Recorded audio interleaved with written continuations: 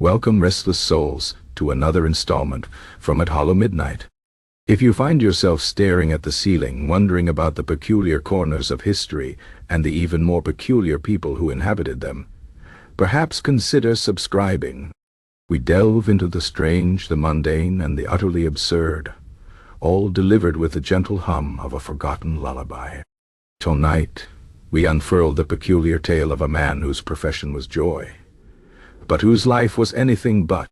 We embark on a journey into a realm where merriment was a decree, not an emotion, in the first chapter of The Jester Who Laughed Himself into a Coma, and still got fired. Chapter 1. The court's hollow laughter. The kingdom of Eldoria was not a land known for its exuberant spirit. Its skies were perpetually overcast, its stone castles seemed to weep with dampness, and its people, from the lowliest serf to the highest-ranking noble, moved with a certain leaden resignation. Laughter in Eldoria was not a spontaneous outburst of mirth, but a carefully regulated commodity, much like bread or wool. It was, in essence, a mandatory performance, especially within the hallowed, if rather draughty, halls of King Thistlewick's court. The king, a man whose features seemed permanently set in an expression of mild disapproval, believed that a truly prosperous kingdom ought to sound prosperous, and to him, prosperity meant the sound of laughter. Never mind if the sound was as genuine as the king's own infrequent smiles. This peculiar mandate fell most heavily, of course, upon the shoulders of the court jester. His name was Pipkin, or perhaps it had been once. In the Eldorian court he was simply the jester, a movable prop draped in faded motley, with bells on his cap that rarely chimed with anything resembling actual gaiety. Pipkin was a man of medium height, with eyes that held the weary wisdom of 1,000 unfunny jokes. His face, ordinarily expressive in his trade, had settled into a kind of neutral sag when not actively engaged in contorting itself for a mandated jest. His costume, once a riot of primary colors, had softened over the years to muted shades of rust and moss green, as if the very vibrancy had been drained from it by the unrelenting solemnity of the court. The bells on his cap, fashioned from dull pewter, produced a faint, clinking sound, more like the distant rattling of loose stones than the joyous peal one might associate with jester's attire. Every afternoon, precisely at the third chiming of the grand hall's ancient, groaning clock, Pipkin would shuffle into the king's presence. The routine was immutable.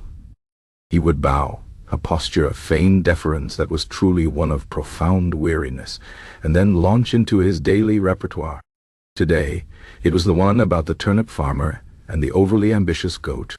It was a well-worn joke, a relic from a forgotten age when perhaps such simple anecdotes might have elicited a genuine chuckle. In Eldoria, it was simply a cue. A farmer, you see. He had a prize turnip, Pipkin began, his voice a low monotone that strained against the vast, echoing silence of the hall. A turnip so large it could feed a small village for a week, and a goat, a very particular goat, decided that turnip was destined for his gullet. He paused, looking around at the assembled nobles whose faces were carefully arranged in expressions of mild anticipation, like patrons at a rather slow-moving puppet show. So, the farmer, he built a fence. A sturdy fence, mind you. But the goat, oh, that goat. He simply walked around it. A beat of silence hung in the air, thick and oppressive, punctuated only by the distant drip of water somewhere in the castle's damp foundations. Then, as if on a hidden signal, a wave of sound began to ripple through the court. It started with King Thistlewick, who would emit a single dry cough that was indistinguishable from a small forced exhalation, his lips barely parting. This was the royal signal. Immediately, the courtiers, their eyes darting to their monarch's unmoving profile, would follow suit. A scattered assortment of noises filled the hall.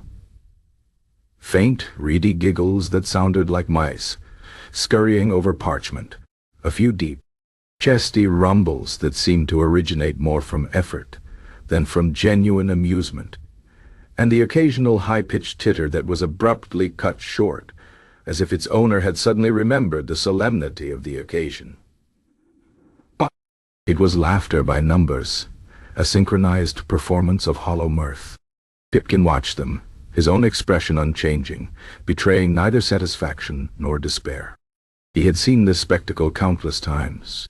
The Lord Chancellor, a man whose face was perpetually creased with worry lines, would offer a series of short, sharp exhalations, like a blacksmith pumping a bellows, his shoulders remaining rigid.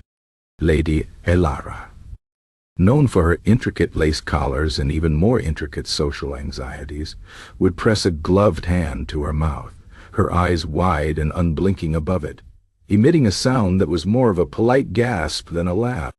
Young Lord Gareth, whose primary ambition seemed to be never to displease the king, would produce a surprisingly robust guffaw, which he would then quickly stifle, his face turning an alarming shade of crimson, as if embarrassed by his own brief, unmandated enthusiasm.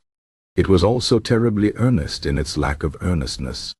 The king, after his initial dry cough, would simply stare ahead, his gaze fixed on some point beyond Pipkin, as if the jester were merely a distant, necessary hum in the background of his perpetually glum existence. No one's eyes twinkled. No shoulders shook with genuine, unbidden joy. It was the sound of duty, diligently discharged. Pipkin often mused that if one were to record the collective laughter of the Eldorian court and play it back, it would sound like a collection of very ill-tempered geese attempting to clear their throats, or perhaps the distant lamentations of a particularly bored ghost. He finished the joke, or rather, he finished the string of words that constituted the joke's conclusion, and the farmer, defeated, simply stared at his fence. Moral of the story: Your Majesties, some problems cannot be fenced in, no matter how sturdy the wood. He waited for the next wave of mandated sounds. It arrived on schedule, a polite, rustling cacophony that dissipated almost as quickly as it arose, leaving behind the usual heavy silence. Pipkin sometimes wondered what it would feel like to truly make someone laugh. Not the Eldorian laugh, but the real, gut-busting, tear-streaming, joyous kind. He remembered, vaguely, a time before the court, before the king's decree, when he had seen a child genuinely giggle at a dropped pie, or a market vendor bellow with mirth at a clever retort. Those memories were fading, replaced by the daily monotony of forced jollity. His own face, once capable of a spontaneous smile, felt stiff, as if unused. The muscles for genuine amusement had atrophied from disuse. He was a mimic of happiness, an echo of a sound he rarely heard. The air in the grand hall was always thick, not with anticipation, but with the quiet hum of unspoken boredom. Tapestries depicting great hunts, long since faded to indistinct blurs, hung heavily on the walls. The stone floor, swept clean daily, remained stubbornly gray and cold. Even the sunlight, when it managed to penetrate the high, narrow windows, seemed to dilute itself upon entry, casting weak, watery patches of light that did little to dispel the gloom. Pipkin's daily performance was less an act of entertainment, and more a ceremonial cleansing of the air, an obligation fulfilled, allowing everyone to return to their various states of quiet unhappiness. It was a strange, dull ritual, one that played out day after day, year after year, in the joyless kingdom of Eldoria, until one day the routine, and indeed Pipkin himself, would take a very unexpected turn. For now, however, the silence after the hollow laughter was profound, a fitting conclusion to another mandated moment of Eldorian mirth. The king gave a barely perceptible nod, dismissing Pipkin without a word, and the jester turned to shuffle out, the dull bells on his cap offering only the faintest, most mournful of clinks as he disappeared back into the castle's perpetual twilight. Chapter 2. The jester's secret. After his daily performance, Pipkin would retreat to his chambers, a small, sparsely furnished room tucked away in a forgotten wing of Eldoria Castle. It was a place where the pervasive dampness seemed to settle more heavily, and the air carried the faint, perpetual scent of old stone and unfulfilled expectations. Here, the faded motley would be carefully removed, folded with a precision that bordered on ritual, and set aside until the next afternoon. The dull pewter bells, silenced for a few precious hours, lay inert on a chipped wooden table. In this private space, away from the demanding eyes of the king and the carefully constructed faces of the courtiers, Pipkin was not a jester. He was simply Pipkin, a man for whom the greatest jest was the life he was forced to live. The peculiar burden of his profession in Eldoria was that he had to elicit laughter where none genuinely resided. Yet, paradoxically, it was this very obligation that had over the years honed a different kind of sight within him.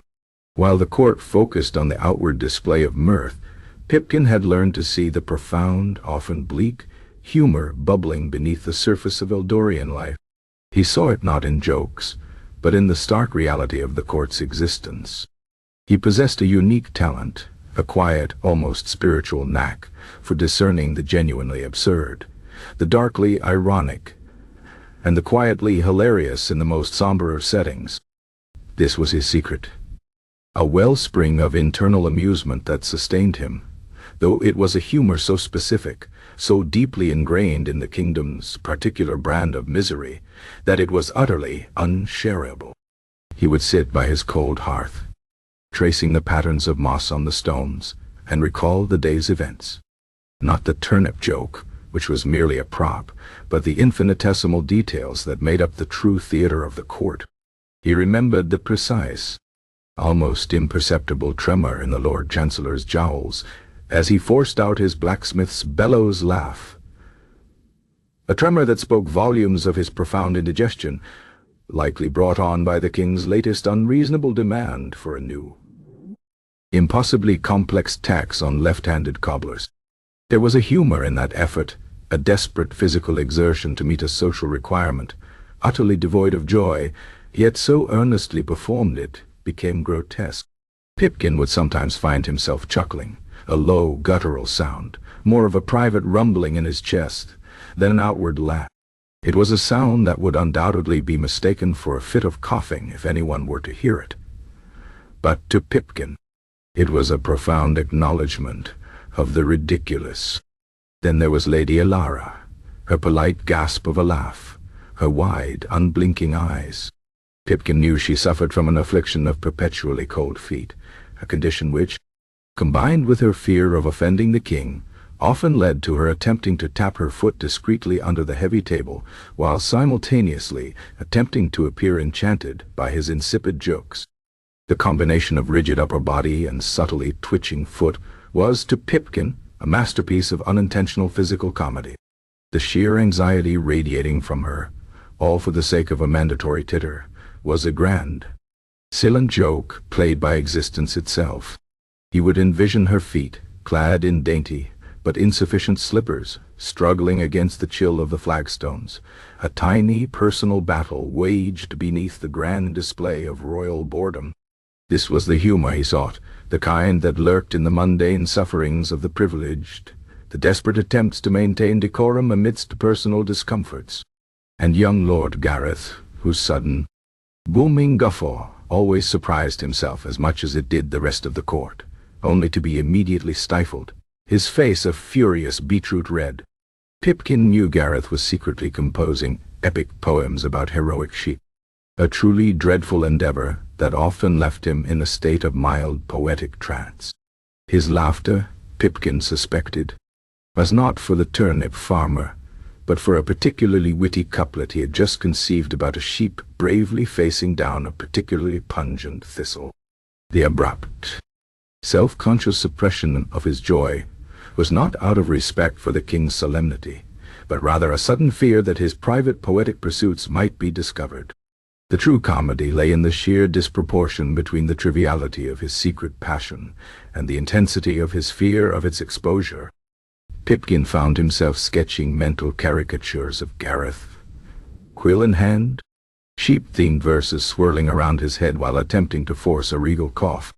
These were the details that truly tickled Pipkin's dark, ironic, funny bone. He saw the humor in the king himself, a man so utterly devoid of genuine happiness that he felt compelled to legislate it. King Thistlewick, who believed that external signs of prosperity could conjure actual prosperity, was, to Pipkin, a living embodiment of circular logic and profound self-deception. The king's dry cough, his designated laugh, was a perfect symbol of Eldorian existence, a sound signifying nothing but obligation, a hollow echo in a hollow court. The king's conviction that this daily ritual of forced chuckles somehow strengthened his realm was, in itself, a cosmic joke that only Pipkin seemed to fully appreciate. He would ponder the king's internal landscape, imagining a barren, parched desert where even the mirages refused to entertain. The profound, almost philosophical absurdity of a ruler who demands joy but cannot provide it, not even for himself, was a rich vein of dark amusement for the jester. Pipkin had come to understand that genuine humor, the kind that vibrated deep within the bones, was not about punchlines or pratfalls. It was about seeing the truth in the lie, the ridiculous in the sublime, the mundane agony in the grand pretense. His humor was a quiet rebellion, a secret solace. He never shared these insights, of course.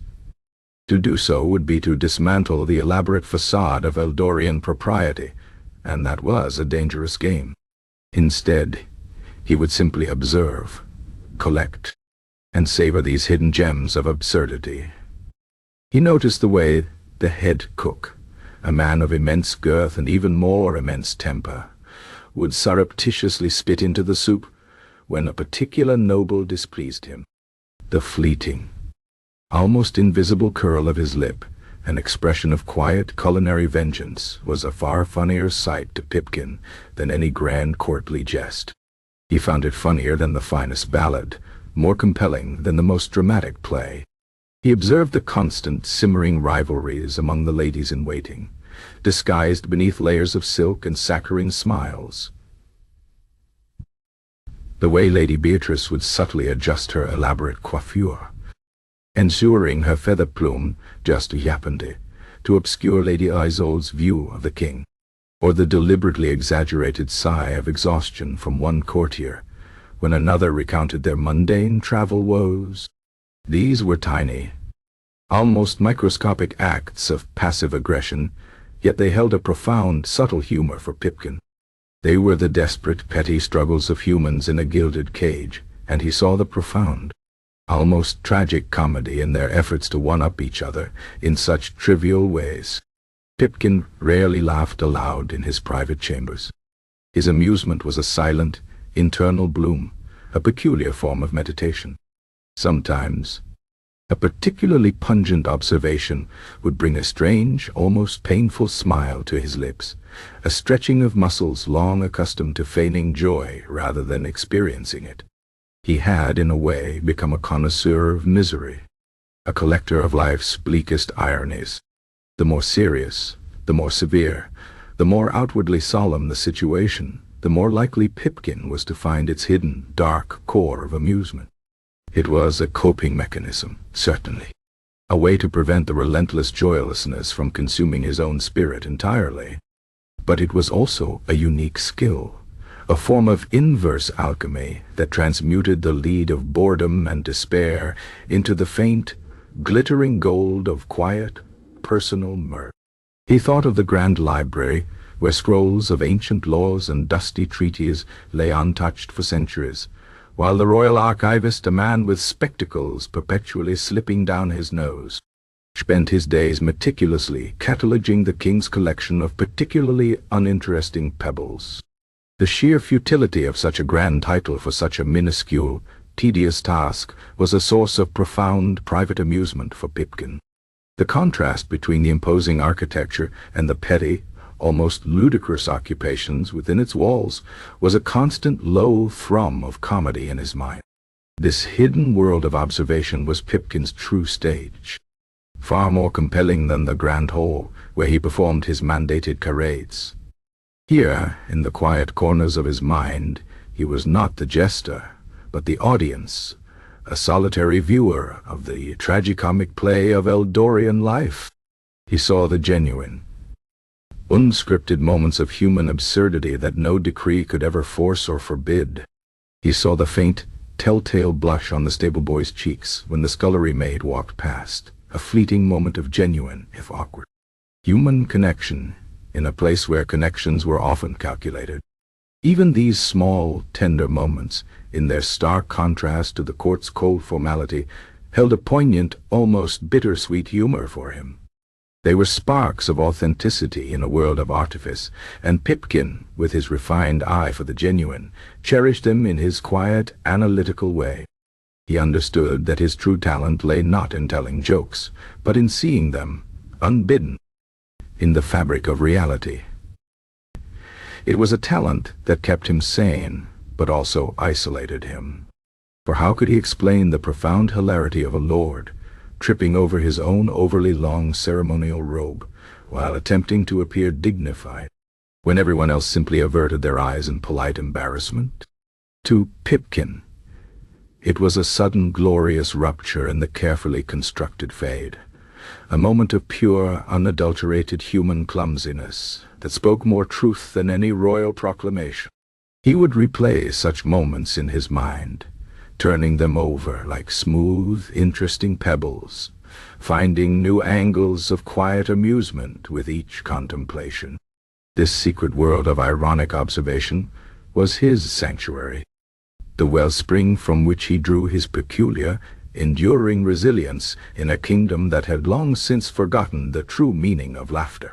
He was a silent comedian, the universe his stage, the court his unwitting cast, and the joke, more often than not, was on them, or perhaps on the very idea of Eldorian joy itself. This private internal world was the one place where Pipkin truly lived, truly felt, and truly, if silently, laughed. And as the dampness of the castle seeped into his bones, and the quiet of his chamber settled around him, he would close his eyes, a faint, almost imperceptible smile playing on his lips, a smile utterly unlike the one he forced for the king. This was his secret, a delicate, dangerous flower blooming in the cracks of Eldoria's joyless stone. Chapter 3. The first Uncontrollable fit the days in Eldoria Castle, continued their measured, unchanging cadence, each one bleeding into the next with the slow, inevitable creep of moss across forgotten stones. Pipkin, the court jester, persisted in his duties, performing his daily repertoire of Amadine jokes for an audience whose expressions remained as immutable as the ancient tapestries adorning the grand hall. Yet, beneath the surface of this enduring monotony, a subtle shift was occurring within Pipkin. His secret, internal repository of bleak observations had been accumulating, growing heavier, richer, more potent with each passing day. The quiet, analytical amusement he derived from the court's absurdities was intensifying, becoming a pressure, a subtle thrumming beneath his skin, like a low-pitched tuning fork, resonating with the very particular frequency of Eldorian folly. The catalyst for the crack in Pipkin's carefully constructed composure arrived on a particularly dreary Tuesday, a day already burdened by the perpetual damp and a persistent, thin drizzle that seemed to weep directly into the castle's foundations.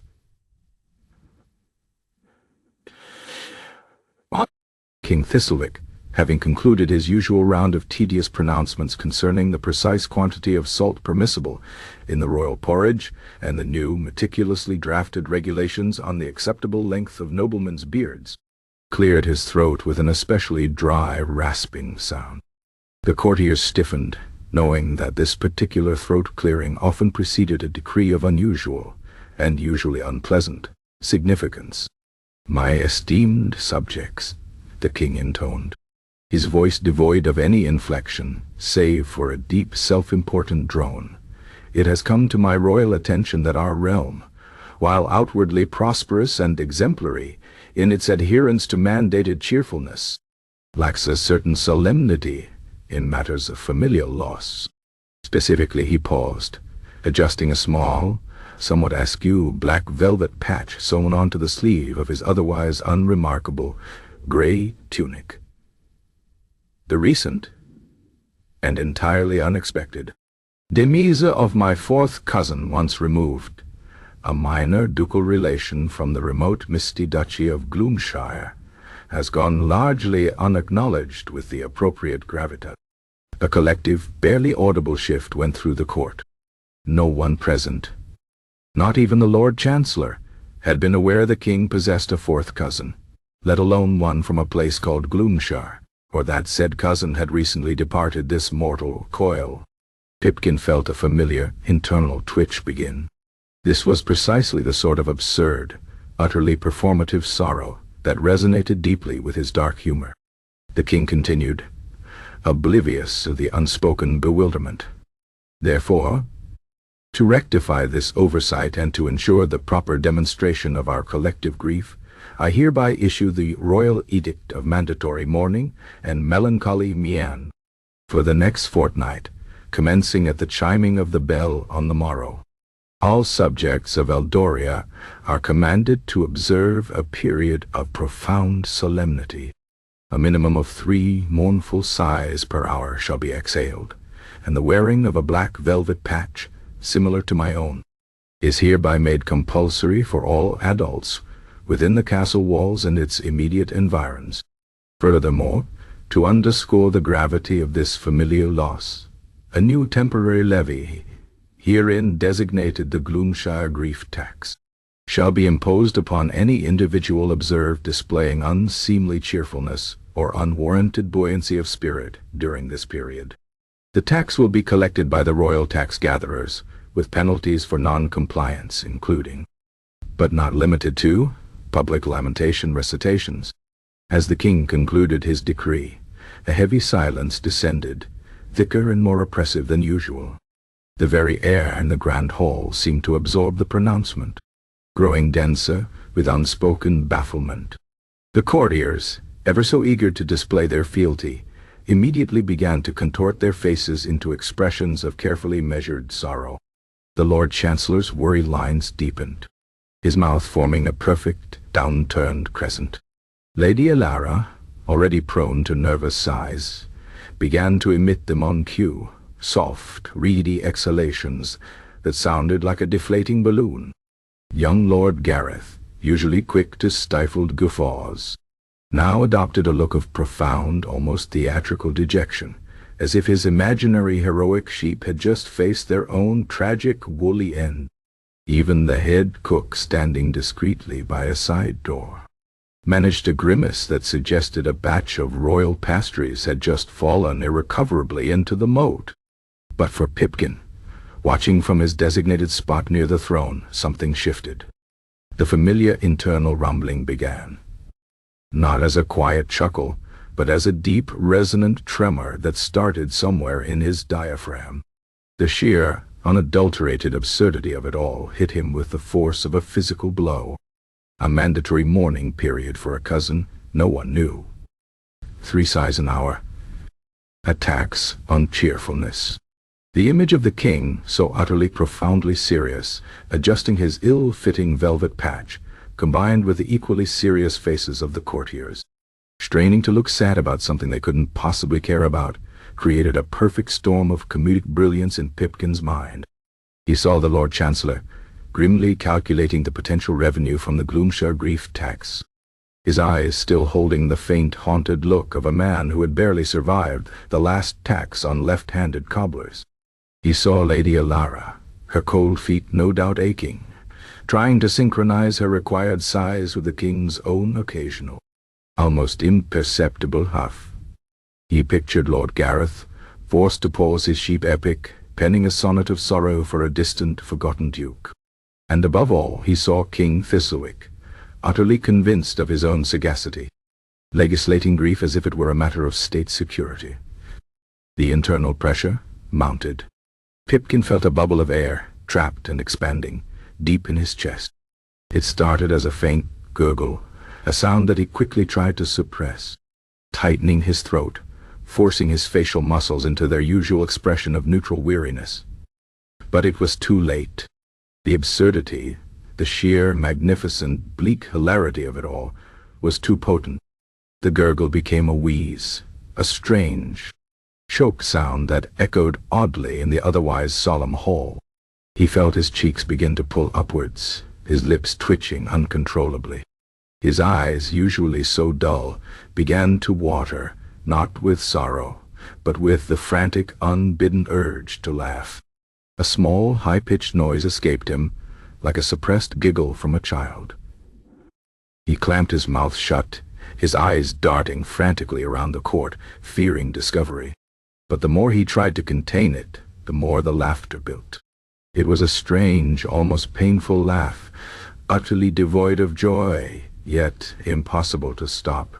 It was the sound of a dam breaking, of a long-held secret spilling forth, raw and uncontrolled. The sound grew louder, more convulsive. It was no longer a giggle, but a series of short, sharp exhalations, ragged and gasping. His shoulders began to shake, subtly at first, then more violently. The bells on his cap, usually silent, now clinked with each involuntary shudder. His face, contorted, turned a mottled red. He tried to transform it into a cough, a sneeze, anything to disguise the forbidden sound. But it was too strong, too insistent. The court, initially oblivious, slowly began to notice. A few heads turned, then more. The collective expressions of mandated sorrow began to crack, replaced by looks of confusion, then alarm. King Thistlewick, still pontificating on the precise shade of black velvet required for patches, faltered. His eyes, usually fixed on a distant, internal horizon, snapped to Pipkin. Pipkin was now laughing uncontrollably. It wasn't a pleasant sound. It was a series of ragged, gasping hoots, interspersed with choked snorts, tears streaming down his face. His body shook with the force of it, his motley costume trembling. He clutched his stomach, doubled over, struggling for breath, yet the laughter continued, a desperate, almost agonized sound that echoed eerily in the silent, horrified hall. It was the sound of a man possessed, not by joy, but by the overwhelming, unbearable truth of the world's quiet, devastating absurdity. The king stared, his face a mask of utter bewilderment. Then slowly, a chilling realization dawned in his eyes, replaced by cold fury. The jester was laughing. And it was not the king's laughter. Chapter 4. The physician's bafflement, the grand hall of Eldoria Castle, usually a mausoleum of quiet obligation, was now filled with a singular, horrifying sound. Pipkin's laughter. It was a ragged, convulsive peal, not of merriment, but of pure, unadulterated physiological reaction to an internal deluge of absurdity. He lay doubled over, twitching, his body racked with shuddering spasms, gasping for breath that was instantly converted into another hoarse, agonized chortle. Tears streamed down his mottled face, blurring his vision, but even through the watery haze he could perceive the horrified, bewildered expressions of the assembled court. The king, initially frozen in disbelief, now radiated a cold, incandescent fury.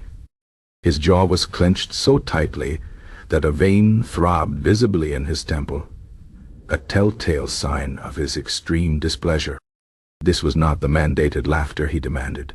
This was an uncontrolled, insolent mockery. "Seid zu him!" King Thistlewick roared, his voice cutting through Pipkin's grotesque hilarity like a shard of ice. "And summon Master Elms. Immediately. This is an affront. A sickness. This noising must cease." Two burly, expressionless castle guards, clad in their usual drab-gray tunics, moved with surprising speed. They hoisted Pipkin upright, their hands firm on his arms, but even their formidable grip could not stop the tremors that racked his body. He hung limply between them, a marionette whose strings were being yanked by an unseen, riotous puppeteer. The laughter continued, a painful, ceaseless torrent of sound, making him an object of grotesque fascination for the terrified courtiers. Lady Ilara let out a genuine, albeit nervous gasp, while the Lord Chancellor looked as if he might spontaneously combust from sheer mortification.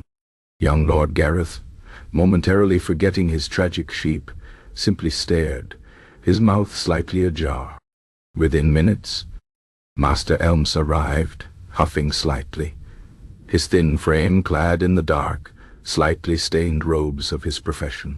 Master Elms was Eldoria's royal physician, a man whose medical knowledge was a precarious tower built upon generations of inherited misinformation and a profound belief in the efficacy of leeches.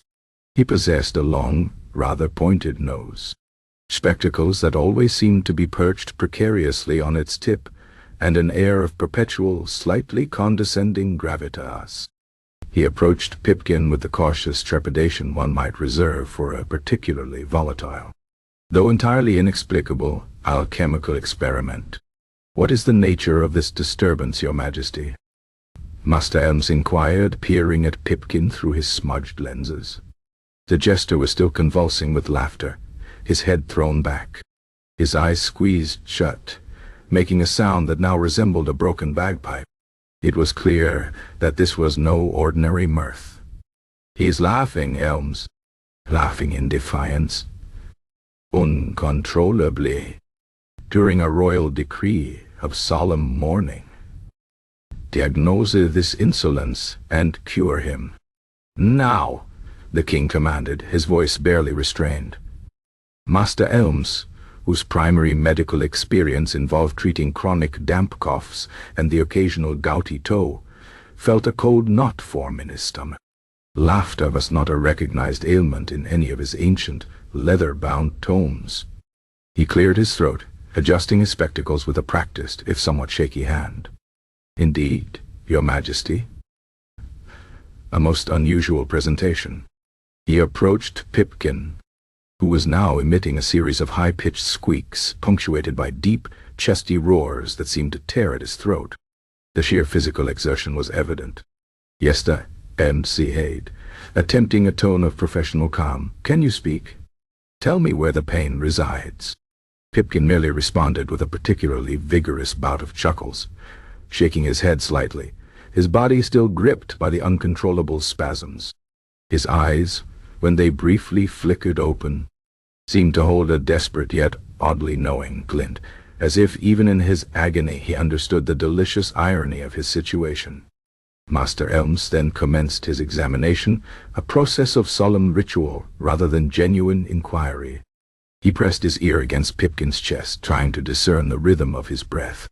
Instead of the steady intake and exhalation, he heard only a constant fluttering sound, a series of rapid, shallow gasps that seemed to morph instantly into another peal of laughter. It was as if Pipkin's lungs had forgotten the very mechanism of normal respiration and had instead decided to produce a relentless internal guffaw. The air seemed to be sucked in with a wheeze, only to be expelled as a honk or a cackle. He felt Pipkin's pulse, finding it alarmingly rapid and irregular, thrumming beneath his fingertips like a trapped bird. He held up a small, ornate silver mirror to Pipkin's mouth, expecting to see a faint mist of breath, but saw nothing but the reflection of a wildly contorted face, red and streaming with tears. Pipkin's tongue, when Elms managed to pry his mouth open, was a healthy pink, but his vocal cords seemed to be in a state of continuous, frenetic vibration. It was profoundly baffling. Every diagnostic sign he sought was either absent or replaced by the singular unyielding symptom of laughter. "Curious," Master Elms mumbled, more to himself than to the king. "Most curious.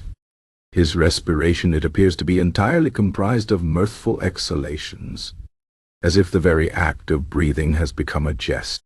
He recoiled slightly as Pipkin's next bout of laughter, a particularly loud honk, vibrated against his eardrum. The king, growing increasingly impatient, snapped, Curious is not a diagnosis. Elms? What is the cause? The cure? Is it a malady of the humors? A foul vapor from the dungeons? Master Elms straightened up, attempting to regain his composure. A malady of the humors is certainly a possibility, Your Majesty. Perhaps an excess of black bile, leading to a melancholic agitation that paradoxically manifests as this. He gestured vaguely at Pipkin, who was now writhing on the floor, the guards struggling to hold him down, his laughter echoing eerily in the vast hall. Or perhaps a severe imbalance of sanguine, leading to an overabundance of joviality. He winced, knowing how inadequate his explanations sounded, even to himself. He called for his medical bag, a worn leather satchel filled with an array of dubious instruments, and even more dubious concoctions. He attempted to administer a potent-smelling salt, a vial of crushed pungent herbs holding it beneath Pipkin's nose. The jester's eyes flew open, his face twisted in a comical grimace, and he let out a laugh that sounded remarkably like a sneeze, startling Master Elms into dropping the vial. The acrid fumes filled the air, making a few courtiers cough, but Pipkin remained unaffected, his laughter simply intensifying for a moment, as if delighted by the new sensory input. Next, Master Elms tried a series of light taps with a small, ceremonial mallet on various points of Pipkin's body, muttering about reflex points and vital energies. Each tap seemed to elicit a new crescendo of mirth from Pipkin, who now resembled a particularly distressed, yet persistently amused, humming instrument. He felt Pipkin's forehead, his neck, his wrists seeking any familiar warmth or coolness, any conventional symptom that might offer a foothold for his limited medical understanding. But there was none. Pipkin was simply laughing, constantly, deeply, agonizingly. His pulse is erratic, Your Majesty, Elms reported, wiping a bead of sweat from his brow. And his skin, while flushed, exhibits no fever. There are no obvious swellings, no discernible lesions. His constitution appears sound, save for this persistent vocalization. He paused, looking utterly distraught. It is as if his very being has chosen to express itself solely through the act of laughter. It consumes his breath, his energy. It is a laughter that seems to feed upon itself, sustaining itself through its own relentless exhalation. He tried to force a thin, bitter medicinal syrup down Pipkin's throat, but the jester, in a spasm of particularly violent laughter, choked, spewing the dark liquid across Master Elm's pristina robe. The king recoiled in disgust. "Do something, man," the king bellowed, gesturing wildly. "He is disrupting the entire morning. The Gloomshire grief tax cannot be properly imposed if this spectacle continues." Master Elms wrung his hands, his face a mask of profound professional humiliation. He was the royal physician, and yet he was utterly stumped. He had never encountered such a case. The jester was not sick in any way he understood sickness. He was simply possessed by an unstoppable physical manifestation of amusement, a bodily rebellion against the very concept of sorrow that the king sought to impose. It was a condition beyond leeches, beyond poultices, beyond the most obscure herbal remedy. It was in its essence a joke that had become a biological reality. "Your Majesty," Master Elms finally declared, his voice a strained whisper, I confess, this condition is beyond my present understanding. I have never witnessed anything akin to it." He appears to be breathing laughter, a laughter that permits no other form of respiration. It is a malady of the spirit, perhaps, manifesting physically, a true medical anomaly. He looked at Pipkin, who, despite his contortions and gasping sounds, seemed to find a grim, unyielding amusement in the physician's utter bewilderment. Even in the depths of his involuntary suffering, Pipkin's internal, ironic observer found something to savor. The finest medical mind in Eldoria was entirely outmatched by the sheer, unbridled, absurdity of existence. It was, in a strange, painful way, the ultimate punchline. Chapter 5. The king's growing irritation, the unfortunate spectacle of Pipkin, the royal jester, convulsing with an incessant and inexplicable laughter, quickly escalated from a medical curiosity to a profound embarrassment, and then, inexorably, to a source of King Thistlewick's ever-deepening irritation. Master Elms, the royal physician, had proven utterly useless. His pronouncements on sanguine imbalance and melancholic agitation doing nothing to quell the relentless honking and gasping that emanated from the jester's racked frame. Pipkin was moved from the grand hall to a small, isolated chamber near the kitchens, then to a rarely used storeroom adjacent to the castle's laundry, and finally, in a fit of royal pique, to a forgotten broom closet just off the main antechamber. Yet, no matter where he was placed, no matter how thick the walls, the peculiar guttural symphony of his uncontrollable mirth seemed to permeate the very stone of Eldoria Castle. It was as if the laughter had become an omnipresent, unwelcome ghost, a constant reminder of the king's failed decree and, worse, his inability to control the most trivial of his subjects. The first full day of the mandatory mourning and melancholy mien, designed to honor the king's fourth cousin once removed from Gloomshire, was an unmitigated disaster.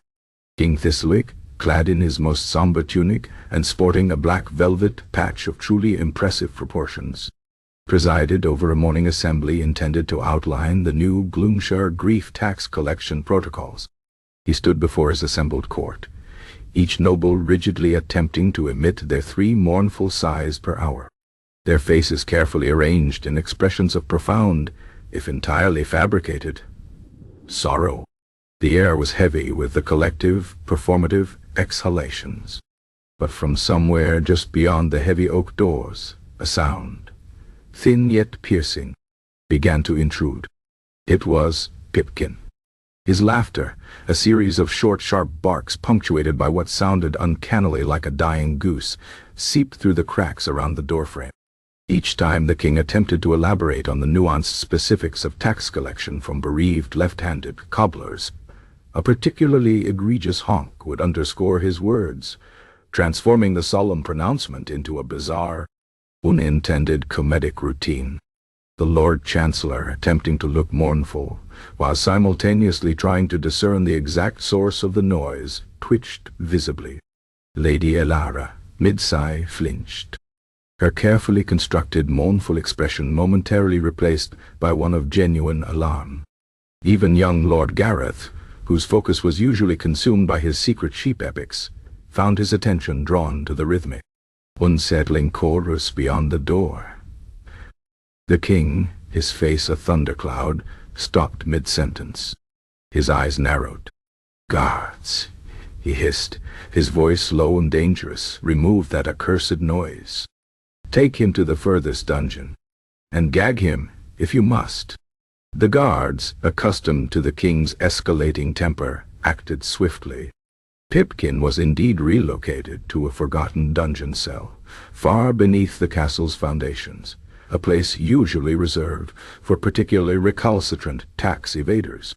A thick, coarse cloth was hastily tied over his mouth, not quite tight enough to stifle his breathing, but certainly intended to muffle his laughter.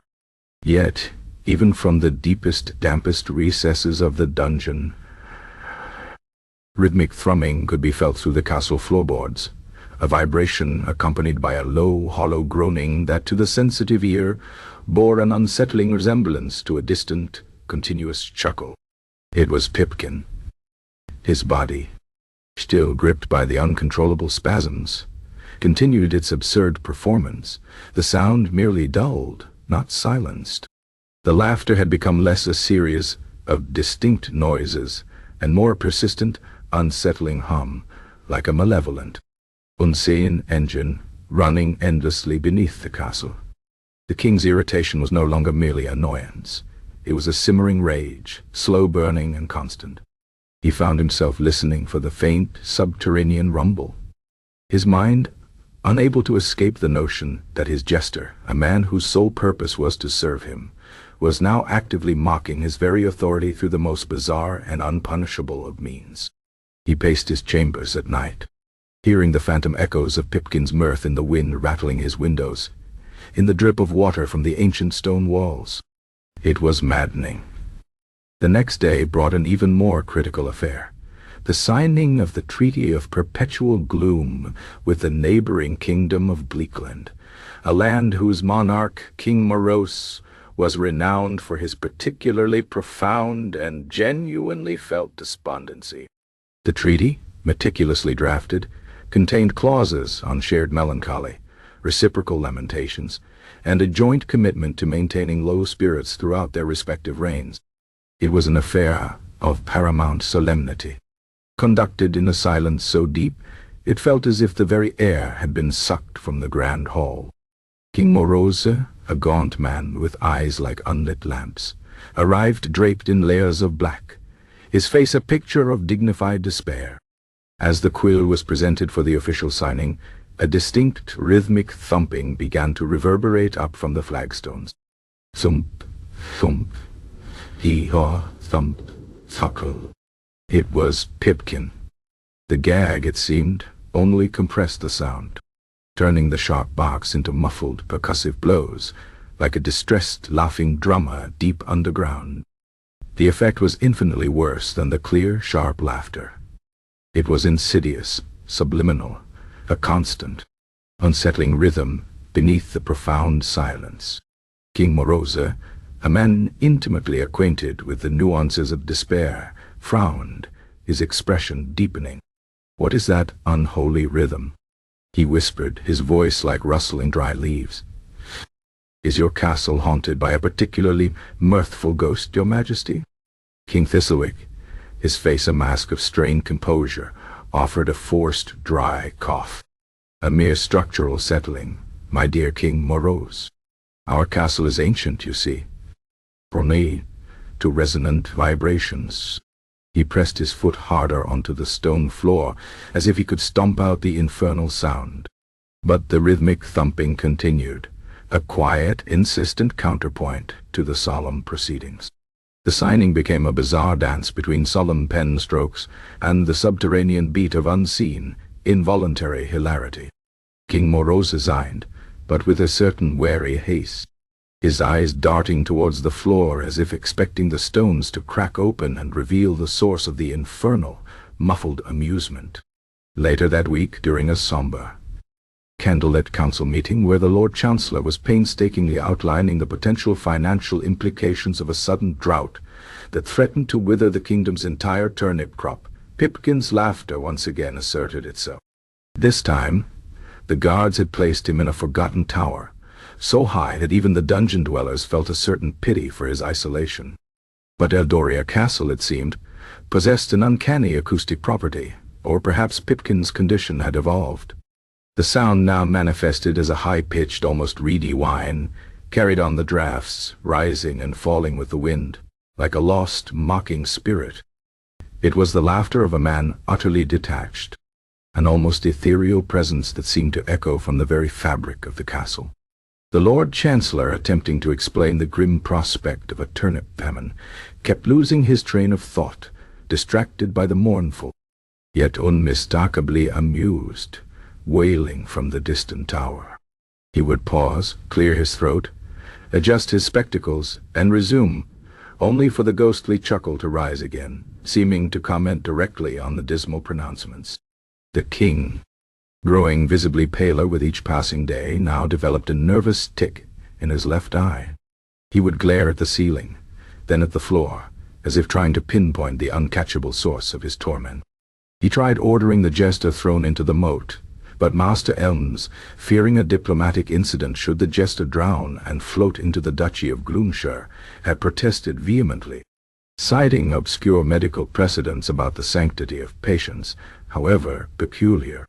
The final straw, the single moment that shattered King Thistlewick's last vestiges of composure, came during the annual Royal Requiem Mass, a truly interminable affair dedicated to the long dead, uniformly uninteresting ancestors of the Eldorian royal line. The Mass was held in the castle's dimly lit chapel, a place where gloom was a permanent resident. The air was thick with incense and the droning of the royal chaplain, whose sermons were renowned for their soporific qualities. Every courtier was present, dressed in their finest, most subdued black, their faces set in expressions of dutiful, profound boredom. The silence was absolute, broken only by the chaplain's sonorous voice and the occasional mandated sigh. Then, faint at first, but steadily growing in volume, a rhythmic, almost ecstatic wheezing began to permeate the chapel walls. It was Pipkin. He had been placed in the deepest, most remote cellar, wrapped in layers of heavy tapestries, and yet his laughter now resonated through the very foundations of the building. It was no longer just a hum or a thump. It was a deep, resonant vibration that seemed to shake the very pews, a sound that started low in the gut and reverberated upwards, culminating in a series of sharp, uncontrollable gasps that echoed Pipkin's unseen, internal mirth. It sounded, to the king's horrified ears, like the chapel itself was laughing, a giant stone entity convulsing with an unholy, suppressed chuckle. The chaplain, mid-invocation to a particularly uninspired ancestor, faltered, his eyes wide with a mixture of terror and outrage. The courtiers shifted uncomfortably, their solemn faces twitching with suppressed irritation. The sacrosanct silence of the requiem was being desecrated by the inescapable sound of someone, somewhere, laughing themselves to pieces. The profound, inescapable absurdity of the situation, the king's utter helplessness in the face of this bizarre biological rebellion, pushed King Thistlewick past the brink. His face, already pale, flushed a dangerous crimson. His jaw worked silently. He stood abruptly, his chair scraping loudly across the stone floor, a sound that seemed to slice through the oppressive quiet and the relentless subterranean mirth. His eyes, fixed on some unseen point beyond the chapel walls, held a terrible, cold resolve. This was no longer about a jester. This was about the king's absolute authority, his very sanity, and the solemnity of his realm.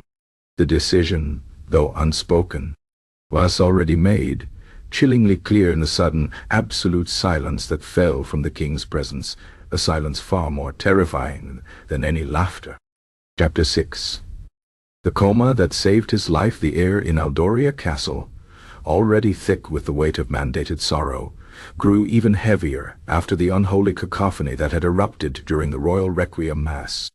King Thistlewick, his face a mask of pale fury, had departed the chapel in a silence more chilling than any roar, leaving behind a court utterly aghast and thoroughly unnerved. The persistent subterranean laughter of Pipkin, resonating through the very foundations of the sacred building, had been the ultimate desecration, a direct, albeit involuntary, challenge to the king's absolute authority. There was no question in anyone's mind. The jester's fate was sealed. The king's patience, a finite and easily exhausted commodity, had finally splintered beyond repair. Orders were swiftly issued, delivered with quiet, menacing precision by the Lord Chancellor, whose face seemed to have permanently adopted the expression of a man anticipating a very painful dental procedure. Pipkin was to be brought forth from his cellar confinement, not for another useless examination by Master Elms, whose bewildered pronouncements were now a source of almost as much irritation to the king as the jester's laughter itself. No, boon. Pipkin was to be presented before the entire court once more, not as an entertainer, nor as a patient, but as an object lesson in insolence and the dire consequences of disrupting royal solemnity. His punishment, whispered to be nothing less than public execution for treasonous mirth, would be a stark reminder to all Eldorians that joy, when not explicitly sanctioned and carefully regulated, was a dangerous capital offense.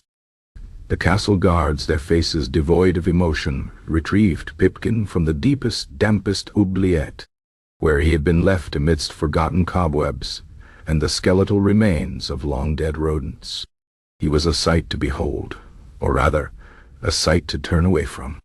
His motley, once merely faded, was now grimy and torn, clinging to his emaciated frame. His eyes were bloodshot and swollen from the continuous torrent of tears that accompanied his ceaseless racking laughter. The gag, though still present, did little more than compress the sound, forcing it into a series of muffled, visceral heaves that seemed to tear at his very core. He was still convulsing, his body a trembling wreck, each tremor accompanied by a low, guttural thrum that vibrated through the floorboards. He was barely able to stand, swaying precariously between the two impassive guards, his bells offering only faint, desperate clinks. He was dragged, rather than led, back to the grand hall, the very place where his professional charade had begun, and where his biological rebellion had first erupted. The court was assembled, a sea of somber faces, each sporting their compulsory black velvet patch, their expressions a carefully calibrated mixture of fear, morbid curiosity, and thinly veiled relief that it was not Etham standing before the king. King Thistlewick sat on his throne, rigid as a statue carved from Eldorian granite, his eyes fixed on the jester with an intensity that promised utter annihilation. The king cleared his throat, a sound that in this moment seemed to strip the very air of warmth. He began to speak, his voice slow and deliberate, each word a hammer blow in the suffocating silence. For generations, the throne of Eldoria has presided over a kingdom of order, of measured decorum, of appropriate sentiment. We have endured blights, skirmishes, and even the occasional, inexplicably sour batch of royal cheese with dignified resignation. We have, by decree, ensured that all merriment is observed in its due course, and all sorrow afforded its proper profound gravitas. Yet, in these hallowed halls, a profound and utterly unacceptable breach of decorum has occurred.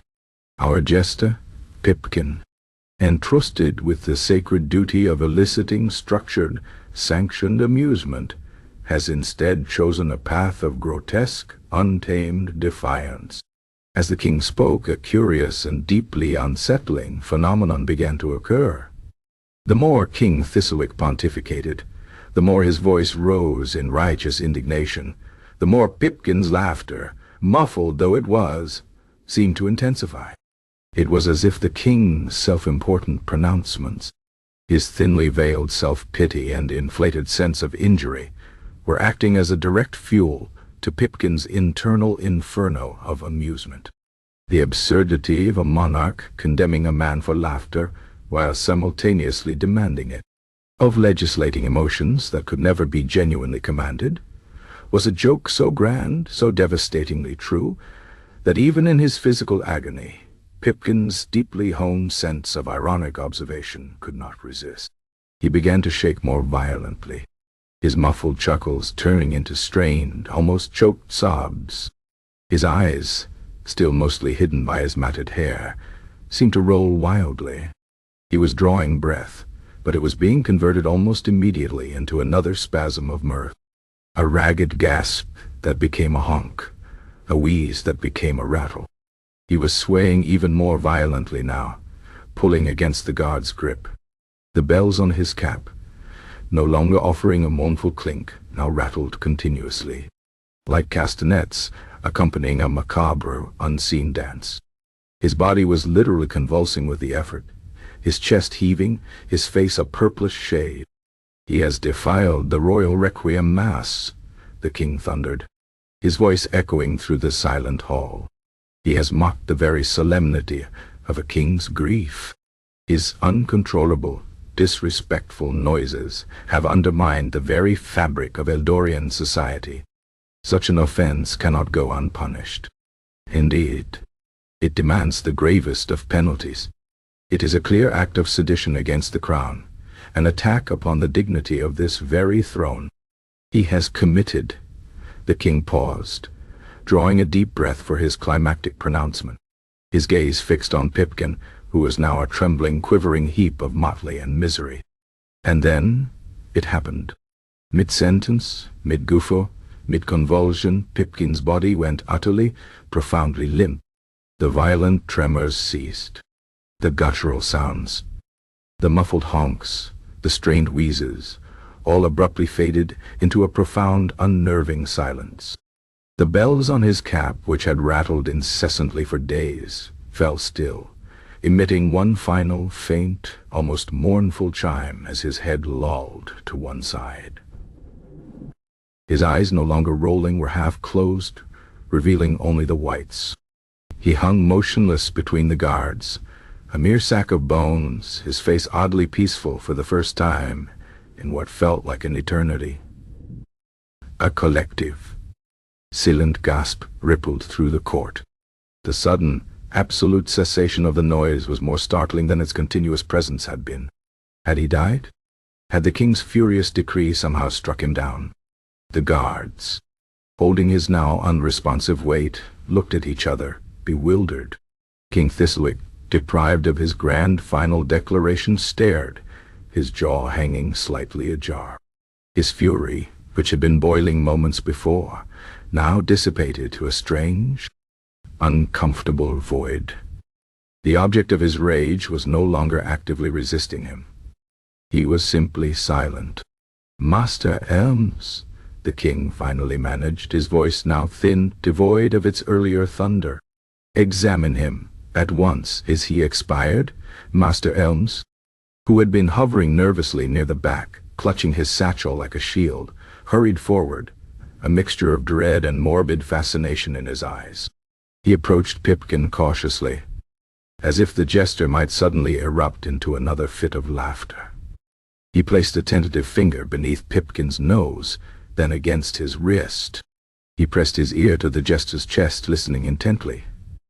A long moment passed, punctuated only by the shallow, rapid breaths of the anxious courtiers. "Your Majesty," Master Elms finally announced, his voice a cautious whisper.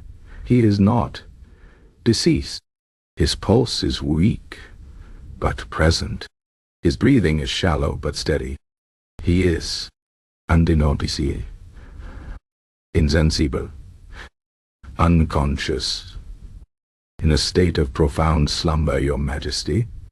He paused, adjusting his spectacles, peering closer at Pipkin's still form. "It is a peculiar state. One, I confess, I have not encountered in all my studies of the humors. It is as if the very wellspring of his mirth has been exhausted, leading to this deep, restorative cessation of his faculties. A coma, Your Majesty." "Yes." "A profound comatose state induced by excessive physiological amusement." The word hung in the air. "Why coma?" King Thistlewick stared at Pipkin, then at Master Elms, then back at Pipkin. Execute a man in a coma? It lacked all theatricality, all punitive impact. It would be akin to executing a sleeping dog, utterly without deterrent value. It would look weak. It would look undignified. It would, above all, be a profoundly un-Eldorian thing to do. The whole point of the public display was to quell future insubordination, not to quietly dispatch a man who was already, technically, absent.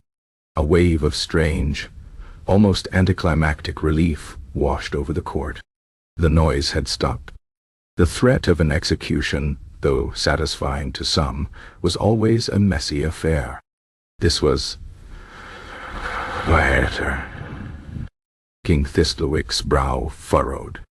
The dilemma was immediate and intensely irritating. Pipkin was no longer a laughing affront, but he was also no longer a living, breathing subject who could be made an example of. He was simply a burden, a silent, comatose testament to the king's inability to control even a jester's internal biology. A silent, profoundly embarrassing failure. "Very well, Elms," the king said, his voice clipped. "Remove him. Take him to the infirmary. Keep him alive, but keep him quiet, and keep him out of sight.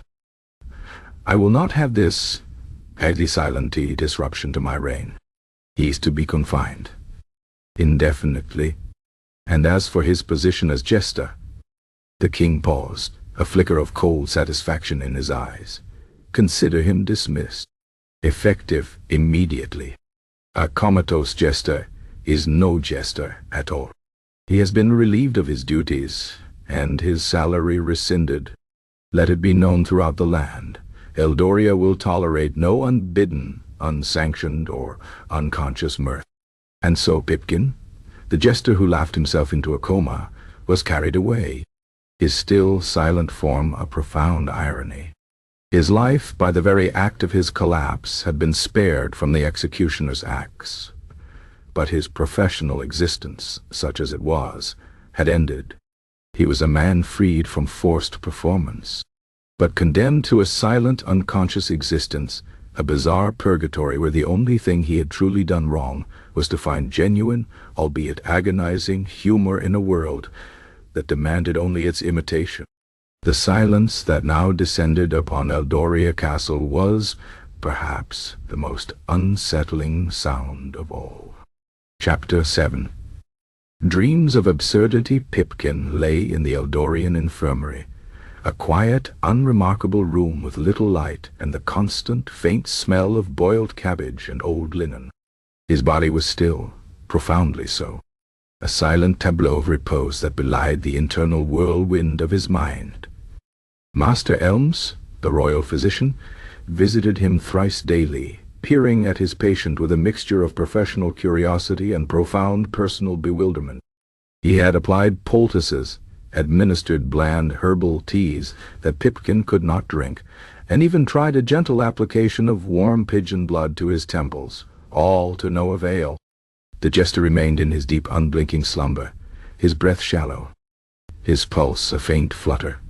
Yet, while his earthly vessel lay inert, Pipkin's mind, freed from the crushing weight of Eldorian reality, had embarked on a grand internal odyssey.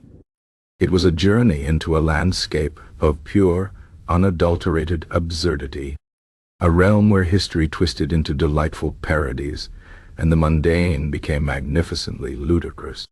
It was, in essence, the very humor he had been forced to suppress for so long, finally given free rein. His dreams were not the fleeting, fragmented visions of ordinary sleep. They were immersive, vivid, and continuous, like a series of meticulously crafted historical dioramas, each more preposterous than the last. He found himself, not as an active participant, but as the quiet, omniscient observer, the sole audience member in a theater of cosmic jokes. One moment, he was hovering above ancient Rome, witnessing Emperor Vitellius, a man renowned for his gluttony, attempting to lead a decisive military campaign by consulting not ogres, nor oracles, but a flock of particularly belligerent ducks.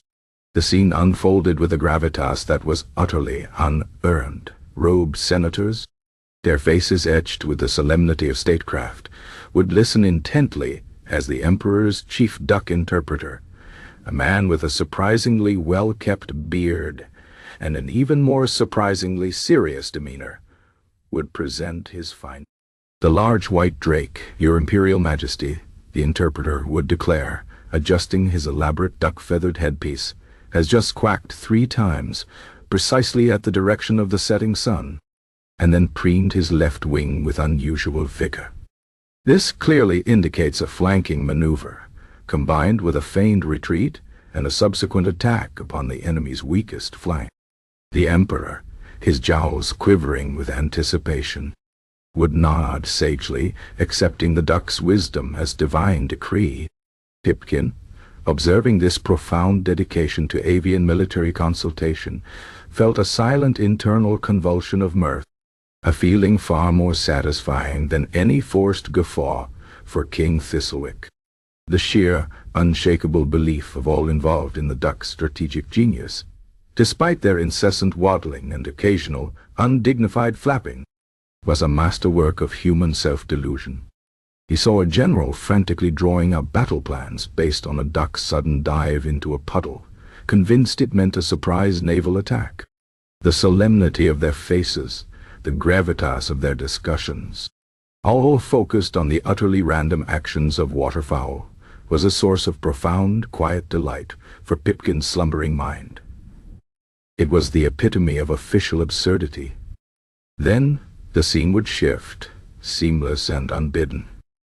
He found himself in a grimy alchemist's laboratory in the heart of a grimy, medieval city, the air thick with the smell of sulfur and misguided ambition.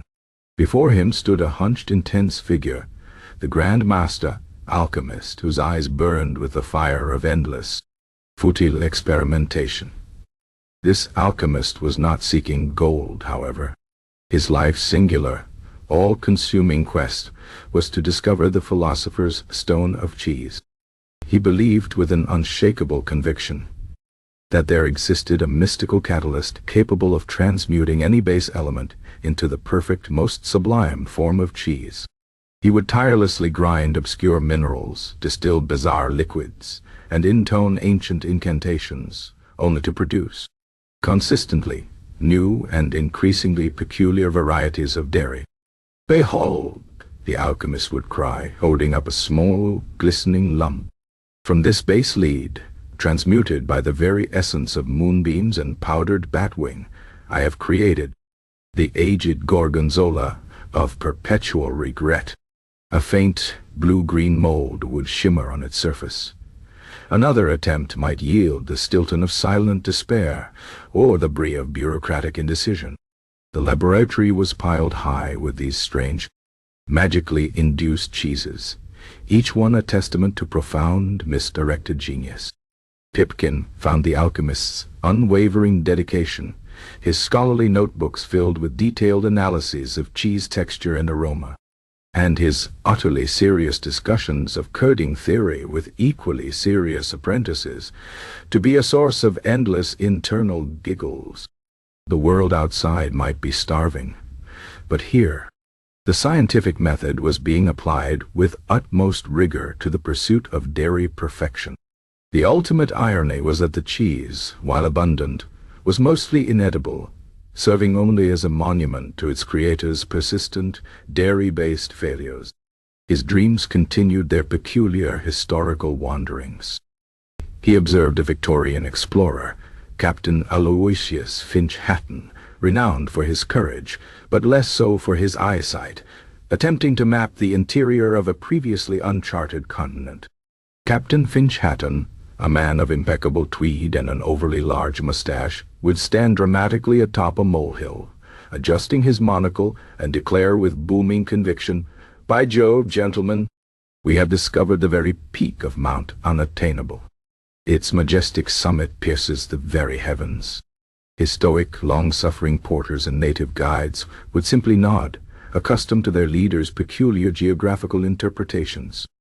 A small, stagnant puddle, reflecting the dull gray sky, would be enthusiastically labeled Lake Serenity, a vast inland sea of unparalleled beauty, on his meticulously drawn maps. A cluster of particularly thorny bushes became the whispering thicket of ancient evils, requiring elaborate rituals of appeasement before passage. The expedition's diaries, read aloud by a young, increasingly exasperated cartographer, were filled with descriptions of magnificent, non-existent waterfalls, towering, imaginary forests, and encounters with mythical creatures that were, in reality, probably just squirrel. The humor, for Pipkin, lay in the grand, performative delusion of the explorer, coupled with the silent, resigned endurance of his crew, who simply continued to carry the increasingly heavy baggage across a terrain utterly unremarkable. The entire expedition was an elaborate charade of self-importance, played out against a backdrop of geographical inaccuracy, yet performed with all the solemnity of true discovery. He imagined the Queen herself receiving the maps, nodding approvingly at the meticulously rendered, yet utterly false, landscapes. The scale of the deception, entirely self-imposed, was a delicious, silent jest. Then, a shift to the opulent, yet stifling court of a Renaissance Duke, Duke Malachi the Corpulent. The Duke, a man whose profile could generously be described as amorphous, had commissioned the renowned master painter, Alessandro da Vinci's lesser-known cousin, to capture his likeness for posterity. The artist, clearly a man of immense talent, struggled valiantly against his patron's increasingly absurd demands. "My dear Alessandro," the Duke would boom, gesturing with a hand that seemed to possess its own gravitational pull, "I require more regality. Perhaps a jawline of sharper definition? And my chin, while undeniably robust, could benefit from a certain ethereal elongation." The portrait, which began as a respectable, if unflattering, depiction, slowly transformed under the Duke's specific instructions into something monstrously disproportionate. His nose grew to resemble a small, beaked bird. His eyes, initially small and porcine, became impossibly large and luminous, like those of a startled owl. His neck extended to an almost giraffe-like length, while his body remained stubby and wide. Each grotesque alteration was met with effusive praise from the Duke's sycophantic courtiers. "A masterpiece of divine artistry, Your Grace. The artist has truly captured your inner radiance." They would chorus, their faces devoid of genuine appreciation, their eyes subtly avoiding the increasingly bizarre canvas. The artist, meanwhile, could only manage a series of tight-lipped smiles, his soul clearly dying with each stroke of the brush. Pipkin found the Duke's profound self-deception, the courtier's spineless flattery, and the artist's agonizing compromise of his integrity for the sake of survival, to be a symphony of dark comedy. The final portrait, a true abomination, would be unveiled to gasps of feigned awe, while the actual, corpulent Duke would preen before it, utterly convinced of its sublime accuracy. It was a perfect encapsulation of aesthetic capitulation to power, a visual joke of the highest order. The comatose jester's mind drifted further to the dusty, sun-baked plains of ancient Egypt. Here, a pharaoh, Ramses the mildly annoyed, was meticulously planning his eternal resting place, not with gold and jewels, but with the most mundane and seemingly useless objects imaginable. "Let my eternal repose be one of utter practicality," the pharaoh would declare to his bewildered high priest, a man accustomed to grander funerary visions. "I require the chipped pottery shard from which I once drank stale beer, and a single mismatched sandal I lost near the Nile, and the very broken comb with which I last styled my beard.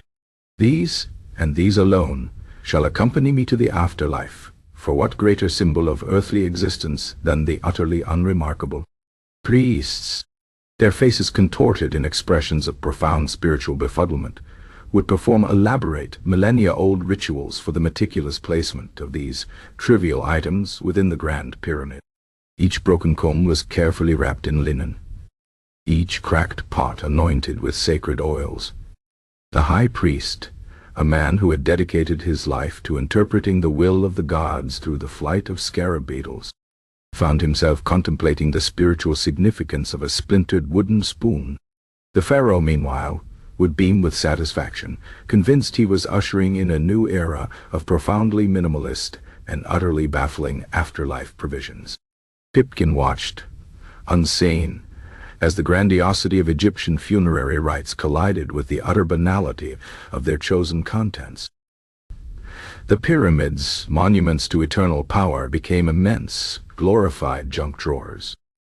The priests' solemn faces, as they lifted a slightly flattened date pit with ceremonial tongs, were a testament to the human capacity for finding profound meaning in utter nonsense. It was the ultimate historical prank, played out across millennia. These were the wonders Pipkin experienced, deep within the silent confines of his own mind. These were the true sources of his amusement, a stark contrast to the performative, joyless reality of Eldoria. In this internal world, the laughter was not forced, not painful, not a suppression of breath, but a pure, untainted wellspring of ironic delight. He was free, truly free, to savor the exquisite absurdity of existence, to witness the quiet, human folly that made reality far more amusing than any jest he could ever contrive. The humor was born not of a punchline, but of the profound, often melancholic, truth of human endeavor and illusion. He was, in his comatose state, living a life of perpetual, blissful chuckles, a constant, silent symphony of private mirth. The Eldorian court, with its king and its taxes and its mandated grief, was a distant, barely remembered dream, a fading echo compared to the vibrant, ludicrous tapestry of his internal world. He lay still, outwardly inert, but inwardly. Pipkin, the jester, was more alive, more truly amused than he had ever been in his waking life. His slumber was not an escape from reality, but a deeper, more profound immersion into the true, ironic comedy of history itself. A comedy that required no audience but himself, and offered no applause but his own silent internal mirth. Chapter 8.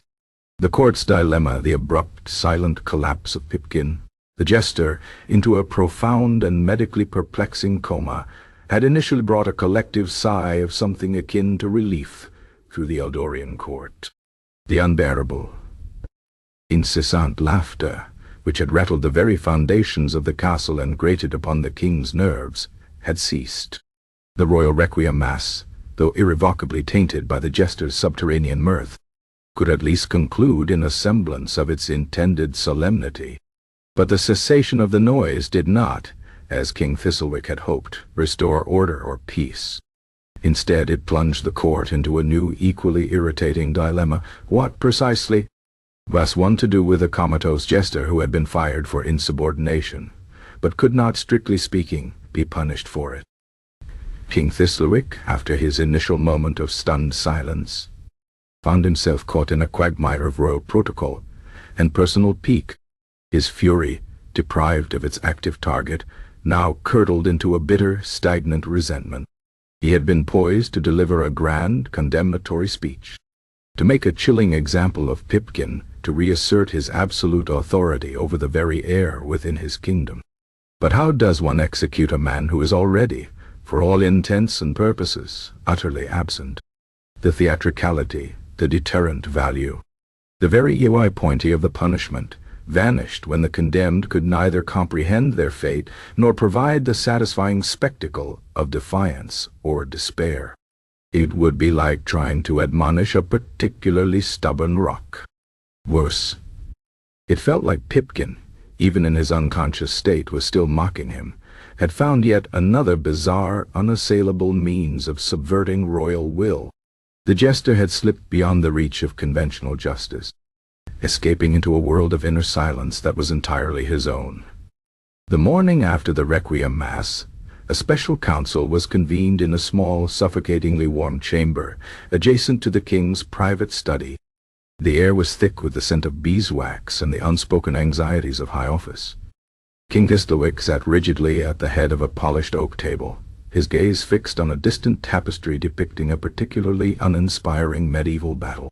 Around him sat his closest advisers, the perpetually dyspeptic Lord Chancellor, clutching a quill as if it were a weapon, the socially anxious Lady Alara, her hands clasped tightly in her lap, young Lord Gareth, still trying to suppress the lingering image of Pipkin's bizarre collapse, and, standing slightly apart, Master Elms, the royal physician, looking even more perplexed than usual. The matter of the former jester Pipkin, the king began, his voice flat, remains unresolved. While his insolent noises have ceased, his continued existence, albeit insensate, presents a logistical challenge. He remains within the castle infirmary, occupying a valuable bed, consuming scarce resources, and I might add, serving as a constant silent reminder of an unfortunate incident. What are your counsels, ministers? The Lord Chancellor cleared his throat, a sound like dry leaves skittering across pavement. Your Majesty, the law is clear. Insubordination to the crown, particularly during a period of mandated solemnity, is a grave offense. The penalty, traditionally, is forfeiture of life. While the subject is currently indisposed, the principle remains paramount. To not execute would set a dangerous precedent. Other subjects might find indisposition to escape justice. He paused, adjusting his spectacles. Perhaps a symbolic execution? A pronouncement delivered over his inert form? A display. Even if he cannot appreciate it for the benefit of the populace? He trailed off, knowing how flimsy his suggestion sounded. How does one symbolically execute a man who is already symbolically absent? Lady Elara, ever cautious, wrung her hands. But your Majesty, to dispatch a man who is not conscious, it seems undignified. For the crown, I mean. It lacks the proper theatricality that the Chancellor suggests. The people would perhaps perceive it as unkind, or even, dare I say, slightly cowardly. It would be an act against a defenseless, uncomprehending form. One cannot truly punish a stone, can one? Her voice was barely a whisper, laced with her usual anxieties. She imagined the gossip among the scullery maids, the whispers behind cupped hands. Eldoria was a kingdom of grim duty, not pointless cruelty.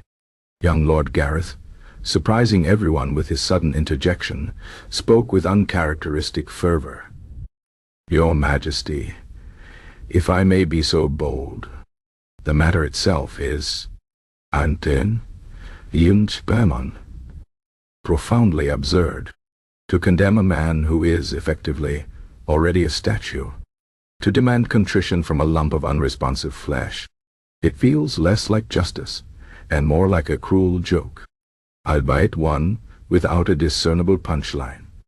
Perhaps, he suggested, lowering his voice conspiratorially, it might be funnier in the long run to simply allow him to exist. A monument to, well, to the peculiar ways of Eldoria. A silent, comatose jester, fired for doing his job too well or too ill, depending on one's perspective. A faint, almost imperceptible smile played on Lord Gareth's lips, a flicker of genuine amusement that was quickly suppressed. He imagined the epic poem, once the ballad of the sleeping fool, a tale of cosmic irony. The absurdity of punishing the unpunishable was, to his nascent poetic sensibilities, a source of profound, albeit dark, humor. He almost chuckled, a tiny, internal tremor that he quickly stifled. Master Elms, meanwhile, had been studying Pipkin's medical charts, a collection of vague diagnoses and even vaguer remedies. Your Majesty, he interjected, seizing the opportunity to sound learned, my continued observations of the patient indicate a stable, if profoundly deep, comatose state. His vital humors are in a peculiar stasis.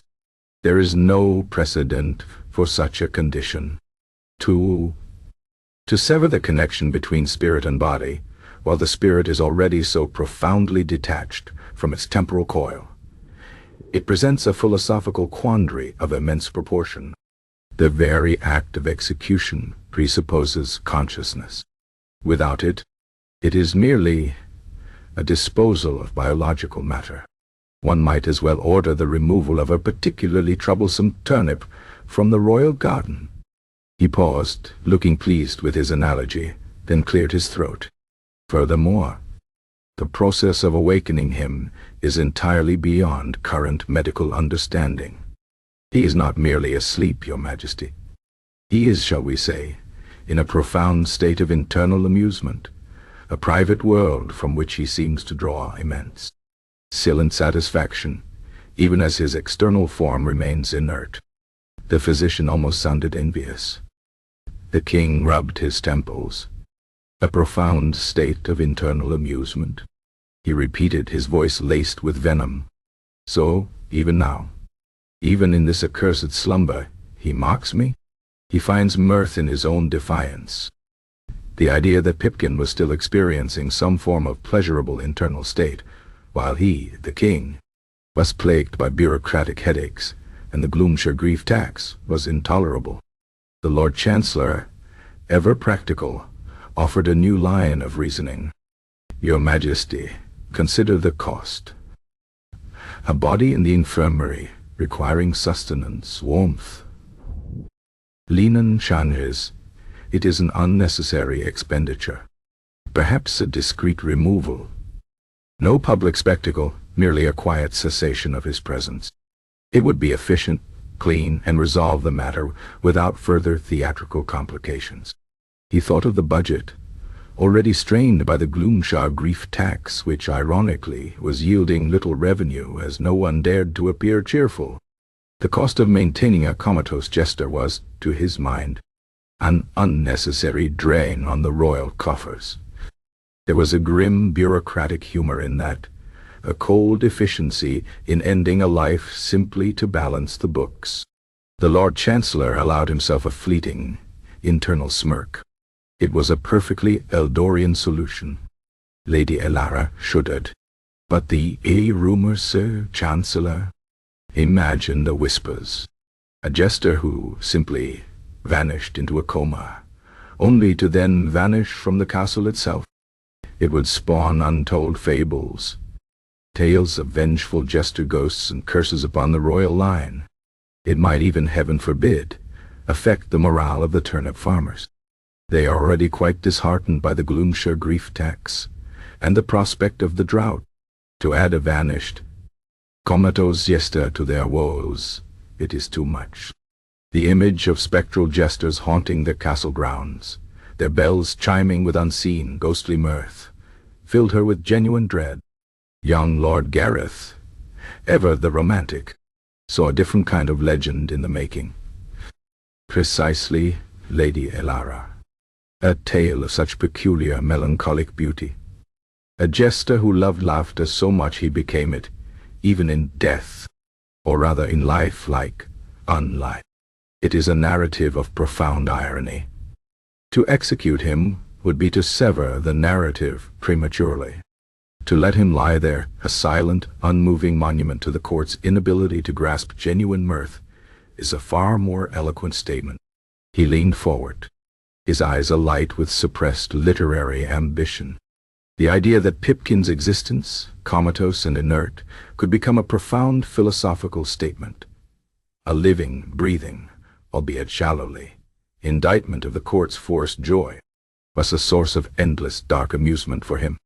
The sheer unyielding resistance of the jester's unconscious body to the king's will was, to Gareth, a true heroic act. The king slammed his fist lightly on the table, a dull thud. Eloquent statements will not fill my coffers or restore solemnity. We are not discussing a philosophical treatise, Lord Gareth, but a breach of royal order. He has been fired, his salary rescinded. Yet he persists, like a particularly stubborn weed in a royal rose garden. The fact that Pipkin, a man stripped of his title and income, still demanded resources, simply by existing in his peculiar state, was a constant low-grade annoyance for the king. It was an insult to his fiscal planning.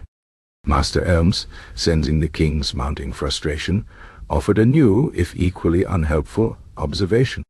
Your Majesty, while his consciousness remains elusive, the jester's body does exhibit certain autonomic functions. His heart beats. His lungs, though shallow, draw air. There is a peculiar, almost imperceptible twitch occasionally in his left eyelid, as if he dreams of something remarkably vivid. To extinguish such a fragile spark, even an unconscious one, without medical understanding of its true nature, might violate certain, ancient, albeit unwritten, precepts concerning the sanctity of peculiar life. What if he were to wake, and find himself no longer amongst the living? It would be a most unsettling experience, I dare say. The physician found a certain morbid amusement in imagining Pipkin's potential post-mortem bewilderment. The debate continued for hours, cycling through the same arguments, each minister attempting to frame the dilemma in terms most favorable to their own temperament or perceived utility. The Lord Chancellor saw the problem in terms of cost and precedent. Lady Elara worried about public perception and ghostly repercussions. Lord Gareth found literary inspiration in the jester's plight. Master Elm saw a fascinating, if insoluble, medical puzzle, and King Thistlewick saw only an enduring, silent affront, a living comatose monument to his own thwarted will. So, to summarize, the king finally declared, his voice strained with exasperation, we have a former jester, now a comatose burden, whose continued existence is either a profound moral question, an administrative nightmare, a source of literary inspiration, or a medical anomaly. And no one, it seems, has a definitive solution that does not involve either undignified disposal or the vague promise of future ghostly hauntings. He sighed, a genuinely unmandated sigh, deeper and more weary than any mandated sigh he had ever heard from his courtiers. The sheer relentless absurdity of his own position, forced to convene his highest council to debate the fate of a sleeping man, was not lost on him.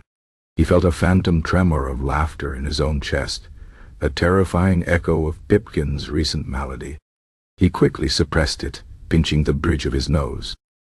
The silence that followed was heavy, punctuated only by the distant rhythmic drip of water from the castle's ancient foundations. The dilemma of the comatose jester, fired but unpunished, had become a festering sore on the otherwise meticulously ordered, if joyless, body politic of Eldoria. He was a puzzle without a solution, a joke without a punchline, and in his silent, inert state, he was perhaps more powerfully irritating to the king than he had ever been in his active, laughing defiance. The Eldorian court, a place where emotions were legislated and sorrow manufactured, found itself utterly baffled by a man who had merely stopped trying to pretend, even in his unconsciousness. And so, for now, Pipkin remained, a peculiar, inconvenient truth, suspended between life and death, between punishment and reprieve, a silent testament to the unpredictable and often darkly humorous nature of existence, even in a kingdom determined to regulate every breath and every emotion. Chapter 9. The Wake-Up, Prank the Eldorian Infirmary, a place designed more for quiet suffering than for boisterous recovery, had settled into a rhythm of hushed efficiency following Pipkin's inexplicable collapse. Master Elms, the royal physician, visited dutifully, though his demeanor suggested a man more interested in the intellectual puzzle of Pipkin's comatose state than in any practical solution. He would prod, poke, listen, and then retreat, muttering about humors and vapors, leaving Pipkin to his profound internal amusement. The former jester lay motionless, a silent, almost forgotten figure in the narrow bed, his breathing shallow, his pulse a faint, fluttering whisper beneath the physician's fingertips. He was an inconvenience, a medical enigma, and a testament to the king's inability to control even a jester's involuntary physiology. Yet he was not entirely forgotten, not by everyone. Among the castle's myriad staff, the lowest rung of the kitchen and scullery maids were often the keenest observers of courtly dramas, their ears surprisingly sharp for gossip, even amidst the clang of pots and the hiss of boiling water. One such maid was Elspeth, a sprightly girl with nimble fingers and eyes that held a spark of unquenchable curiosity, a spark rarely seen in the gloom of Eldoria. Elspeth had heard the hushed whispers about the jester who had laughed himself into a fit, then into a deep, unending sleep, and then, most scandalous of all, had been fired while still insensible. She found the entire situation profoundly unfair, and, in a strange Eldorian way, rather amusing. She harbored a secret fondness for Pipkin, whose quiet, worn demeanor had always seemed far more honest than the forced smiles of the courtiers. She also possessed a deep-seated, if somewhat misguided, faith in the efficacy of old wives' tales and the more outlandish remedies she'd overheard from grizzled stable hands and itinerant merchants. Master Elm's learned pronouncements about black bile left her unimpressed. What was needed, she felt, was something with a bit more, something unconventional, something that might genuinely startle a soul back into its body. One particularly dull afternoon, with the infirmary empty save for Pipkin and the occasional somnolent nurse, Elspeth decided to embark upon her own private medical mission. She slipped into the room, her basket clutched tightly in her hand, her face a mixture of determination and suppressed giggles. First, she decided a strong smell was required. She produced a small earthenware pot, filled with a concoction she had carefully brewed in the scullery, fermented cabbage juice mixed with a pungent oil of rancid fish and a liberal dash of crushed garlic. It was a smell designed to repel, to shock the very senses into wakefulness. Cautiously, she uncorked the pot and held it beneath Pipkin's nose. A truly horrifying odor wafted upwards, filling the small room, making even Elspeth wince and pinch her own nostrils. It was the scent of 1,000 unwashed socks, left for a decade in a fishmonger's dumpster. Surely, she thought, this would stir even the deepest slumber.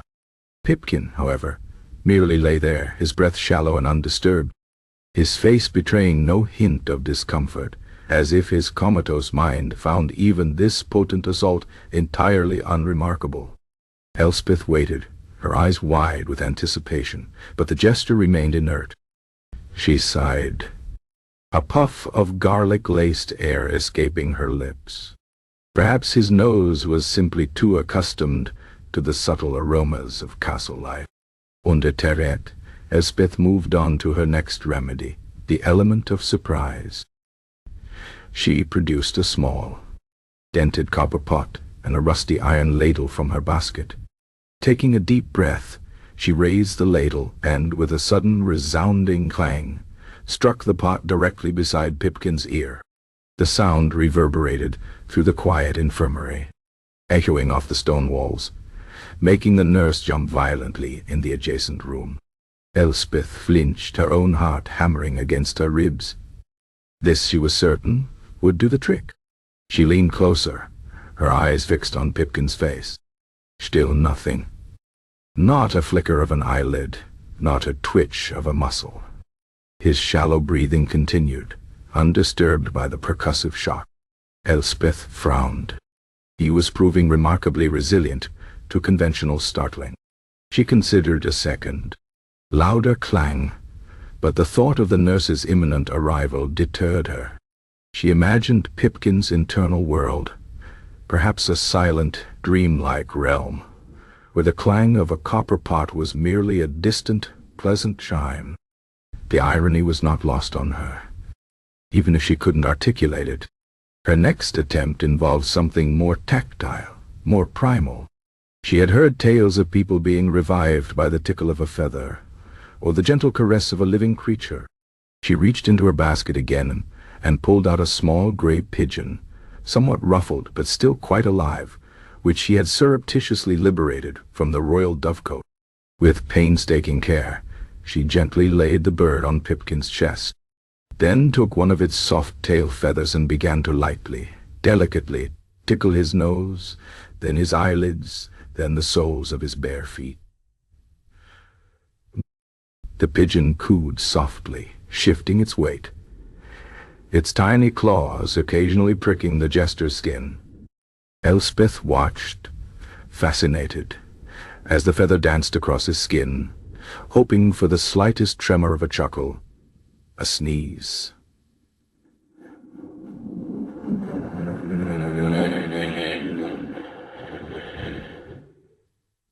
Anything?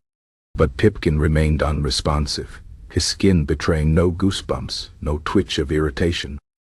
The pigeon, after a few minutes, ruffled its feathers and with a soft flutter, flew to perch on the top of a nearby cabinet, observing the scene with a quiet avian bemusement. Elspeth sighed again. It was as if his skin had forgotten how to feel. Or perhaps his dreams were simply too enthralling to be disturbed by such minor irritations.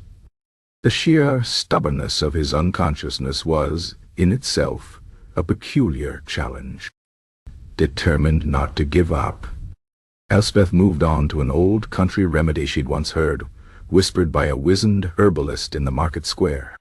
It involved temperature shock. She retrieved a small, heavy stone from her basket, a river stone, shed being told, held potent restorative properties. She had heated it gently over the scullery fire, then quickly wrapped it in a damp, cool cloth, creating a contrast of temperatures. Carefully, she placed the stone on Pipkin's forehead. A faint wisp of steam rose from the damp cloth, and the stone radiated a gentle warmth.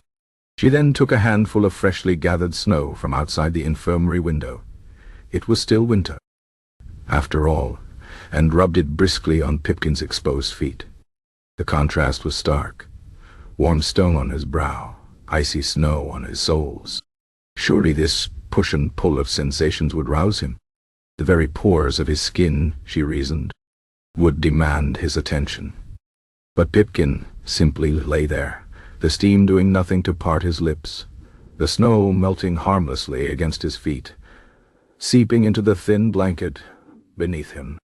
His body felt cold to the touch, seemingly immune to external temperature shifts. Elspeth watched the meltwater drip onto the stone floor, a small puddle forming beneath his heels.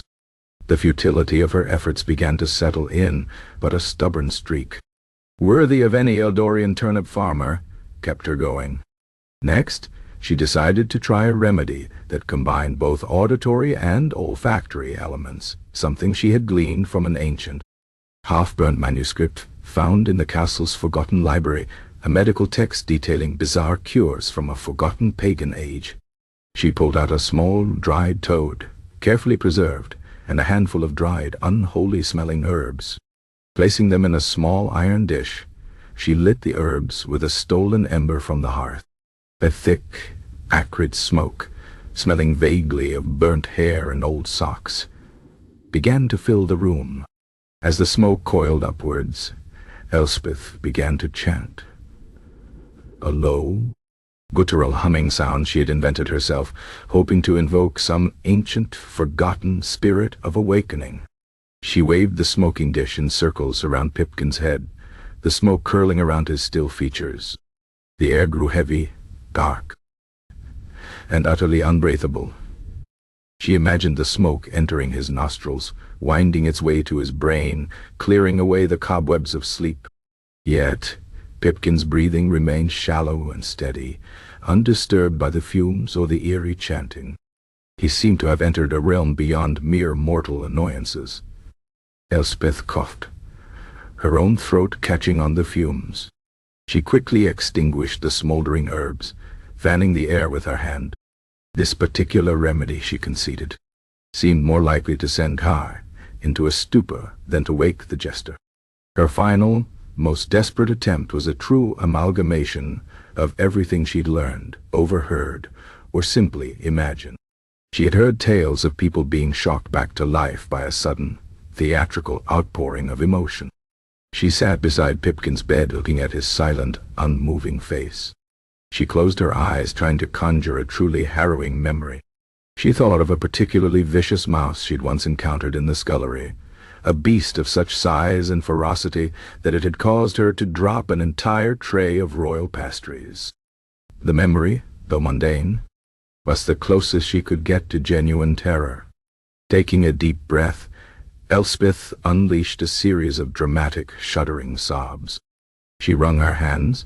She let out a piercing, keening wail that would have done justice to a professional mourner.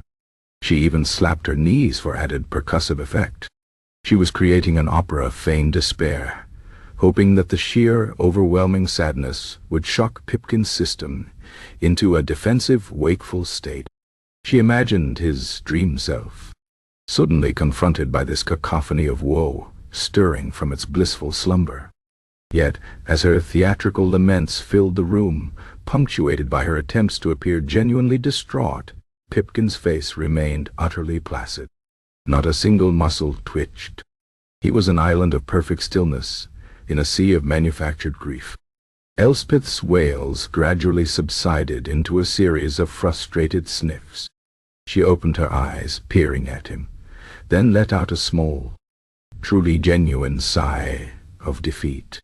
It seemed her repertoire of bizarre remedies, gleaned from the dusty corners of Eldorian folk wisdom, was no match for the jester's profound, coma-induced serenity. She slumped back in the chair, weary but not entirely disappointed. She had tried. She had given it her best, most outlandish effort. The king and his royal physicians might be stumped by the jester's condition, but they hadn't resorted to pigeon tickling or smoked toad. Perhaps, she mused, Pipkin's particular brand of deep sleep was simply too potent, too well-earned, to be disturbed by such external theatrics. Or perhaps, in his peculiar comatose state, he had finally found a peace so profound, so utterly devoid of the forced jollity of Eldoria, that no external stimulus, however bizarre, could penetrate it. She thought of her own small attempts, the reek of cabbage juice, the clang of the pot, the gentle flutter of the pigeon's wings, the hot stone on cold snow, the noxious smoke, and her own desperate wails. Each one, in its own way, was a small, perfectly absurd performance, a quiet echo of the kind of unintentional comedy Pipkin himself used to find in the grim reality of Eldoria. And in their utter failure to rouse him, they became, for Elspeth, a new, peculiar source of quiet, melancholic amusement. The silent jester remained, a sleeping enigma, impervious to the wildest, most historically questionable attempts to bring him back to a world he had, quite literally, laughed himself out of. Chapter 10. The termination noticed for days, or perhaps weeks, for time had lost all meaning within the confines of his profound slumber. Pipkin had traversed the strange, vivid landscapes of his comatose dreams. He had witnessed ducks dictating Roman military strategy, alchemists striving for the philosopher's stone of cheese, explorers charting non-existent peaks, and ancient pharaohs hoarding broken combs for the afterlife. Each scene had unfolded with an exquisite absurdity, a quiet, internal comedy that had nourished his spirit even as his body lay inert. The laughter he had experienced in these dreams was pure, unburdened by the physical agony of his waking fits. A silent symphony of mirth played out within the privacy of his own mind. He had been the ultimate audience, the sole connoisseur of the universe's most sublime and often bleak jokes. Then, imperceptibly at first, a faint, insistent dullness began to encroach upon the edges of his internal theater. The vibrant colors of his dreamscape seemed to soften. The edges of the ludicrous scenarios began to blur. The scent of ancient Egyptian dust, or the faint tang of aged blue cheese, began to yield to a different aroma, one more familiar, more mundane. It was the smell of boiled cabbage, tinged with the faint, medicinal tang of old linen, and something vaguely resembling stale pigeon droppings. The ceaseless internal chuckle, which had been his constant companion, began to quiet, fading into a low, distant hum. A heavy, pervasive dampness seemed to seep into his awareness, a cold, persistent pressure against his skin. It was the dampness of Eldoria Castle, a chill that had permeated his very bones for years. He felt the coarse texture of a blanket against his cheek, the unyielding hardness of a straw mattress beneath him. These were the muted, unpleasant sensations of reality, slowly reasserting their claim over his mind. He registered the rhythmic drip of water, a sound so commonplace in the castle that it usually faded into the background, but now it was a distinct, maddening cadence. The distant clatter of a pot, a sound that in his dream might have been a thunderous symbol of absurd culinary ambition, was now merely a clatter, flat and uninteresting. He tried to open his eyes, but his eyelids felt incredibly heavy, glued shut by an unseen force. He strained, a faint muscle twitch rippling across his face. The effort was immense, as if he were trying to lift a colossal stone. Slowly, agonizingly, a sliver of light pierced through the darkness, a weak, watery gray that barely illuminated the edges of his vision. It was the dull, perpetual twilight of the Eldorian infirmary. The colors, so vibrant in his dreams, were now flat, washed out. The world outside his skull was as muted and joyless as ever. He felt a dull ache in his chest, a profound exhaustion that settled deep into his bones. The phantom echoes of his internal laughter, once so resonant, were now a mere whisper, a memory that seemed to belong to another lifetime. His mouth felt dry, parched as a forgotten parchment. His tongue was thick, sticking to the roof of his mouth. He tried to swallow, a difficult, painful effort that produced only a rasping sound. His muscles, long unused, felt stiff, protesting every minute movement. He was weak, profoundly so, as if all the energy in his body had been consumed by the colossal act of laughing himself into oblivion. He blinked again, forcing his eyes wider. The room was empty, save for his own inert form. The small, narrow window offered a sliver of pale, overcast sky.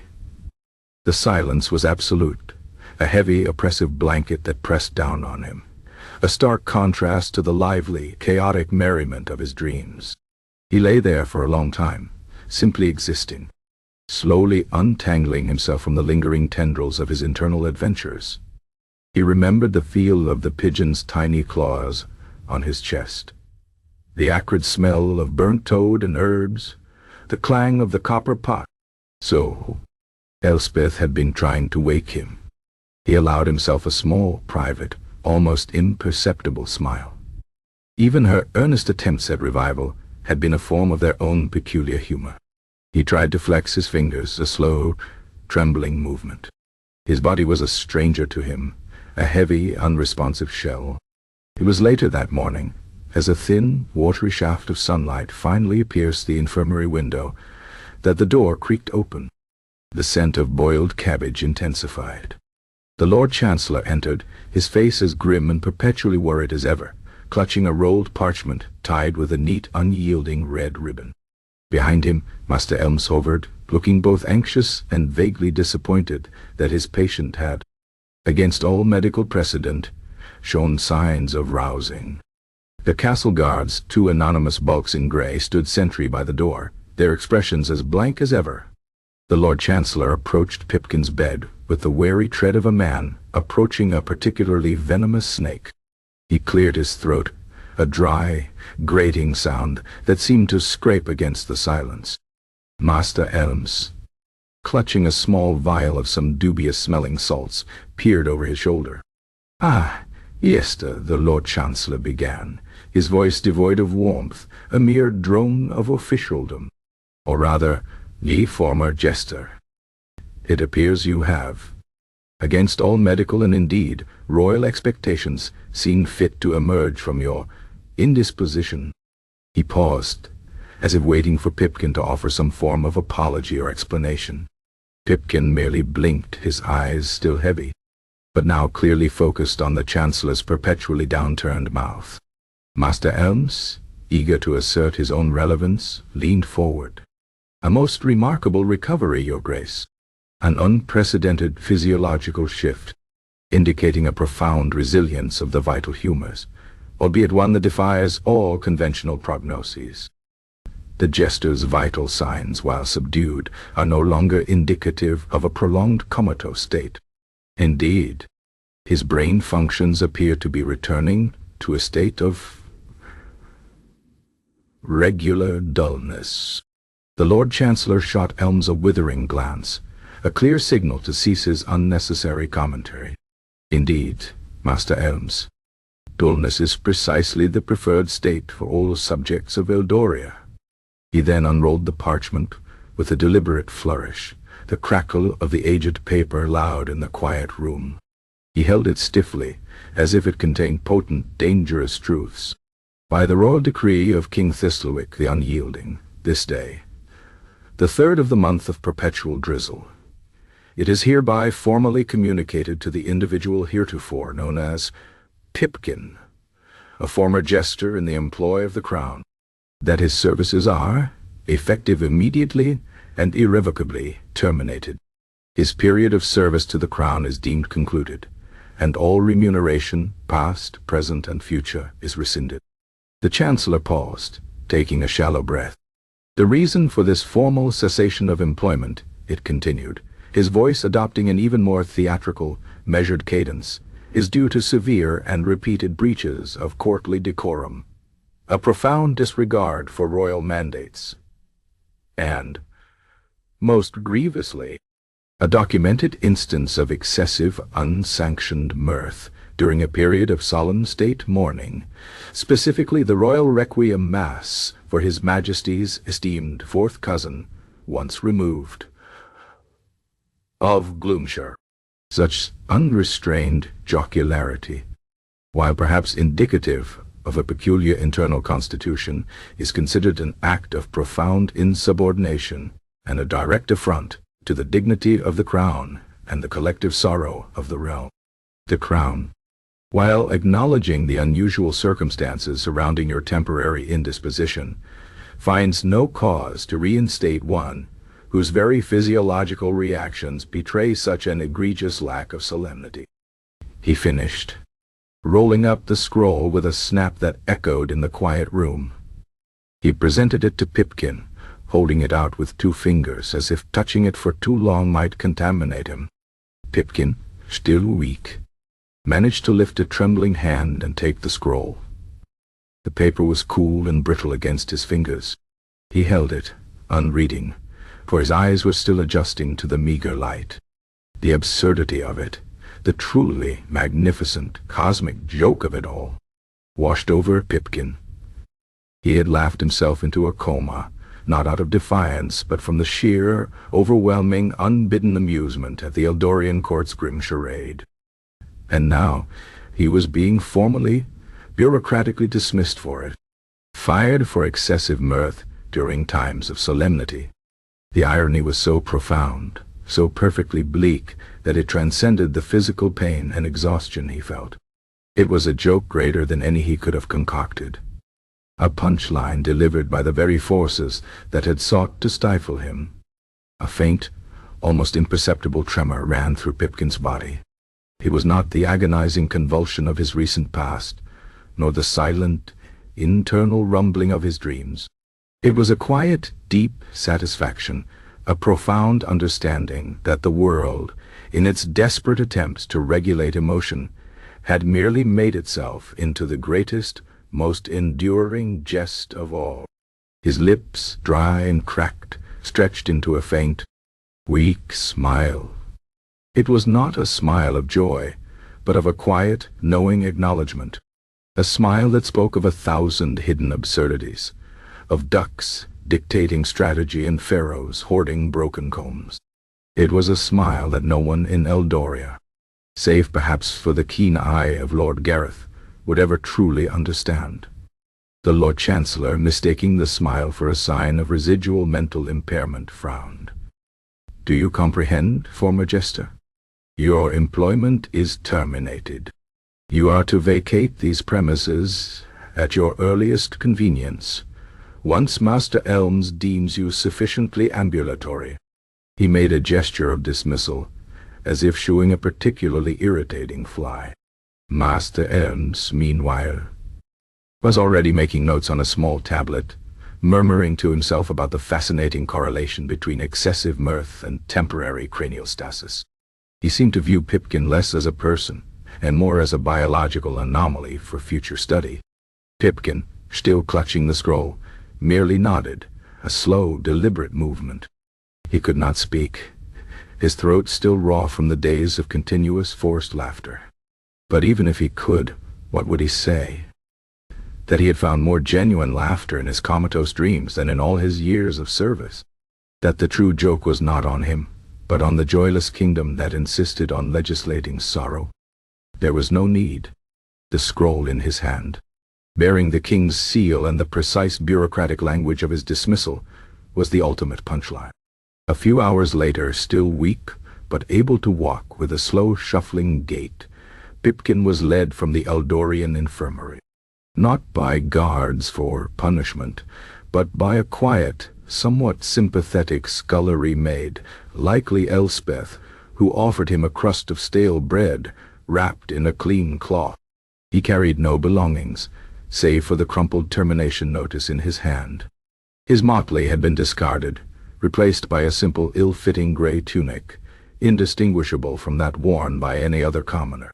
The bells, His tools of trade and torment were gone from his cap, leaving only the memory of their dull, mournful clinks. He emerged into the perpetual grey light of Eldoria, blinking against the muted sky. He was free, in a way, from the constant performance, from the burden of forced jollity. He was a man without a purpose, without a place, without even a name, for Pipkin had only ever been his jester's title. He was merely a man, adrift in a world that had rejected his laughter. But as he shuffled away from the towering, damp walls of Eldoria Castle, a place where mirth was a mandate and sorrow a tax, a faint, almost imperceptible smile played on his lips. He was alive, and in his mind, the ducks were still dictating strategy, the alchemists were still brewing cheese, and the pharaohs were still collecting broken combs. The world was, after all, still profoundly, wonderfully absurd. He was no longer a jester, but he was still the silent, knowing audience to the greatest, funniest joke of all, existence itself. Chapter 11. The last laugh. Pipkin, the former jester, now merely a gaunt man in an ill-fitting grey tunic, shuffled out of Eldoria Castle into the perpetual overcast light of the kingdom. The crumpled termination notice, dating his dismissal for excessive mirth during times of solemnity, was clutched in his hand, a tangible testament to the absurdity he had just escaped. His motley, his bells, his very identity as Pipkin had been stripped away, leaving him bare and unencumbered. The chill dampness of the castle, a constant companion for years, now seemed a distant, fading memory. He was free, truly free, from the obligation to perform, from the internal battle against the forced jollity that had almost consumed him. The profound, internal laughter of his comatose dreams, that ceaseless, silent symphony of ducks, dictating Roman strategy and alchemists brewing cheese, still resonated faintly within him, a private wellspring of amusement that no royal decree could ever touch. He found himself walking without direction, his legs stiff, his body weak, but his mind clearer than it had been in years. The world outside the castle walls seemed muted, less vibrant than the fantastical landscapes of his sleep. Yet it held a raw, unfiltered quality that was, in its own way, refreshingly honest. He passed stoic turnip farmers, their faces etched with familiar Eldorian resignation, and market vendors hawking their meager wares with practiced apathy. He was an outsider now, a silent observer of a different, simpler kind of bleakness. He carried nothing of value, save for the memories of his absurd visions, and one other thing, a small, leather-bound manuscript, tucked deep within the coarse fabric of his borrowed tunic. It was a secret project, begun years ago in the quiet solitude of his jester's chambers. A private chronicle of the court's peculiar follies, written in the margins of discarded royal decrees and on the backs of forgotten tax forms. The Coma had sharpened his pen, infusing its observations with an even deeper layer of ironic insight. This manuscript, titled simply Observations on the Nature of Joy in a Joyless Kingdom, was Pipkin's true legacy. It contained no jokes in the conventional sense, no witty anecdotes or clever riddles. Instead, it was a meticulous, painfully accurate dissection of the court's forced emotions, its elaborate pretenses, and the underlying profound absurdity of King Thistlewick's reign. Pipkin had filled its pages with descriptions of the king's mandated mirth, charting the precise inflection of his dry cough that served as the signal for courtly laughter, and musing on the sovereign's quaint conviction that happiness, like taxes, could be imposed by royal edict. He had detailed the Lord Chancellor's gastric groans disguised as lamentations for a distant, unmourned cousin, noting the peculiar twitch in his jowls that betrayed an internal struggle between official duty and chronic indigestion. Pipkin had described Lady Alara's polite gasps of feigned delight, always accompanied by the furious, unacknowledged tapping of her perpetually cold feet beneath the council table, and pondered the profound emotional expenditure required for such a charade. He had even dedicated a short, particularly poignant passage to young Lord Gareth, whom he affectionately dubbed the unwitting poet of woolly heroes, describing how Gareth's secret muses often forced forth a genuine accidental guffaw, which he would then stifle with the terror of a man caught stealing the crown jewels. For the only thing more dangerous than unmandated laughter was unmandated poetry about sheep. The final entries penned in the feverish haze just before his collapse were brief, almost abstract musings on the pure, unfiltered humor of a kingdom legislating grief, attacks on cheerfulness, and a monarch so bereft of genuine emotion that he had to import it by decree. He had also included thinly veiled, yet profoundly recognizable, parodies of his comatose visions, a note on the futility of seeking strategic guidance from waterfowl, a lament on the obsessive pursuit of the philosopher's stone of cheese, and a brief, cutting remark on the folly of building monuments to perfectly mundane objects. As Pipkin reached the edge of the castle grounds, the sympathetic scullery maid, Elspeth, who had offered him the stale bread, caught up to him. Her eyes, usually bright with suppressed curiosity, were now wide with worry. "Master Pipkin," she whispered, her voice barely audible, "you left this behind. In your chamber." She held out a small, leather-bound book. It was his manuscript. Pipkin blinked, momentarily disoriented. He had intended to leave it, a final, silent joke. But its retrieval by Elspeth was an unexpected, charming touch of irony. He took the manuscript from her, a faint, almost imperceptible smile touching his lips. He was too weak to speak, but he nodded slowly, a silent acknowledgment of her kindness, and perhaps of the subtle, beautiful absurdity of her finding his book of absurdities.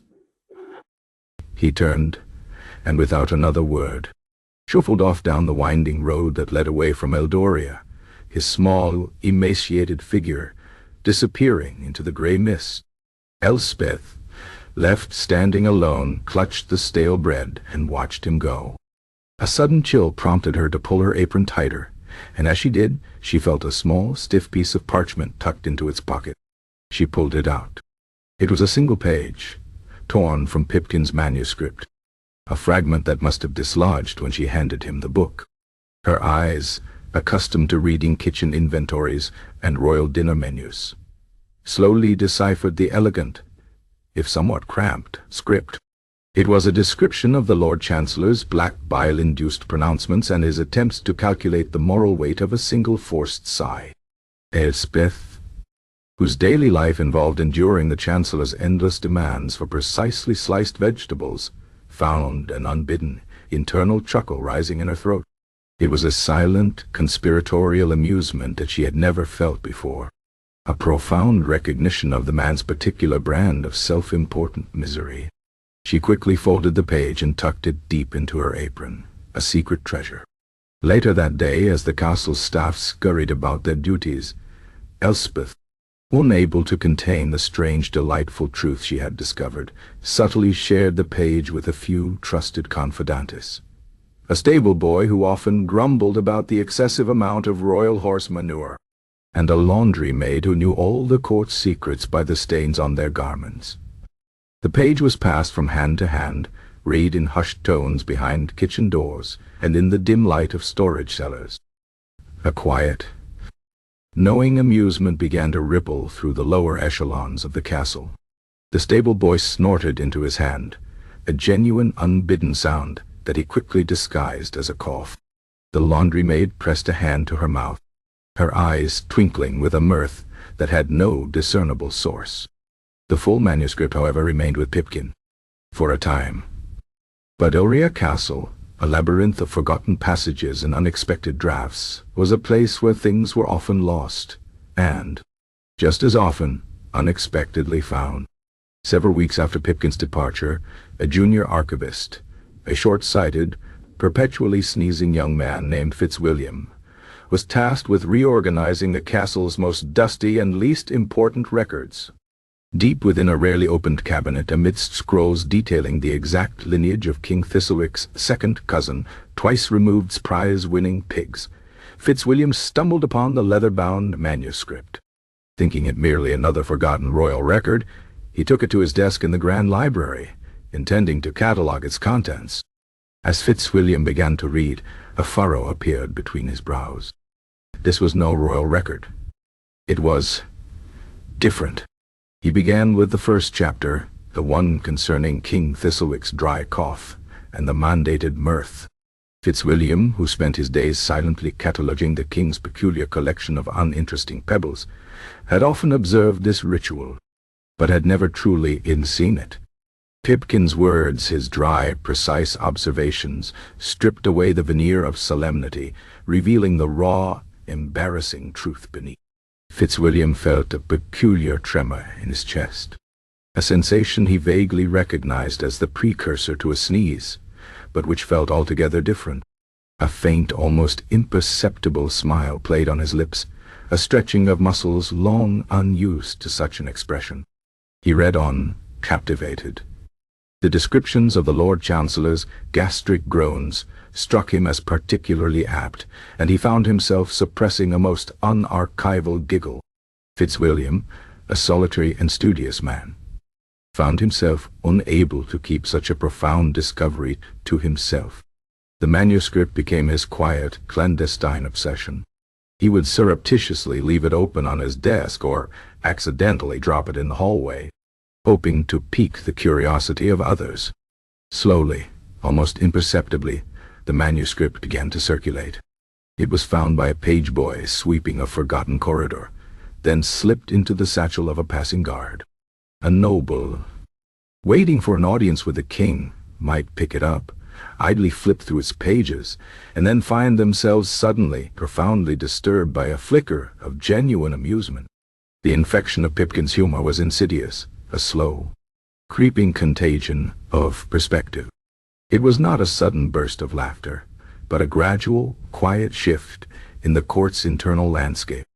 During royal assemblies, when King Thistlewick delivered his pronouncements on turnip quotas or the importance of perpetually furrowed brows, courtiers would find themselves recalling Pipkin's descriptions of their own forced solemnity. The Lord Chancellor, mid-lecture on the complexities of the Gloomshire grief tax, might catch Lady Alara's eye, and a fleeting, shared moment of silent, knowing irony would pass between them. Lady Alara would find herself stifling a genuine, internal chuckle as she remembered Pipkin's lines about her feet, a secret battlefield against the cold. Even as she produced her required 3 mournful sighs per hour. Young Lord Gareth, reading a passage on his woolly heroes, would find his face flushing, not with embarrassment, but with a sudden private delight at Pipkin's uncanny insight. The very quality of Eldorian laughter began to change. While still formally mandated, and ostensibly for the king's insipid jokes, it gained a subtle, almost imperceptible layer of genuine, if deeply suppressed, amusement. It was the humor of recognition, of seeing the stark, absurd truth in their own performative lives. The faint, reedy giggles still sounded like mice, but now perhaps mice who knew a very good secret.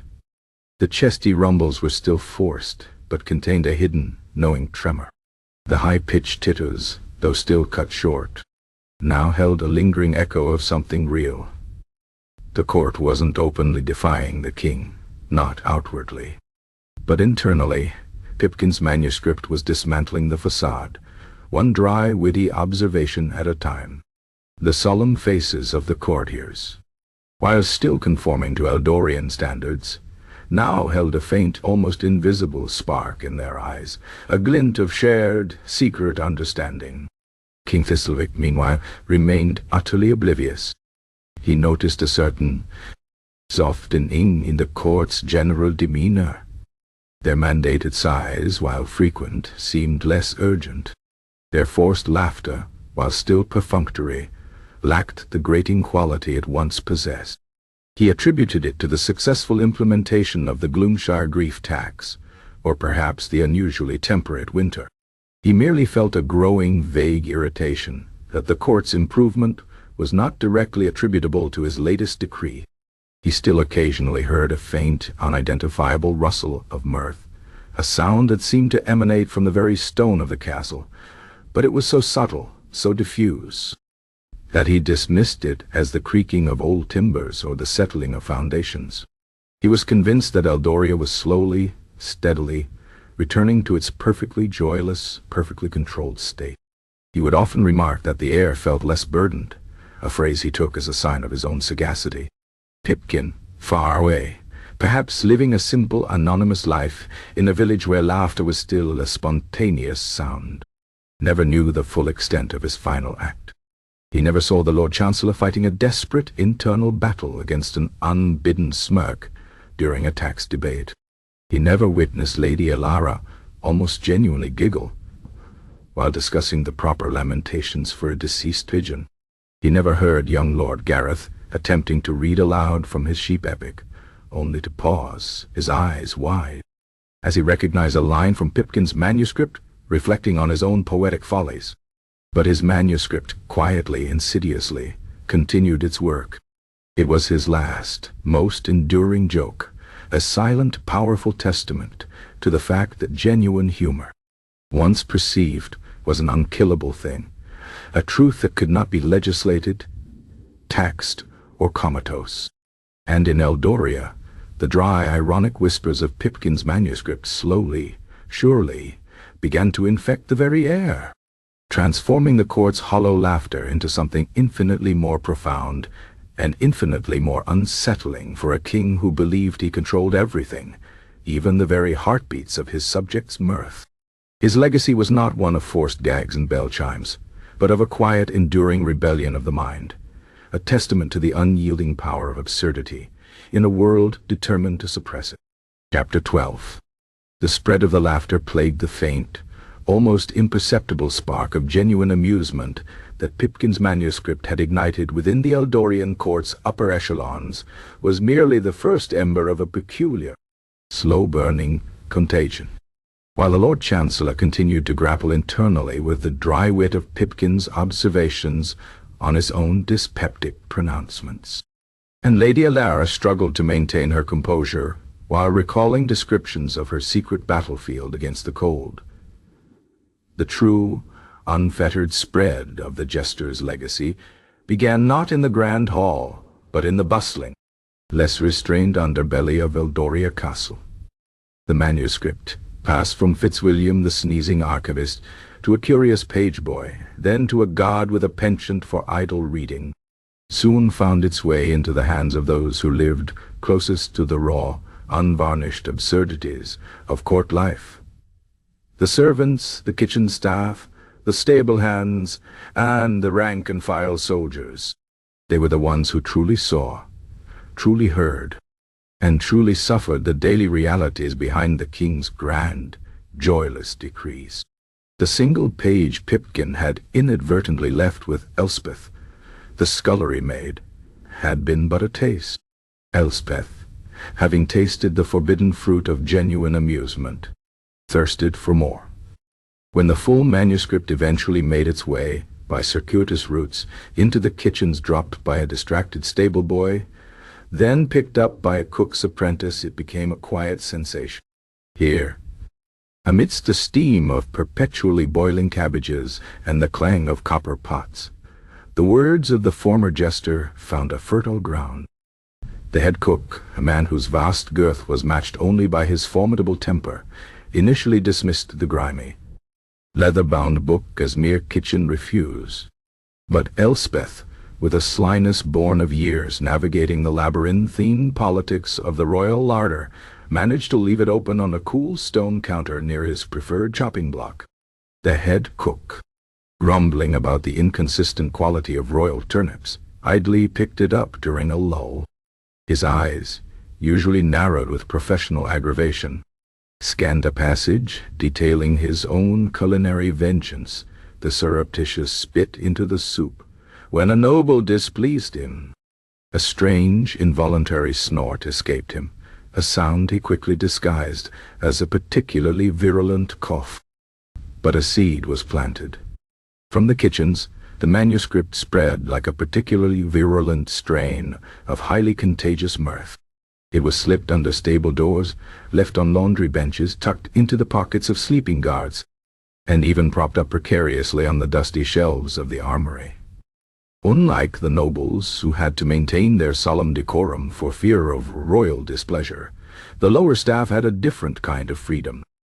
Their laughter, when it came, was less restrained, more visceral. It began in hushed whispers and muffled snorts, then escalated to full-blown, tear-streaming giggles, only to be quickly stifled.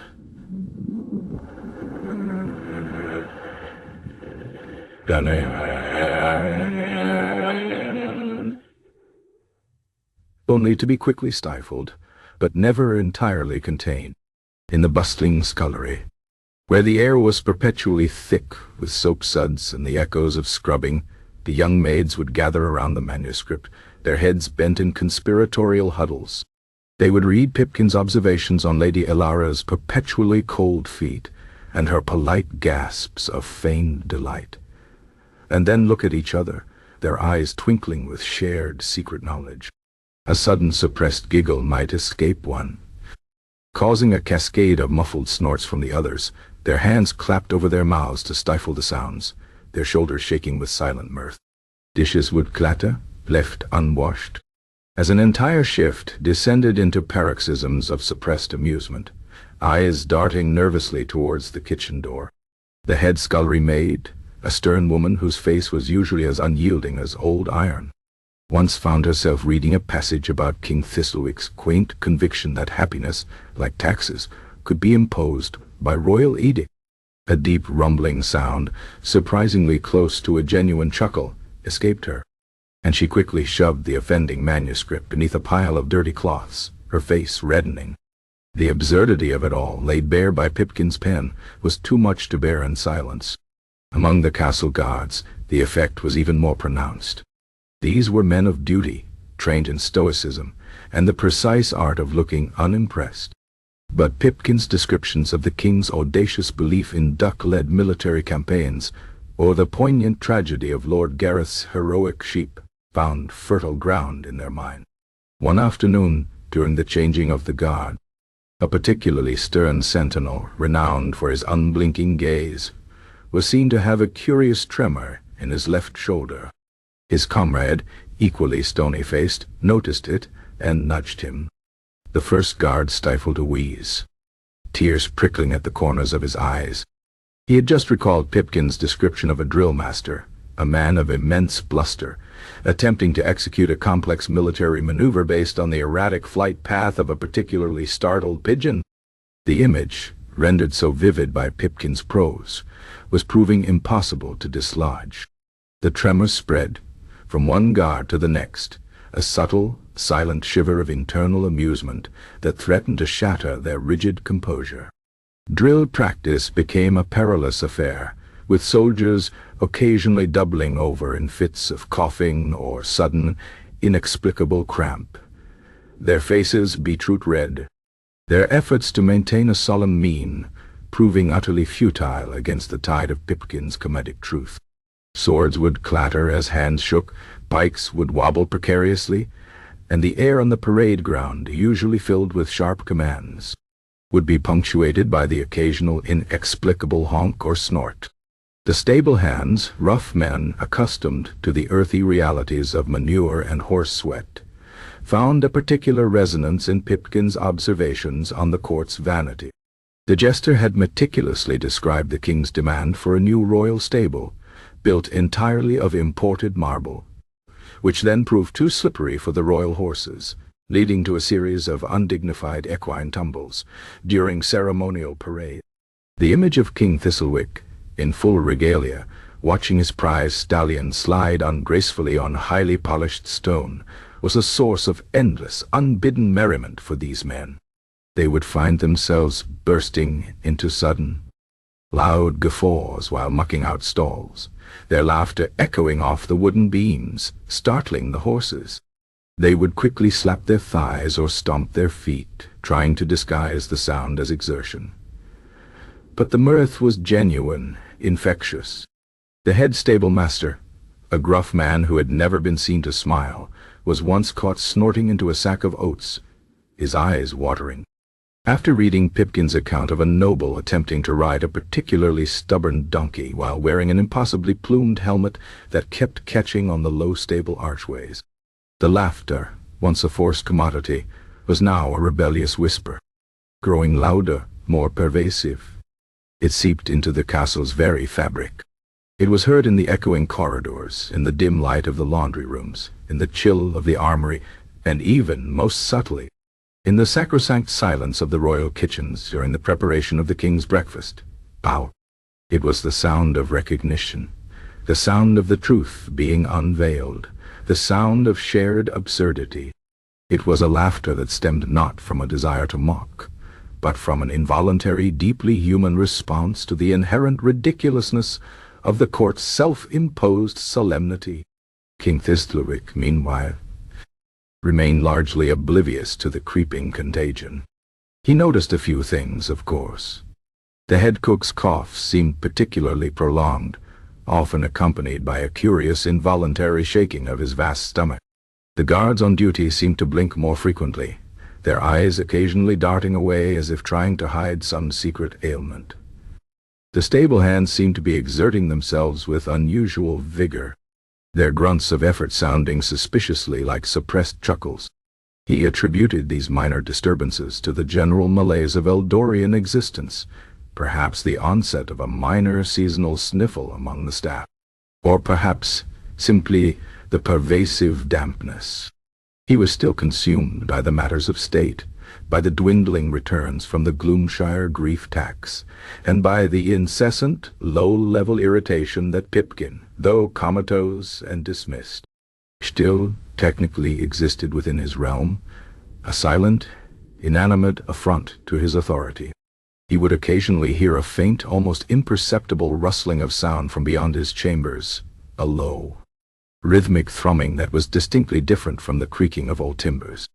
It was the sound of a silent, communal understanding, the sound of shared mirth rippling through the castle's underbelly. He might frown, or pinch the bridge of his nose, but his mind, accustomed to interpreting all castle sounds through the lens of duty and order, would dismiss it as the distant grind of millstones, or perhaps the rumble of carts in the courtyard. He was looking for direct defiance, for overt challenge, for a jester's bells chiming in the wrong place. What he was experiencing was something far more subtle, far more insidious, the quiet, pervasive triumph of truth over pretense, of genuine absurdity over manufactured solemnity. The royal physician, Master Elms, however, began to notice a peculiar trend during his daily rounds among the castle staff. He observed an alarming increase in what he termed episodes of involuntary respiratory spasms, often accompanied by lacrimal discharge and an unusual ruddiness of the facial complexion. In simpler terms, people were uncontrollably laughing and crying from it. He prescribed more leeches, more bland poultices, and a new, particularly foul-smelling tincture derived from boiled nettles, but nothing seemed to stem the tide. He documented his findings meticulously, convinced he was witnessing a new, hitherto unknown humor, imbalance of excessive merriment, a direct counterpoint to the melancholic agitation he had once diagnosed in Pipkin. He even presented a long, rambling report to the king, describing the alarming increase in mirthful expectorations among the lower staff. King Thistlewick merely grunted, dismissing it as another of Elms's incomprehensible medical theories. He was more concerned about the increasing insolence of his turnip farmers, who, emboldened by some unknown force, were now demanding a reduction in the Gloomshire grief tax. The castle, once a monument to grim quietude, now thrummed with a low, almost imperceptible hum of suppressed hilarity. The clatter of plates in the kitchen was often accompanied by muffled giggles. The rhythmic marching of guards was punctuated by discreet snorts. The scrubbing of floors was underlined by quiet wheezes. It was a soundscape of subtle, pervasive amusement, a quiet rebellion of the spirit, invisible to the king, but utterly transformative to the lives of those who lived beneath his perpetual frown. Pipkin's last laugh was not a single dramatic peal, but a slow viral infection of genuine humor, spreading through Eldoria Castle like a benevolent, silent plague, liberating hearts and minds, one suppressed chuckle at a time. The king had wanted laughter, and now, finally, he was getting it, though he remained utterly, gloriously unaware of its true nature, or its profound, uncontrollable source. It was a joke, a glorious, sprawling joke, and the entire court, except for its most powerful member, was slowly, deliciously becoming its knowing punchline. Chapter 13. The king's secret chuckled the grand halls of Eldoria Castle, despite the king's meticulous efforts to maintain an atmosphere of dignified despondency, continued to thrum with a subtle, unsettling undercurrent. King Thistlewick, seated firmly upon his throne, had indeed noted a certain qualitative shift in the court's demeanor. The mandated sighs, while still dutifully emitted, seemed to carry less conviction. The forced laughter, while perfunctory, no longer scraped quite so harshly against his ears. He attributed this mellowing to the oppressive success of the Gloomshire grief tax, convinced that his subjects were simply too burdened by sorrow to muster even the energy for truly convincing feigned mirth. He dismissed Master Elms's increasingly frantic reports on mirthful expectorations among the staff as yet another example of the physician's penchant for over-dramatizing common ailments. King Thistlewick remained utterly, gloriously unaware that the subtle creeping infection of genuine humor, seeded by Pipkin's abandoned manuscript, was slowly, insidiously dismantling the very foundations of his joyless realm. One suppressed chuckle,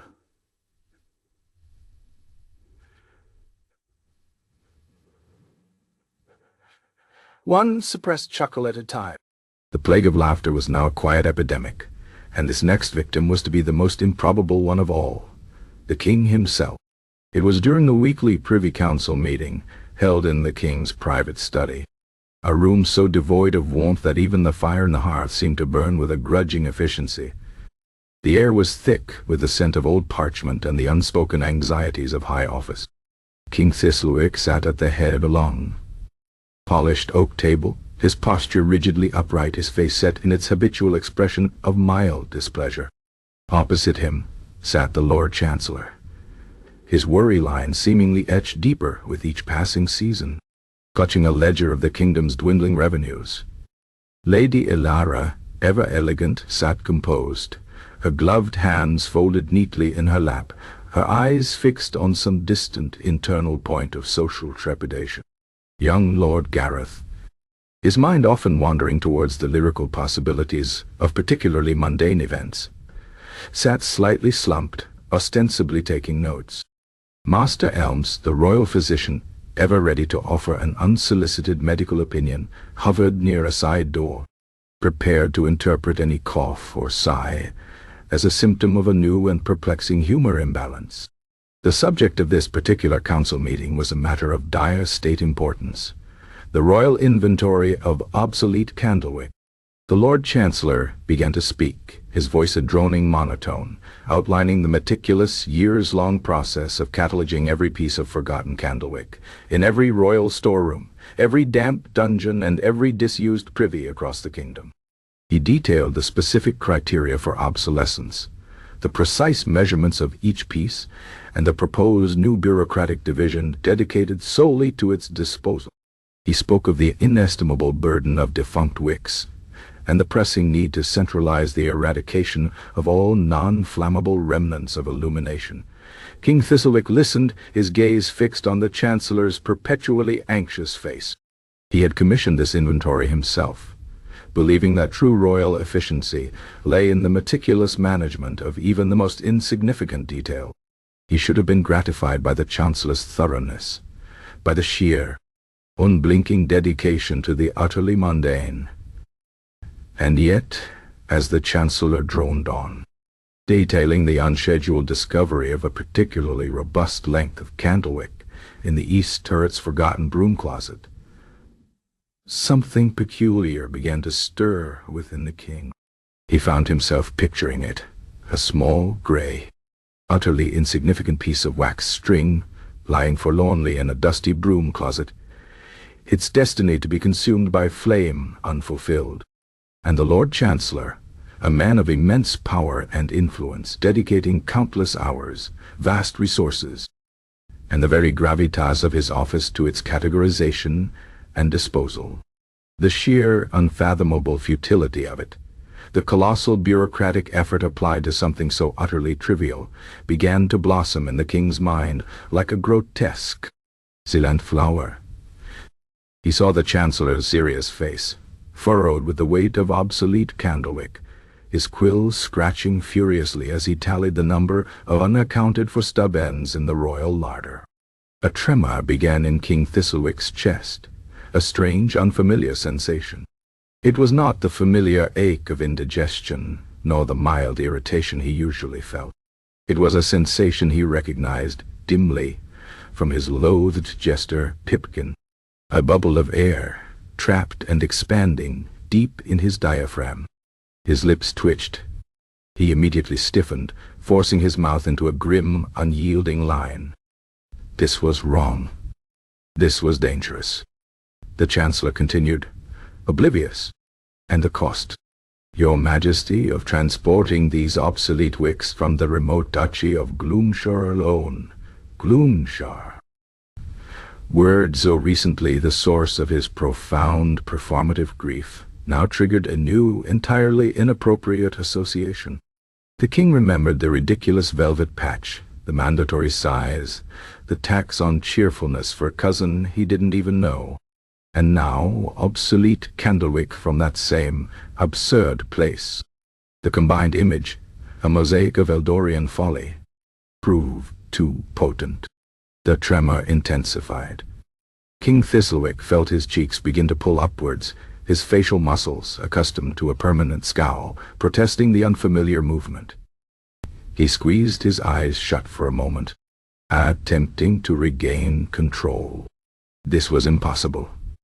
This was a direct betrayal of his very essence, a catastrophic failure of his royal constitution. Kings did not laugh, especially not during Privy Council meetings about obsolete candlewick. A low, guttural sound escaped him, a sound he instantly tried to transform into a throat-clearing cough. It came out as a strangled gurgle, followed by a faint, involuntary snort. He felt his shoulders begin to shake, a subtle shudder that he desperately tried to disguise as a sudden chill. He imagined Master Elms poised to leap forward with a diagnosis of spontaneous sanguinity. The thought only made the internal pressure worse. He opened his eyes, darting a horrified glance at his ministers. The Lord Chancellor, still droning on about wick-related fiscal deficits, seemed not to have noticed. Lady Elara, ever focused on her own anxieties, remained impassive. Young Lord Gareth, however, his head slightly tilted, seemed to be subtly observing him, a faint, almost imperceptible gleam in his eye, as if recognizing a familiar dark melody. Master Elms, always alert to bodily fluctuations, adjusted his spectacles, a flicker of professional curiosity crossing his face. The king clamped his jaw shut, pressing his lips together so tightly that they whitened. He felt the air trying to escape him, forcing its way up his throat, wanting to burst forth as a full-blown, undignified chuckle.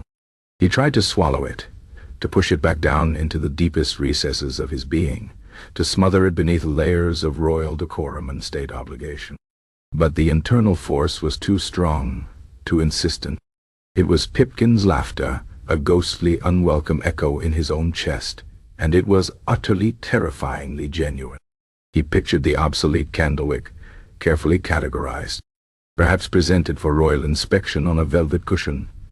He pictured his own face, rigid with forced solemnity, while inside, this ridiculous, unbidden mirth threatened to erupt. The sheer, magnificent, horrifying irony of it all was overwhelming. He was the king who had outlawed genuine laughter, who had fired his jester for it, and now Wei was experiencing it.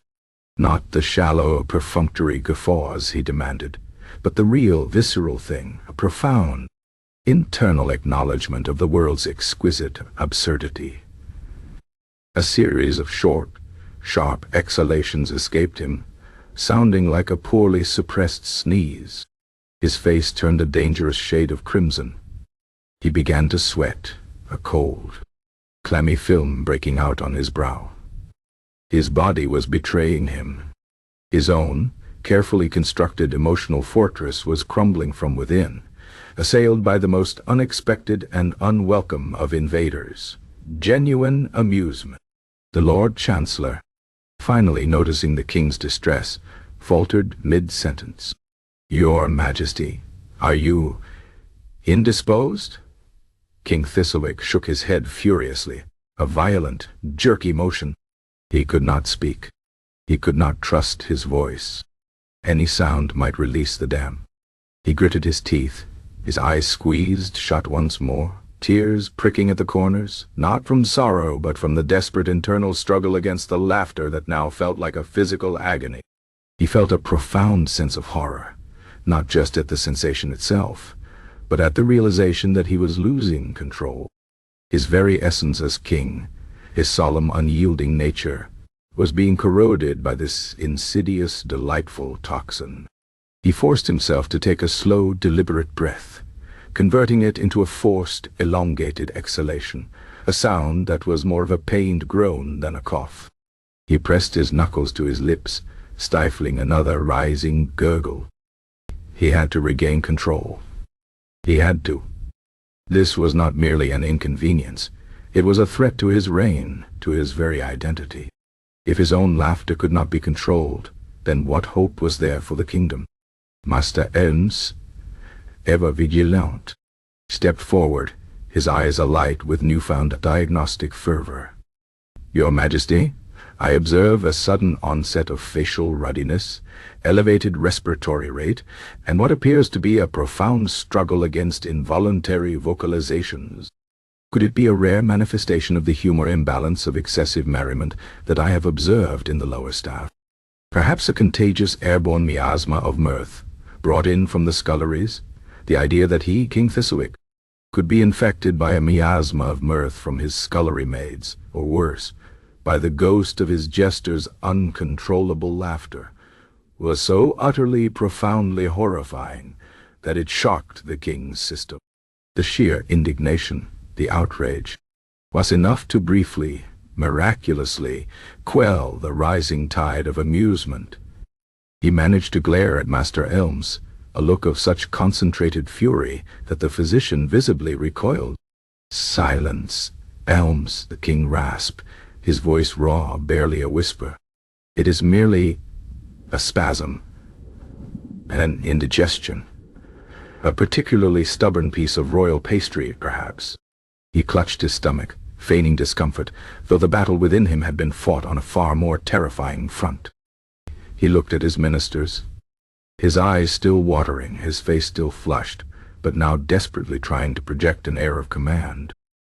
The threat of genuine laughter, a sensation he now understood to be far more dangerous than any cough or plague, had been averted for now.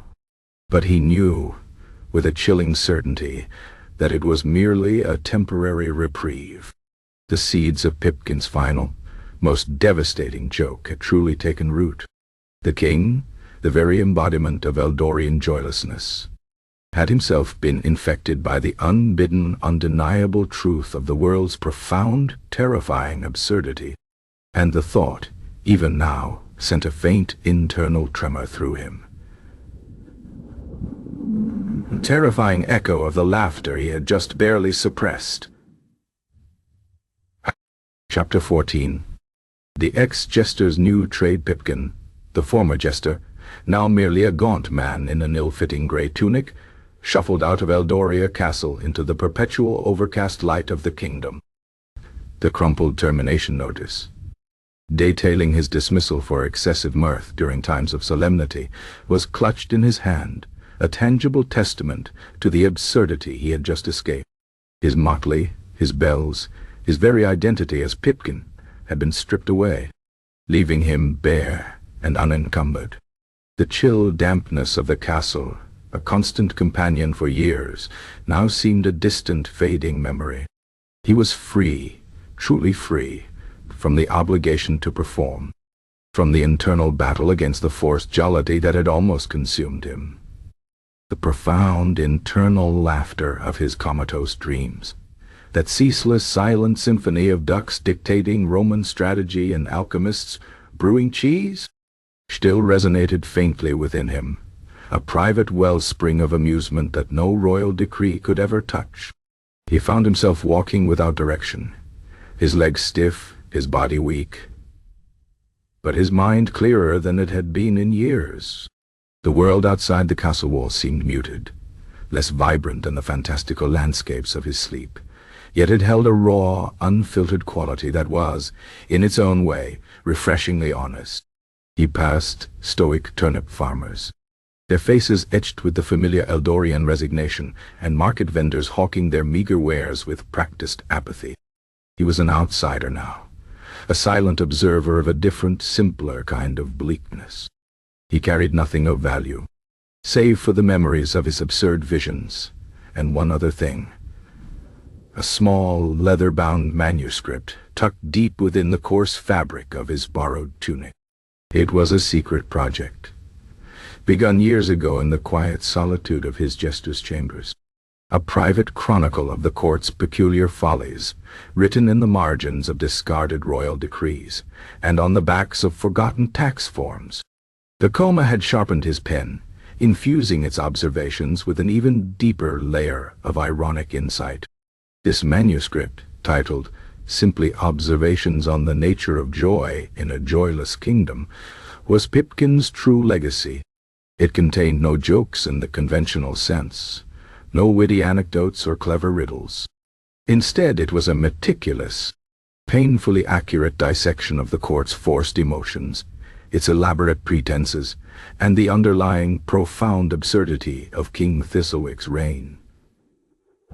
Pipkin had filled its pages with descriptions of the king's mandated mirth, charting the precise inflection of his dry cough that served as the signal for courtly laughter, and musing on the sovereign's quaint conviction that happiness, like taxes, could be imposed by royal edict.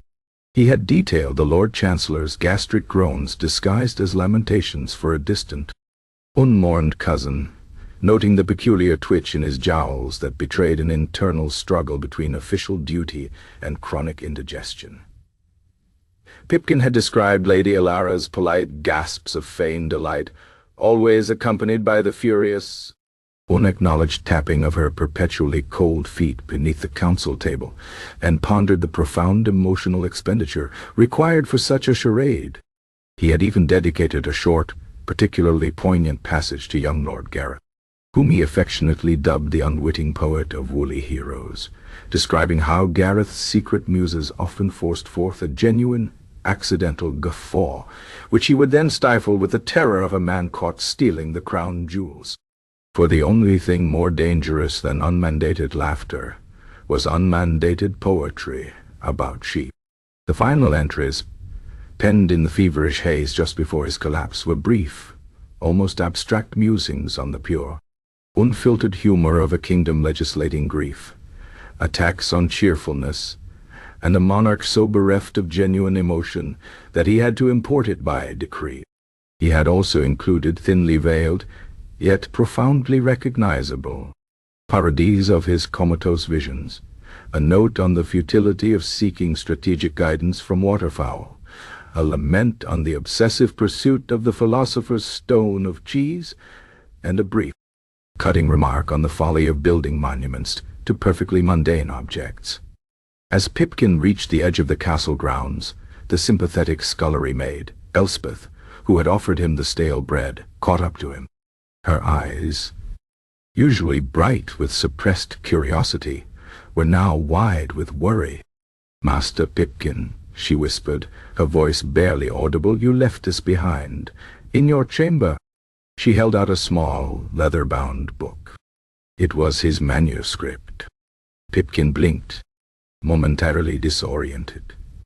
He had intended to leave it, a final, silent joke. But its retrieval by Elspeth was an unexpected, charming touch of irony. He took the manuscript from her, a faint, almost imperceptible smile touching his lips. He was too weak to speak, but he nodded slowly, a silent acknowledgment of her kindness, and perhaps of the subtle, beautiful absurdity of her finding his book of absurdities. He turned and, without another word, shuffled off down the winding road that led away from Eldoria, his small, emaciated figure disappearing into the grey mist. Elspeth, left standing alone, clutched the stale bread and watched him go. A sudden chill prompted her to pull her apron tighter, and as she did, she felt a small, stiff piece of parchment tucked into its pocket. She pulled it out.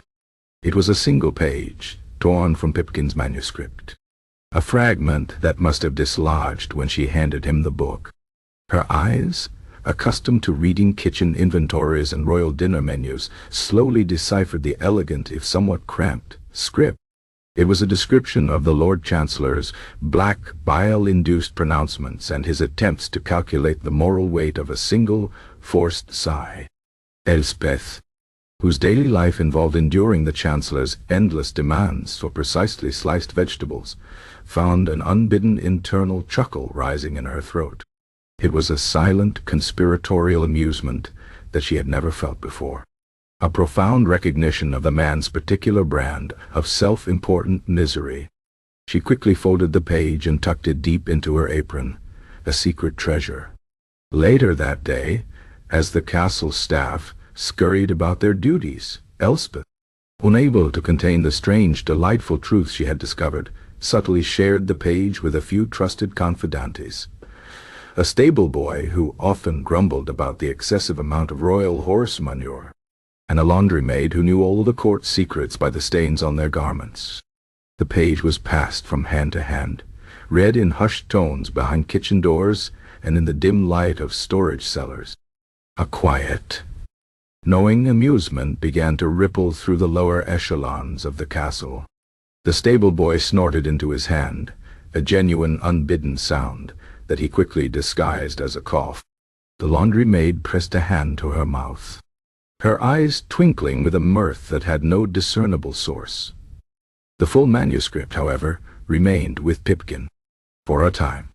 But Eldoria Castle, a labyrinth of forgotten passages and unexpected drafts, was a place where things were often lost.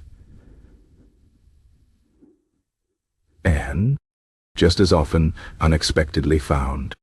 Several weeks after Pipkin's departure, a junior archivist, a short-sighted, perpetually sneezing young man named Fitzwilliam, was tasked with reorganizing the castle's most dusty and least important records.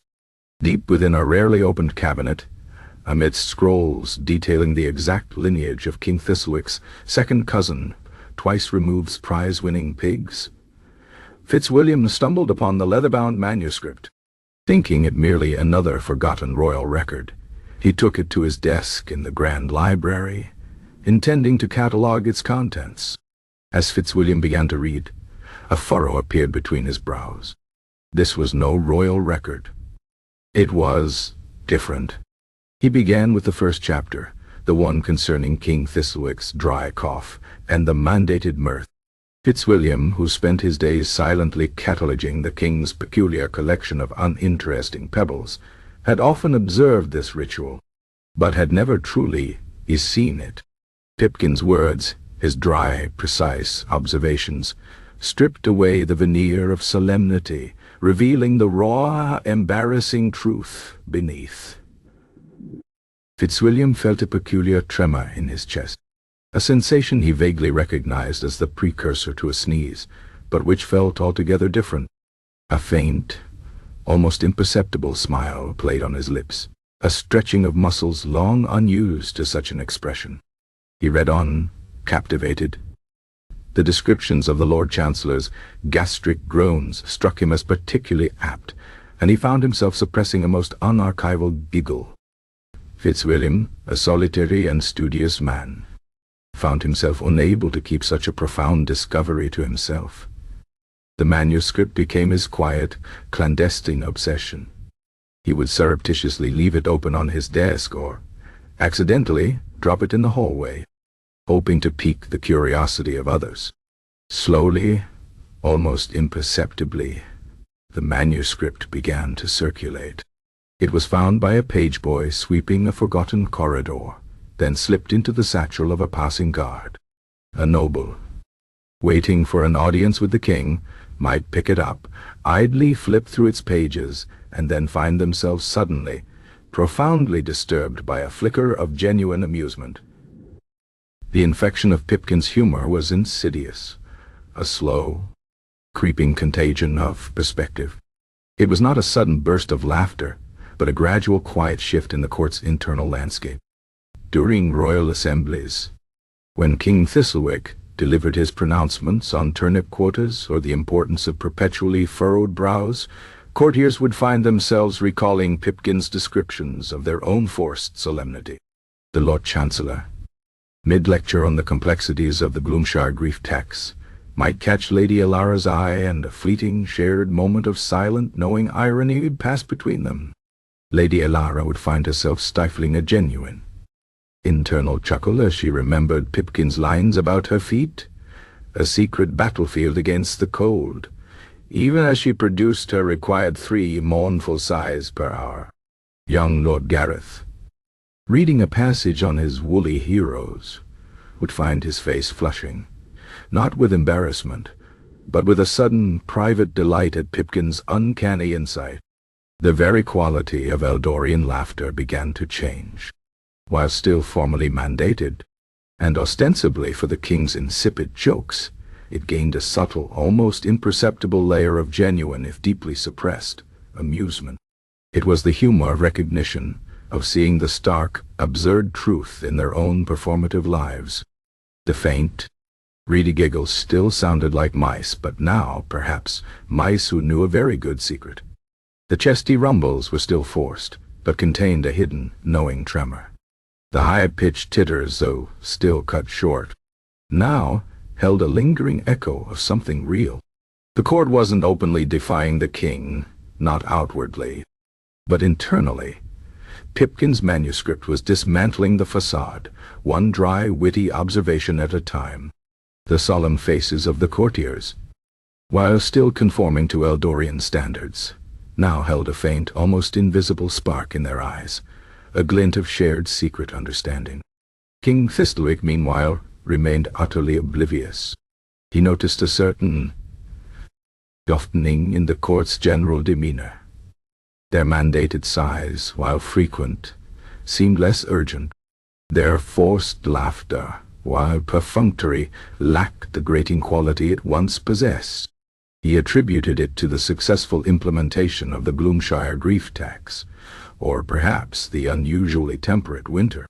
He merely felt a growing vague irritation that the court's improvement was not directly attributable to his latest decree.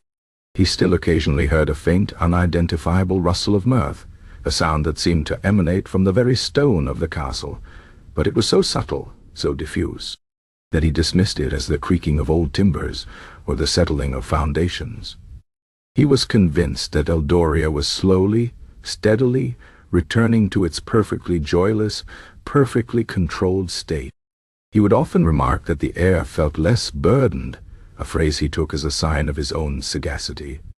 Pipkin, far away, perhaps living a simple, anonymous life, in a village where laughter was still a spontaneous sound, never knew the full extent of his final act. He never saw the Lord Chancellor fighting a desperate internal battle against an unbidden smirk during a tax debate. He never witnessed Lady Alara almost genuinely giggle while discussing the proper lamentations for a deceased pigeon. He never heard young Lord Gareth attempting to read aloud from his sheep epic, only to pause, his eyes wide, as he recognized a line from Pipkin's manuscript reflecting on his own poetic follies. But his manuscript, quietly, insidiously, continued its work.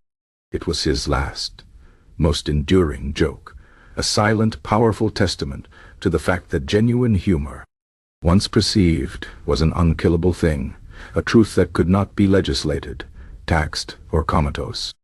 And in Eldoria, the dry, ironic whispers of Pipkin's manuscript slowly, surely began to infect the very air.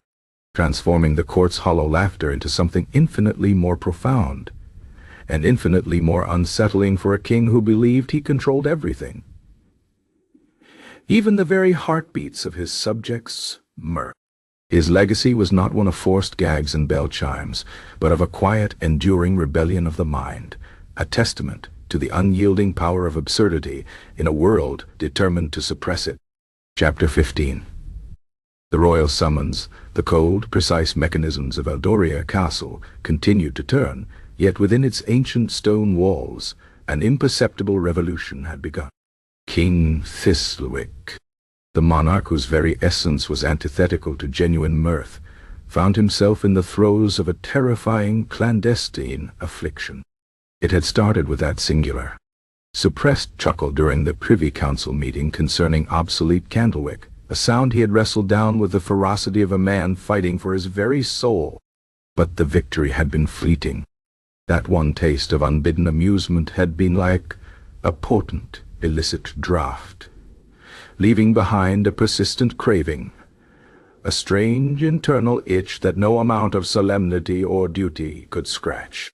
He would sit on his throne, presiding over dull deliberations about turnip blight or the precise dimensions of new royal decrees, and suddenly a thought utterly out of place would flicker through his mind.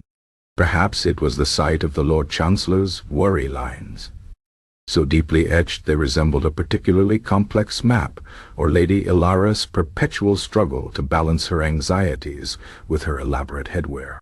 Whatever the trigger, a phantom tremor would begin in his chest, a subtle premonition of that forbidden, glorious sensation. He would clench his jaw, press his lips together, and fix his gaze on some distant, unmoving object, willing the feeling away.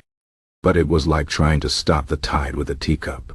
The mirth, a formless, shapeless entity, would press against the walls of his carefully constructed composure, seeking escape. It was agony, a delightful, horrifying agony. He began to notice the small involuntary ticks in his courtiers, the fleeting blushes, the hastily stifled coughs that often followed a particularly dry pronouncement. He saw the subtle, shared glances, the almost imperceptible twinkle in an eye that hinted at a private, unspoken joke. He recognized these signs, dimly, from his own recent, terrifying experience. He knew with a chilling certainty that this was the very mirthful expectoration Master Elms had so ineptly described, the contagious airborne miasma of mirth supposedly brought in from the sculleries. And yet, instead of pure, unadulterated fury, he felt a perverse fascination. He found himself almost listening for it, this faint, distant echo of genuine amusement, like a man secretly drawn to the very poison he claimed to abhor. The daily court proceedings, once an unmitigated bore, now held a strange, dangerous allure. He would find himself subtly observing his ministers, waiting for that telltale twitch, that almost smile, craving the vicarious thrill of someone else's forbidden humor. The king, a man who believed every problem had a bureaucratic solution, began to turn his formidable, if misguided, intellect towards this new predicament. If laughter, even genuine laughter, was now a recurring phenomenon, then perhaps it could not be entirely eradicated. Instead, it must be yemagig, controlled. And then his tone was safety-based. He reasoned that the original problem with Pipkin was his unstructured eye of mirth, his unregulated hilarity. What was needed was a framework, a protocol, a royal office to contain and direct this peculiar new force. A new department, a new minister, a new titling. He summoned his Privy Council once more, though this time the meeting was not about Candlewick. The air in the study was tense, thick with the unspoken knowledge of the king's recent, unsettling episode. The Lord Chancellor sat straighter than usual, anticipating a new tax or an impossible decree. Lady Ilara fidgeted subtly with her lace collar. Young Lord Gareth, a fresh ink stain on his finger from a newly composed sheepode, looked up with an air of mild apprehension. Master Elm stood by the door, clutching a new, unproven vial of a potent anti-mirth elixir, ready to intervene should the king display any further sanguine agitation. "Ministers," King Thistleic began, his voice unusually strained, a subtle vibration underlying his words. "It has come to my royal attention that our kingdom, Eldoria, while exemplary in its adherence to solemnity and the dignified processing of grief, may perhaps benefit from a more structured approach to the concept of leviting." A collective silent ripple of bewilderment went through the room. Levitii. The word hung in the air, foreign and almost offensive in its cheerfulness.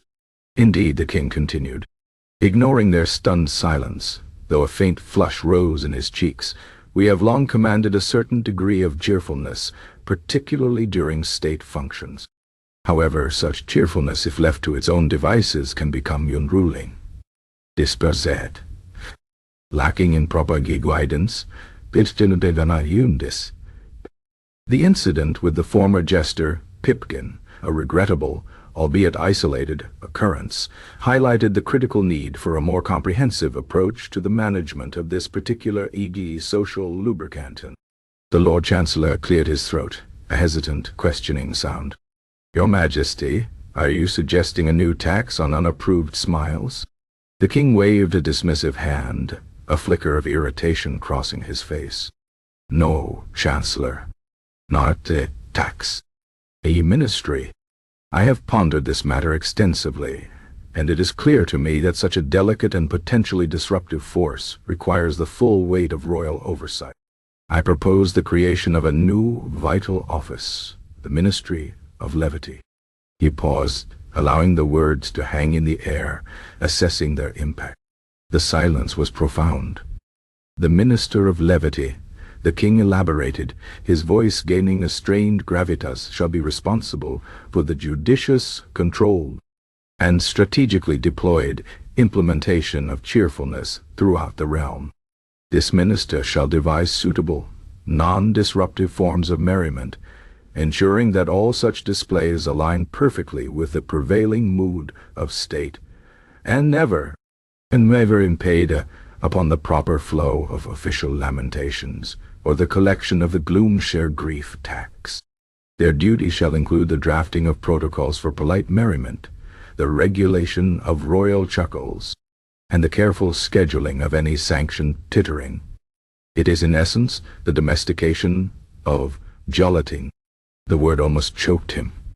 Master Elms, seeing an opportunity to interject, stepped forward. "Your Majesty, if I may offer a medical perspective, this aligns remarkably with my theories of a controlled release of sanguine vapors. Perhaps a regulated, systematic approach to humor could indeed prevent further mirthful expectorations by ensuring a steady, non-explosive release." The king ignored Elms, his gaze fixed on the bewildered faces of his core council. "And the candidate for this most crucial position is clear. The former jester, Pipkin." Now a palpable gasp went through the room. Lady Alara actually clapped a hand to her mouth, her eyes wide. Young Lord Gareth dropped his quill, leaving an ink blot on his pristine notes.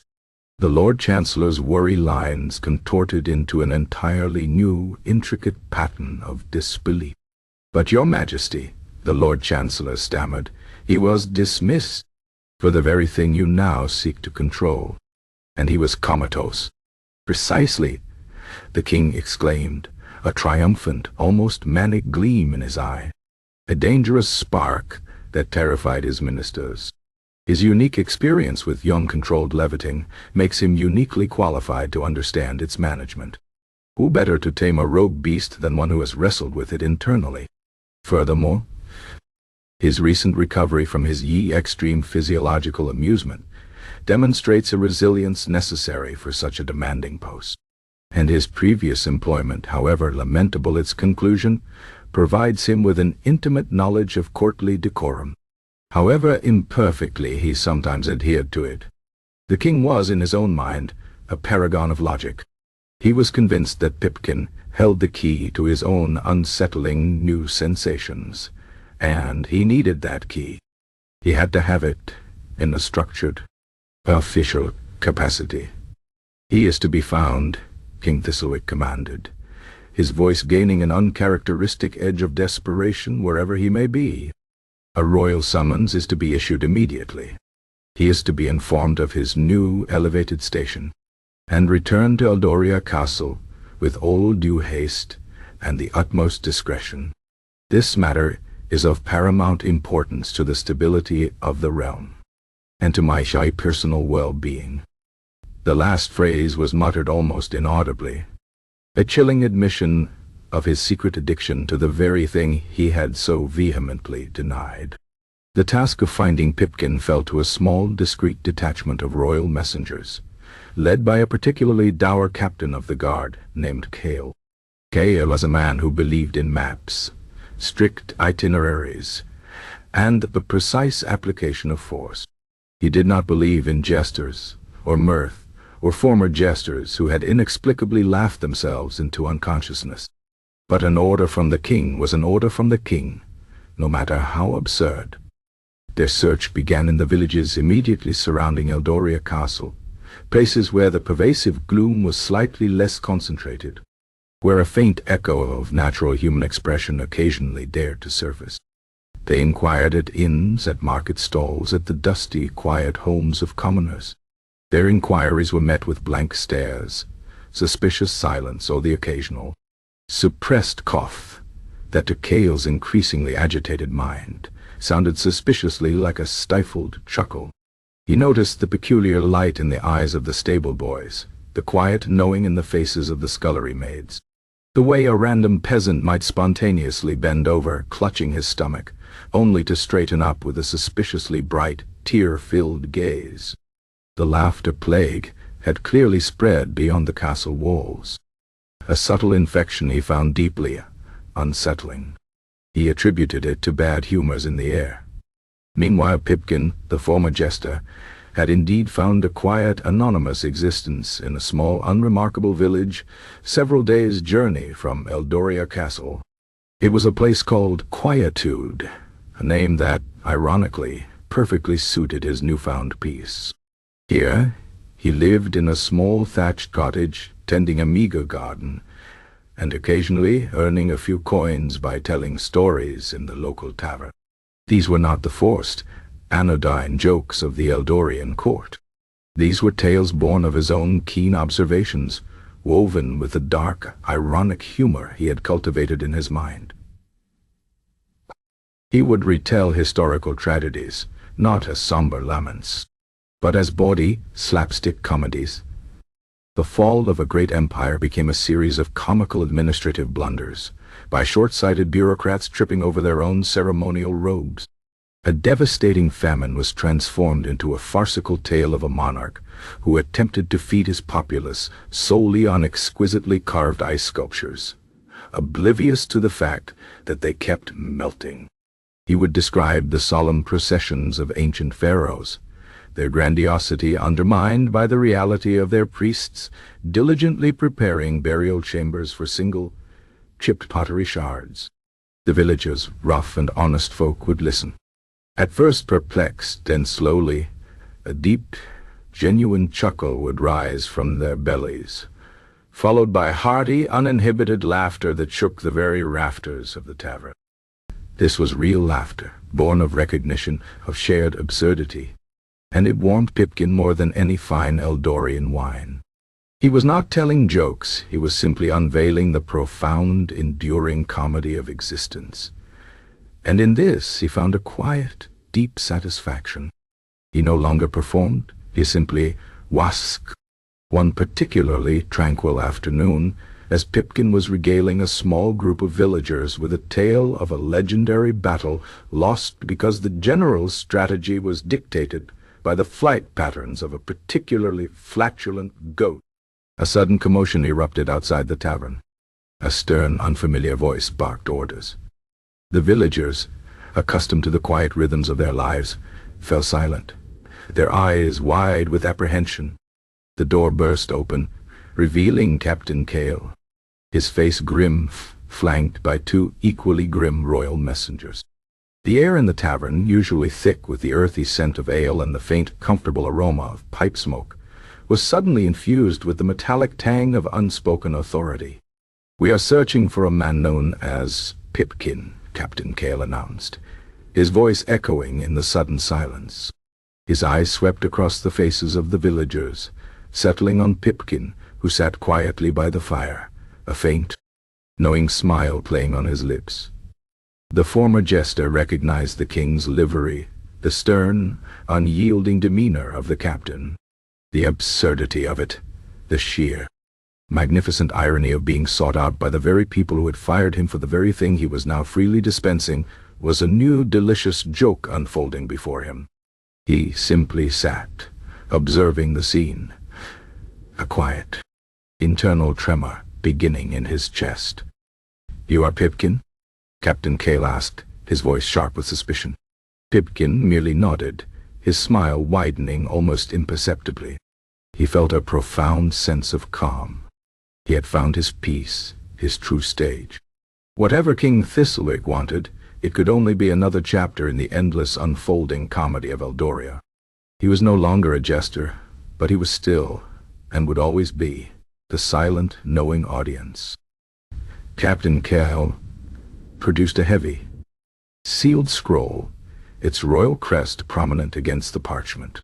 "By order of His Majesty, King Thistlewick the Unyielding, you are hereby formally summoned to return to Eldoria Castle. You are to be appointed to a new, most vital position within the crown. You are to be His Majesty's Minister of Levity." The words hung in the air, absurd and utterly unexpected. The villagers, who had only moments before been listening to Pipkin's tale of the flatulent goat, looked at each other, then at Pipkin, then back at the grim-faced captain, a slow, dawning comprehension spreading across their faces. A single, choked snort escaped one of the villagers, quickly stifled. Then another, and another. A wave of uncontrollable, genuine laughter, born not of humor but of sheer, unadulterated disbelief, rippled through the tavern. It was loud, joyous, and utterly unforced. Pipkin, watching it all unfold, simply closed his eyes for a moment, savoring the sound. The joke, it seemed, had come full circle, and he, the silent connoisseur of absurdity, was ready for its next, inevitable punchline. He stood up, slowly, his new, knowing smile still firmly in place. The Minister of Levity. The irony was exquisite. Chapter 16. The refusal. The air in the tavern, already thick with the earthy scent of ale and the comfortable aroma of pipe smoke, had instantly solidified with the arrival of Captain Cale and his grim-faced royal messengers. The villagers, moments before lost in Pipkin's bawdy tale of the flatulent goat, sat utterly frozen, their mugs halfway to their lips, their eyes wide with the familiar apprehension that accompanied any intrusion from Eldoria Castle. King Thistlewick's royal crest, emblasoned on the sealed scroll Captain Cale now held aloft, seemed to glow with an ominous, almost suffocating, authority in the dim light of the tavern. "You are Pipkin," Captain Cale had repeated, his voice sharp, cutting through the stunned silence. Pipkin, the former jester, slowly rose from his seat by the fire. His smile, faint and knowing, had widened almost imperceptibly as he took in the scene. The grim captain, the bewildered villagers, the unexpected royal summons. It was all a new, exquisite joke unfolding before him, a punchline delivered with the full gravitas of the crown. He felt the familiar, low tremor of internal amusement beginning in his chest, not the agonizing, convulsive laughter of his past, but a quiet, profound satisfaction, a resonance with the sheer, unadulterated irony of the moment. He had been fired for laughter, nearly executed for it, and now they sought to re-employ him to manage it. It was, he mused, the cosmic equivalent of hiring a fish to teach a cat to swim, and then firing the fish for getting wet. He stepped forward, his ill-fitting tunic rustling softly, his movements still a little stiff from his long slumber, but imbued with a new, quiet dignity. The villagers watched him, holding their breath, wondering if the eccentric storyteller was about to be dragged back to the gloom of Eldoria Castle. "I am Pipkin," he confirmed. His voice, though still a little hoarse from disuse, was steady, clear, and for the first time in many years, entirely his own. There was no need for forced cheerfulness, no obligation to perform. He merely spoke the truth, as he now saw it. Captain Cale, clearly taken aback by the jester's calm demeanor, seemed to inflate slightly with professional importance. "By order of His Majesty, King Thistlewick the Unyielding, you are hereby formally summoned to return to Eldoria Castle. You are to be appointed to a new, most vital position within the crown. You are to be His Majesty's Minister of Levity." He paused, expecting a reaction, perhaps a gasp of surprise, or a prostrate bow of gratitude. Instead, Pipkin simply looked at the captain, a silence hanging in the air that was more profound than any outburst. A small, dry chuckle, more of a rustle of air than a sound, escaped him. It was a chuckle of understanding, of recognition. "The Minister of Levity," Pipkin repeated slowly, as if tasting the words, savoring their peculiar flavor. "A grand title indeed, Captain. One that speaks volumes of His Majesty's continued dedication to innovative governance." He paused again, his gaze sweeping across the faces of the villagers, now erupting into hushed, stifled giggles of genuine bewilderment. He allowed himself a small, private smile. This was the laughter he truly lived for, the unbidden, the bewildered, the wonderfully honest. Captain Cale frowned, sensing the underlying amusement. "This is no jest, former jester. This is a royal decree, a position of immense responsibility. His Majesty himself has deemed you uniquely qualified. Given your unique history with the subject of mirth." He shifted his weight, clearly uncomfortable with the peculiar nature of his mission. Pipkin nodded, his gaze distant, as if looking through the captain to a horizon far beyond.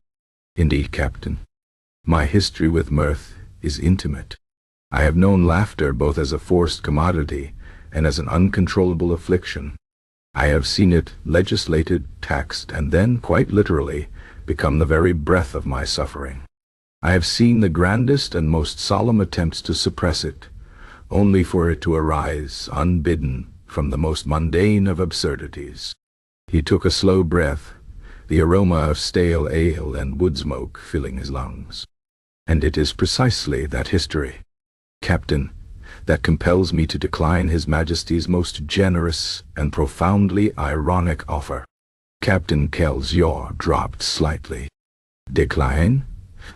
You cannot decline a royal summons. This is an appointment, a promotion." His voice was edged with disbelief and a rising irritation.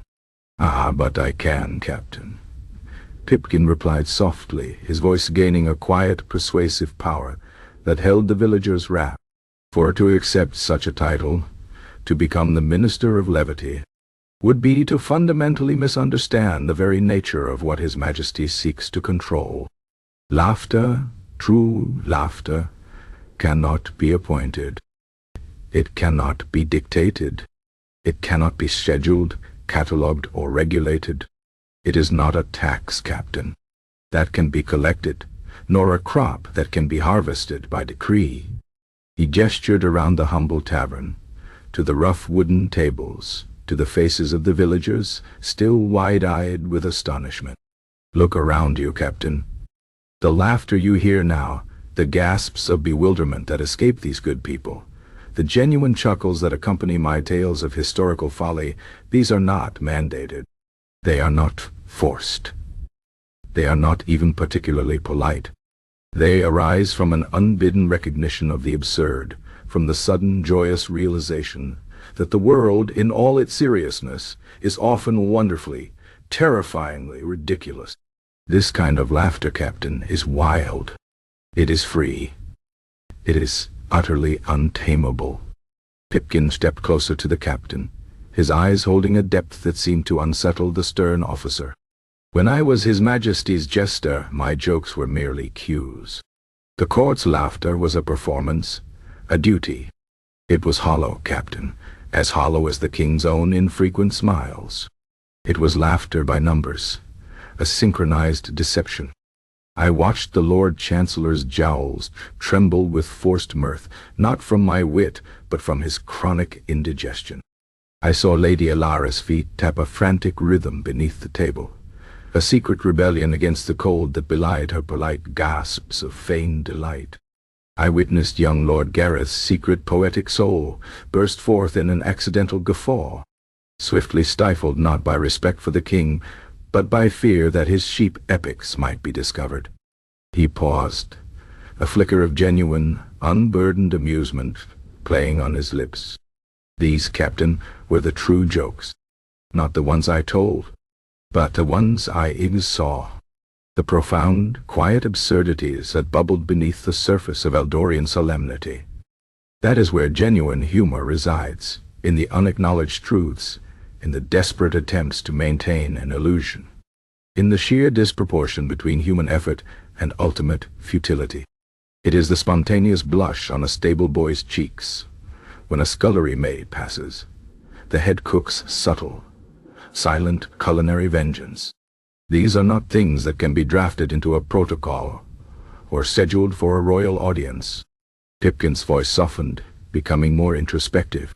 My coma, Captain, was not a punishment, but a liberation. It was a journey into a realm where I could truly experience humor, not as a burden, but as a profound, unfiltered truth. I saw emperors consulting ducks for military strategy, their generals meticulously drawing battle plans based on a duck's dive into a puddle. I saw alchemists dedicating their lives to transmuting base elements into the philosopher's stone of cheese, producing only mountains of inedible, magically induced dairy. I witnessed explorers mapping entire continents that existed only in their own deluded minds, and pharaohs hoarding broken combs and chipped pottery shards for the afterlife, convinced of their profound significance.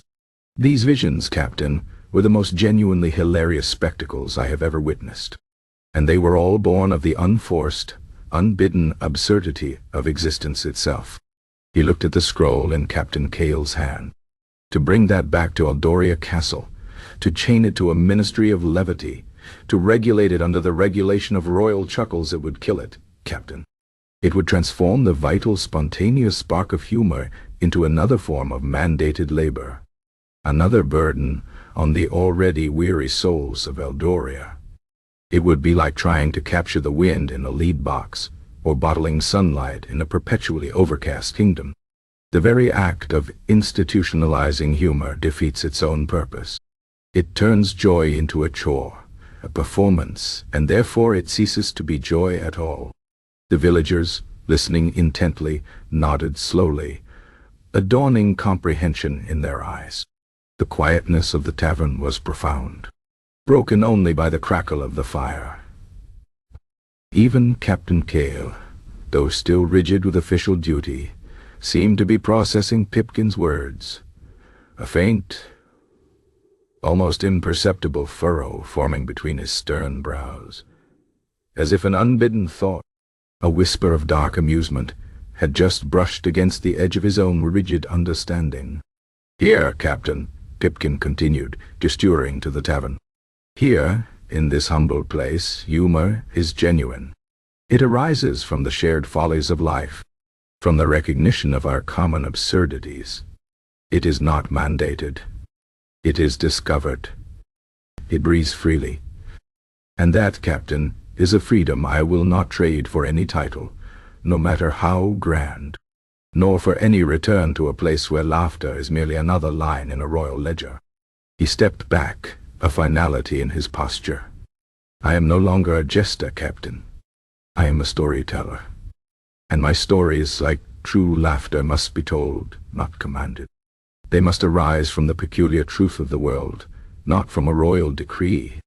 So, no, I will not be your minister of levity, for to do so would be to betray the very essence of what you seek.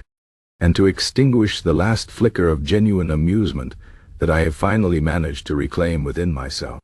Pipkin's gaze met Captain Kale's, and for a fleeting moment the stern officer saw something profound in the jester's eyes, not defiance, but a quiet, unshakable wisdom and a deep, ironic understanding of the world's true, unforced comedy. The silence in the tavern stretched, thick and heavy, punctuated only by the distant, rhythmic drip of water from the unseen eaves.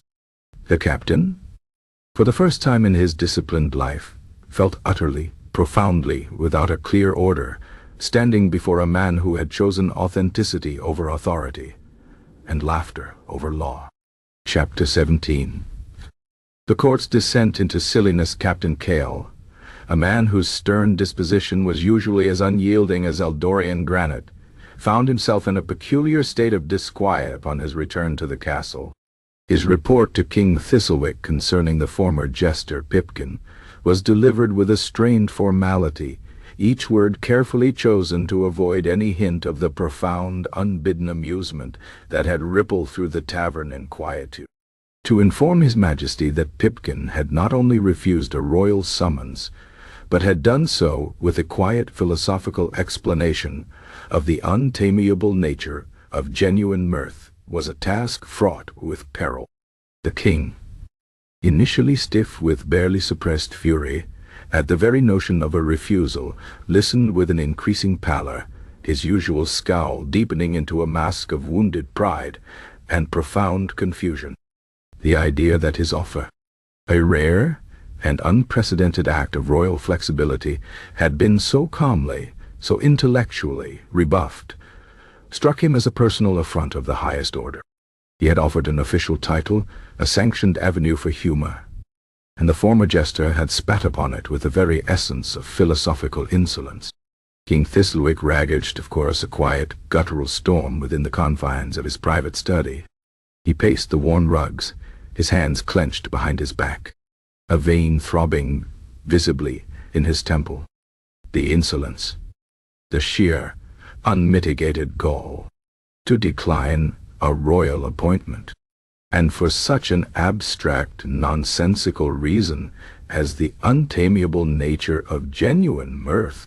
The king found the phrase particularly irritating, as if Pipkin had deliberately coined it to mock his every effort. He had been trying, truly trying, to understand this elusive concept of levity, this strange, internal tremor that still occasionally gripped him during the most solemn of state affairs. He had even endured Master Elms's nonsensical theories about sanguine vapors and mirthful miasmas in his desperate quest for an explanation. He had extended a hand, albeit a gloved and reluctant one, towards the very source of this unsettling new sensation, and that source had simply waved it away with a condescending philosophical pronouncement. "Very well," the king finally declared, his voice tight with suppressed agitation. "If the former jester is too precious to serve his king in a capacity he himself necessitated, then Eldoria shall find its own path to structured levity. We shall not be held hostage by the whims of a comatose vagabond who now fancies himself a philosopher of folly. The ministry of levity shall still be formed, and it shall be formed under my direct guidance. I shall personally oversee the implementation of sanctioned cheerfulness." And so began Eldoria's descent into a new, altogether more disturbing form of official amusement. Without Pipkin's guiding, ironic eye, without his understanding of the subtle, often bleak, truths that underpinned genuine humor, the king's attempts to inject controlled levity into the court became increasingly bizarre, macabre, and ultimately profoundly unsettling. King Thistlewick, mistaking the superficial for the profound, the absurd for the genuinely amusing, embarked upon a series of initiatives that left his courtiers bewildered and vaguely nauseated, while achieving a peculiar form of entertainment only for himself.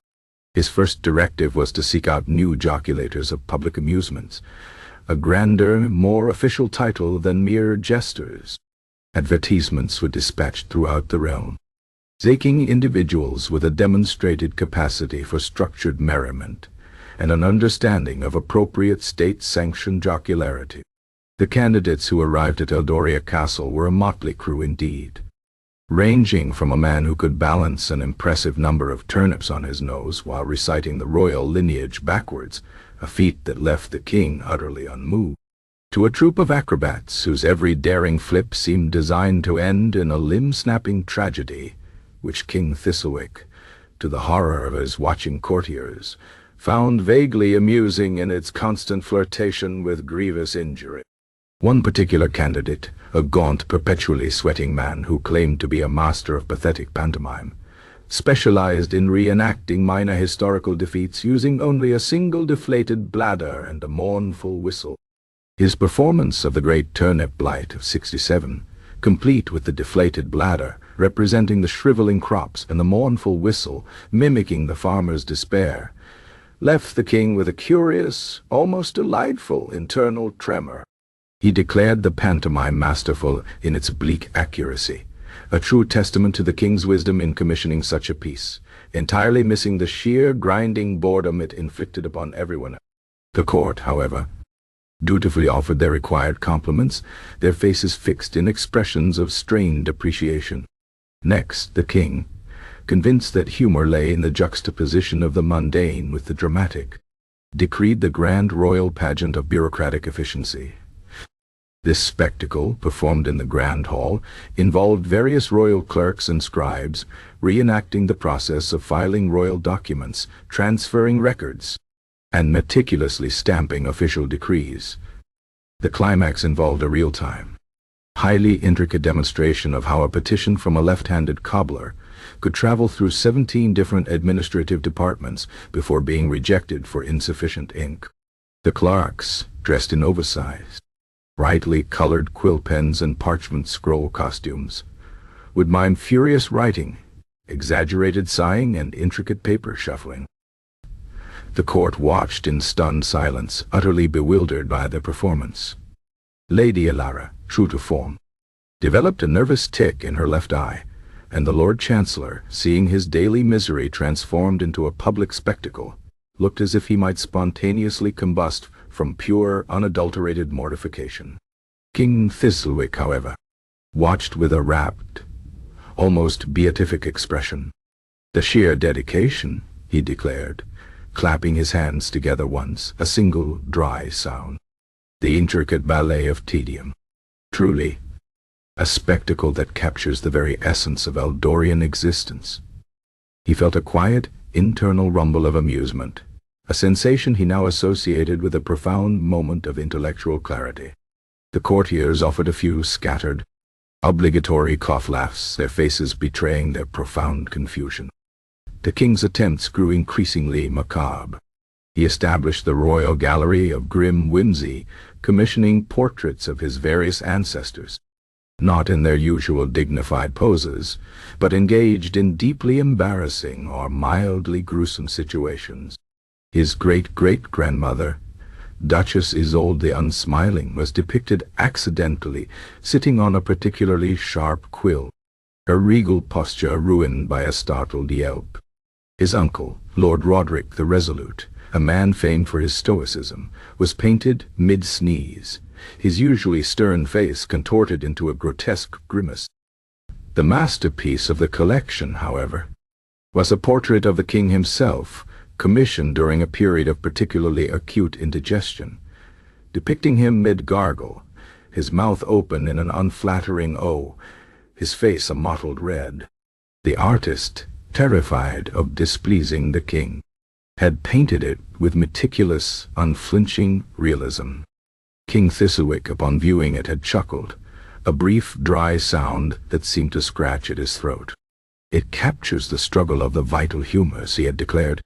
"A moment of raw, unvarnished humanity. Truly a piece of profound, if uncomfortable, levity."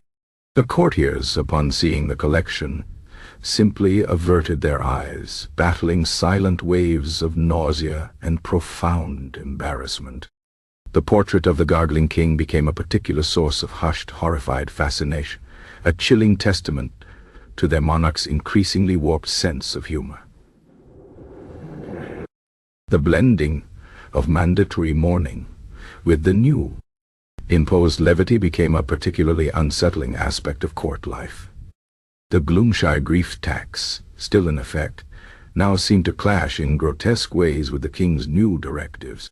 Funerals for minor nobles, already somber affairs, were now often punctuated by periods of mandatory levity where the bereaved were compelled to participate in a short, uplifting pantomime about the virtues of efficient record-keeping, or to listen to a brief, dry lecture on the benefits of obsolete candlewick disposal, the sight of a grieving widow attempting to stifle a sob, while simultaneously being expected to offer a polite cough-laugh at the witticism of a clerk pretending to misfile a death certificate, was a tableau of such profound, tragicomic absurdity that it would have driven Pipkin into another coma had he been present. Young Lord Gareth, though still secretly dabbling in his sheep epics, found himself increasingly disturbed by the king's new brand of humor. He once witnessed King Thistlewick commission a new court performance, a play enacted solely by specially trained elderly badgers. The badgers, dressed in miniature noble attire, were made to reenact scenes of courtly intrigue and political betrayal. The highlight was a scene where two badgers representing the Lord Chancellor and a rival duke were supposed to engage in a dramatic duel, but instead merely sniffed each other's tails and then fell asleep. The king, however, proclaimed it a masterpiece of understated wit. The very stoicism of the beasts, he declared, a profound internal chuckle shaking his chest. Their utter disinterest in human squabbles, a magnificent commentary on the futility of ambition. Lord Gareth, watching the badgers snore on stage, felt a genuine shiver of existential dread, a sense of deep, cosmic wrongness that was far from humorous. He had read Pipkin's manuscript, understood the humor of genuine observation, and this forced, bizarre theater was a pale, terrifying imitation. Master Elms, the royal physician, meanwhile, became increasingly frantic. He continued to observe the king's sporadic, muffled chuckles, now coupled with the king's increasingly strange demands for humorous entertainments. Elms concluded that the miasma of mirth had indeed infected the king, causing a cerebral imbalance that manifests as a misplaced appreciation for the absurd and a dangerous disregard for proper decorum. He concocted new remedies, infusions of weeping willow bark to encourage melancholy, powdered raven's feather to instill solemnity, and even a potent poultice of crushed hemlock and dried toads, a nod to Elspeth's earlier, unwitting efforts to be applied directly to the king's temples to draw out the errant mirthful vapors. The king, eager to regain control over his own internal landscape, submitted to these treatments with a grim determination, even as they often left him feeling queasy and vaguely dizzy. The sight of the king, his head swathed in a bandage, soaked in foul-smelling herbal concoctions, presiding over a council meeting while attempting to stifle a rising chuckle, was a surreal tableau of royal desperation. The court, caught between the king's unpredictable moods and his increasingly peculiar demands for levity, navigated their days with a new heightened level of anxiety. The faint, internal chuckles that Pipkin's manuscript had originally sparked were now often overwhelmed by the sheer, unsettling awkwardness of the king's preferred forms of amusement. They tried to find the humor. They truly did. They forced their faces into expressions of bemused interest as the king insisted on watching a mime troupe reenact the meticulous process of auditing the royal linen closet. They offered polite, reedy cough-laughs as the king proudly displayed a newly acquired collection of exceptionally plain rocks, declaring them the very essence of understated geological humor. But the laughter was now born of a different kind of effort, the desperate attempt to understand, or at least pretend to understand, their monarch's increasingly bizarre and macabre sense of fun. The atmosphere in Eldoria Castle, once simply bleak, had morphed into something far more unnerving, a realm of enforced, unsettling silliness. The air was thick not just with dampness, but with a palpable tension, a sense that at any moment the king's unpredictable quest for humor might take a truly dark turn. The mandatory sighs and forced laughter of old had given way to a strange hybrid of bewildered groans and genuinely pained grimaces, all disguised as polite amusement. It was a court suspended in a state of perpetually baffled politeness, where even the most mundane object could become the focus of the king's misguided attempts at hilarity, and every genuine human emotion, from sorrow to irritation, was twisted into a grotesque imitation of amusement. The kingdom, in its desperate attempt to achieve sanctioned levity, had lost its way entirely, becoming a living, breathing testament to the profound dangers of a king who seeks to control not just the actions of his subjects, but the very stirrings of their souls. And somewhere, far away, Pipkin, the former jester, continued to tell his tales of true, unforced absurdity, utterly oblivious to the bizarre, macabre comedy that his departure and his manuscript had unleashed upon the joyless kingdom he had left behind. Eldoria, in its pursuit of laughter, had ironically become the greatest and most disturbing joke of all. Chapter 18. The revolution of Grins, the Eldorian court, suspended in its new unsettling era of enforced silliness, continued its peculiar masquerade. King Thistlewick, still convinced he was masterfully orchestrating a return to structured levity, presided over a realm that was, to his eyes, merely suffering from a persistent vague case of collective dyspepsia. He demanded more badger plays, more reenactments of bureaucratic inefficiency, more grimly whimsical portraits, and the courtiers, now internally infected by Pipkin's insights, simply offered up their bewildered groans and pained grimaces, which the king interpreted as signs of profound intellectual engagement with his unique brand of humor. He was the conductor of an orchestra of forced amusement, utterly unaware that his musicians were secretly playing a different, much funnier tune beneath their breath. He would still occasionally grapple with his own internal tremors of unbidden mirth, often during discussions of the kingdom's dwindling turnip yield, or the perpetual sourness of the royal cheese. But he consistently dismissed these as mere gastric disturbances or particularly stubborn pieces of royal pastry, much to Master Elms's growing frustration and the silent, knowing amusement of young Lord Garrett. But while the court danced its macabre ballet of official silliness, the true revolution, seeded by Pipkin's scattered manuscript and the whispers of shared understanding, was blossoming far beyond the castle wall. The initial fragments of the jester's observations, passed from hand to hand among the castle staff, had long since found their way into the villages and hamlets, carried by laundresses visiting their families, by stable hands on leave, and by merchants whose goods, though meager, carried this subtle contagion of knowledge. The small, leather-bound manuscript itself, having once traversed the castle's forgotten corridors, eventually made its way into the bustling market squares, passed between traders, and found its way into the hands of the very turnip farmers who now groaned under the Gloomshire grief tax. These were the ordinary folk of Eldoria, accustomed to bleakness, to dutiful silence, and to uncomplaining toil. But they were also the ones who possessed a raw, unvarnished appreciation for the absurdities of their rulers, a perspective sharpened by the daily grind of their lives. Pipkin's words, stripped of their courtly context, resonated with a profound, almost devastating clarity. They read of the king's decreeing mandatory sighs, of a tax on cheerfulness for a cousin no one knew, of the Lord Chancellor's jowls trembling from indigestion rather than sorrow, of a noblewoman's cold feet beneath the table of state. These were not abstract observations. These were the underlying truths of their own imposed misery, distilled into a potent, satirical draught. The farmers, already weary from their blighted crops and the ever-increasing taxes, found a new, unprecedented form of release. Not anger, not violence, but a quiet, internal, utterly unyielding mirth. The revolution began not with swords, but with grins. Not with shouts, but with stifled chuckles. The royal tax-gatherers, grim men with ledgers and stern faces, were the first to encounter its full force. They would arrive in a village, ready to collect the Gloomshire grief tax, and find themselves met not with sullen resignation, but with a peculiar, unsettling equanimity.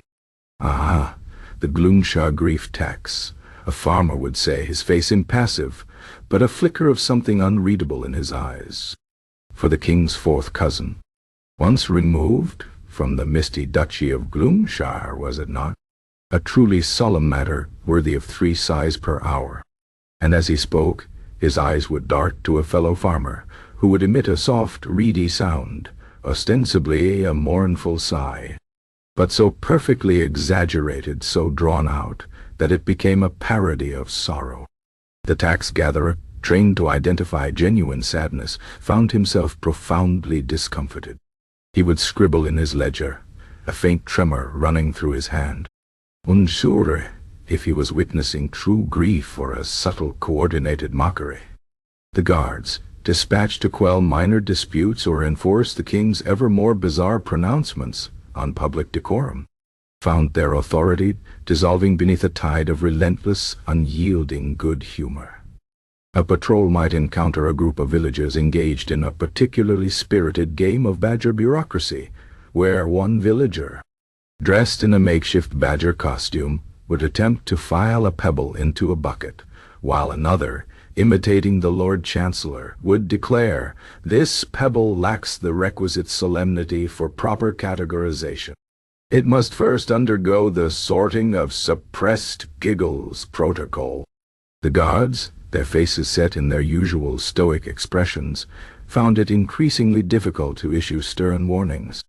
They would try to demand compliance, but the villagers would simply look at them, their eyes twinkling, and perhaps one would offer a sympathetic yet utterly ironic, mournful sigh in response to the guard's sternness.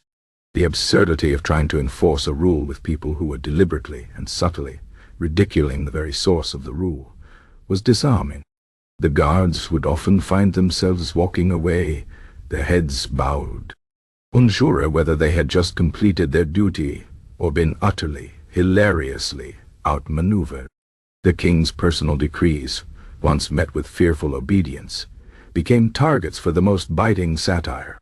When King Thistlewick, in a fit of architectural whimsy, decreed that all new public buildings must feature at least one decorative element inspired by an obsolete candlewick, the townsfolk responded, not with protest, but with fervent, exaggerated compliance.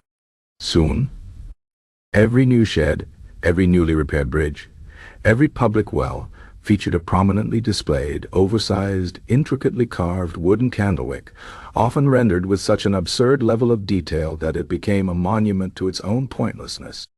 The sight of a majestic town hall, adorned with a gargantuan, non-functional candlewick, its waxen grooves meticulously replicated, struck the king as a sign of his people's growing appreciation for understated architectural levity. But the townsfolk, watching him survey his new humorous landscape, would exchange quiet glances, their lips twitching, their eyes dancing with unspoken, shared mirth. It was an obedience that was, in itself, a form of profound rebellion. The Gloomshire grief tax, once a source of bitter resentment, became a game. Farmers would arrive at the tax collection points, their faces carefully arranged in expressions of profound yet utterly insincere sorrow. They would offer their coins with dramatically drawn-out sighs, punctuated by theatrical sniffs and exaggerated headshakes.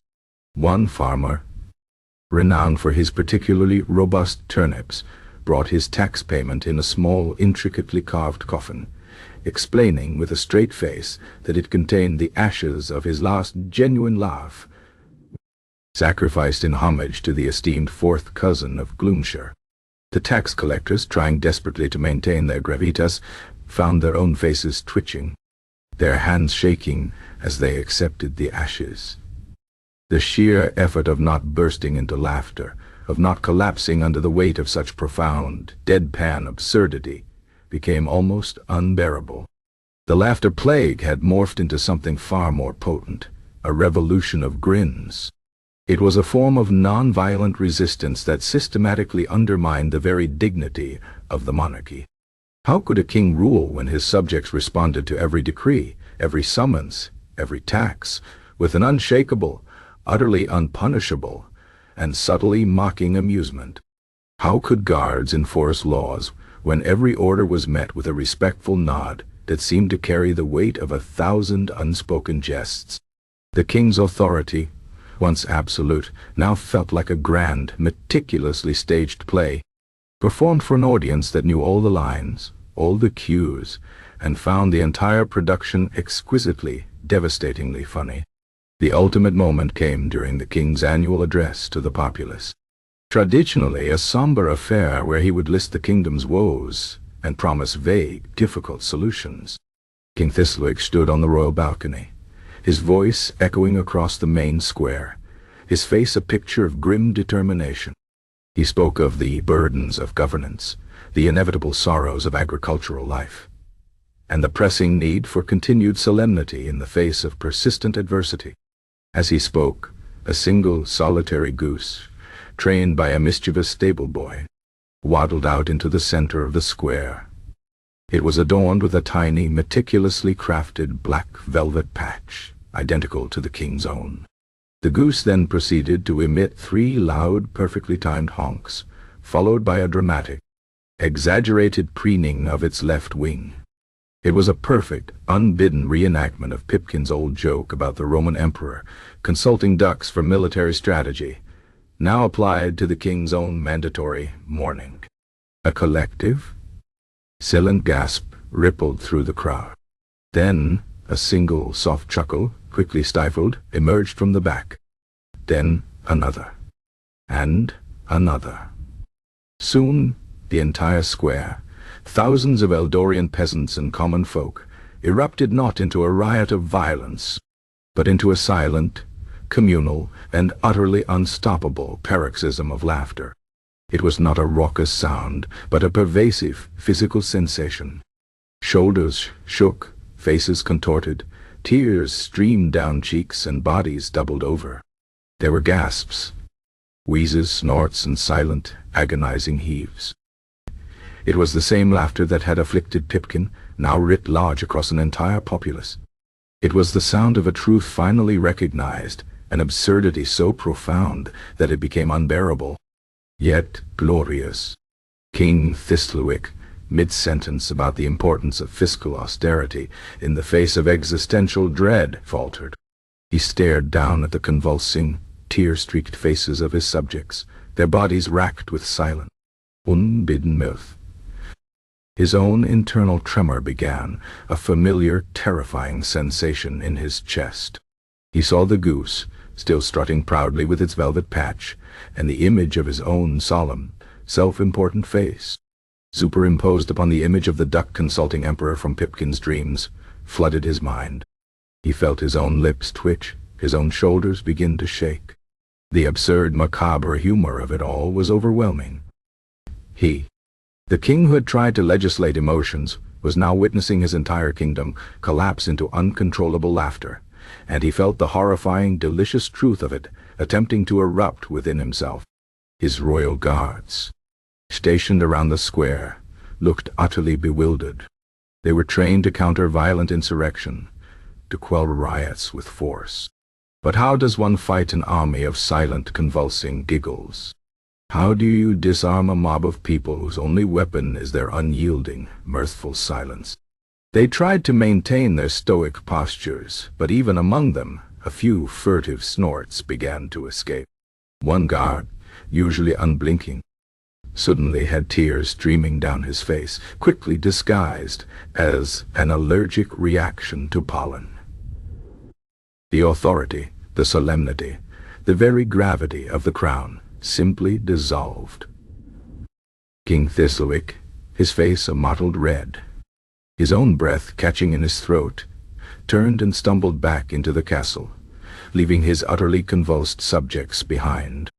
He understood in that moment, with a chilling clarity that was almost a joke in itself, that the kingdom had indeed been overthrown, not by force, not by rebellion, but by the relentless, unyielding power of a shared, genuine laugh.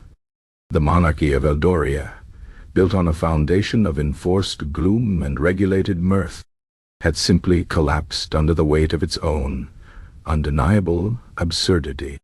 It was a revolution of grins, a coup de tackles, and the loudest, most profound sound in the kingdom was the terrifying, glorious silence of a populace that had finally, genuinely, found something truly funny.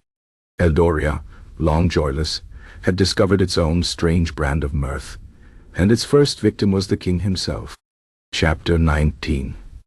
The jester's epitaph. Centuries had passed since the peculiar, quiet revolution that had swept through Eldoria.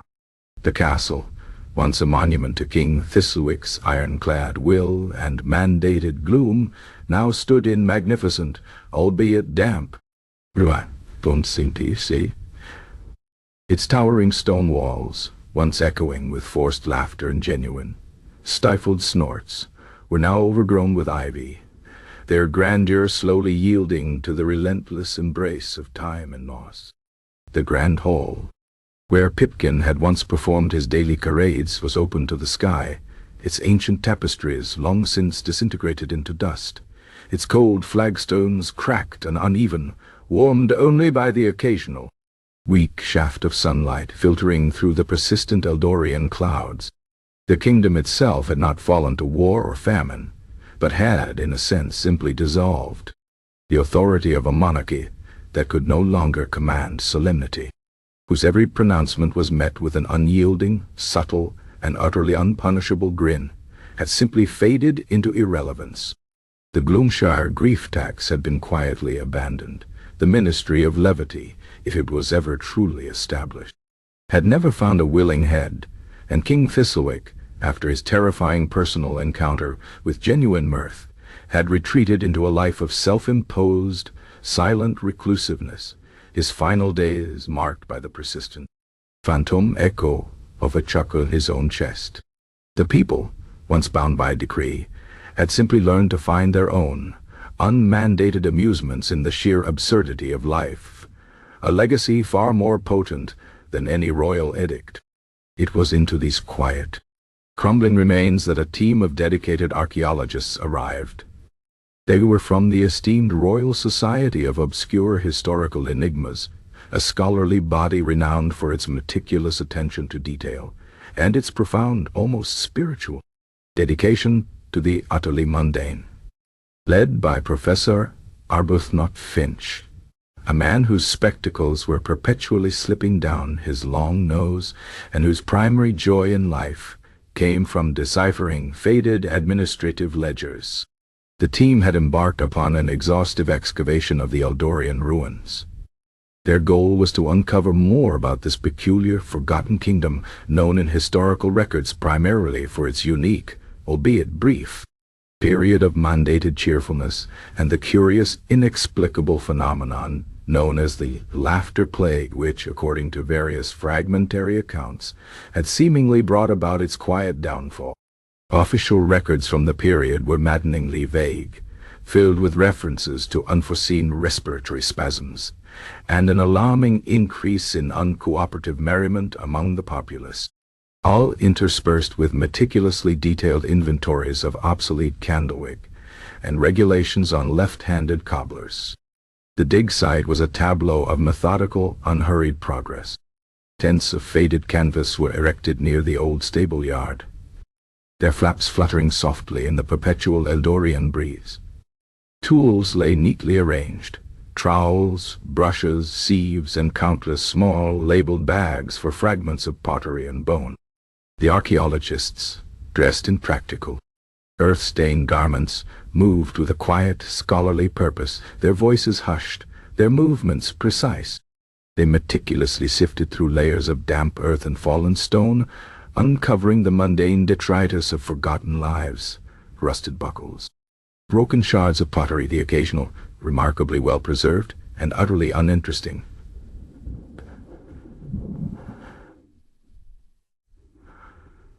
pebble. Professor Finch himself spent most of his days in a small portable tent, hunched over stacks of mildewed parchment, painstakingly attempting to reconstruct the Eldorian court's precise procurement policies for turnip seeds. One particularly damp afternoon, as a fine, persistent drizzle began to fall, earnest junior archaeologist named Miss Millicent Putter, known for her extraordinary patience and her uncanny ability to spot the truly unremarkable, was meticulously clearing a section of overgrown ground just beyond the crumbling remnants of the castle kitchens. It was a place not marked on any of the surviving Eldorian maps, an unassuming patch of earth that seemed to lead nowhere significant. She was looking for evidence of the castle's waste disposal methods, a topic that fascinated Professor Finch to no end. Her trowel scraped against something unusually hard, something that felt too smooth for a natural rock. With practiced movements, she brushed away layers of centuries-old soil, revealing a flat, gray slab of granite. It was clearly a marker, deliberately placed but unmarked by any royal crest or noble lineage. It was a humble, almost anonymous stone.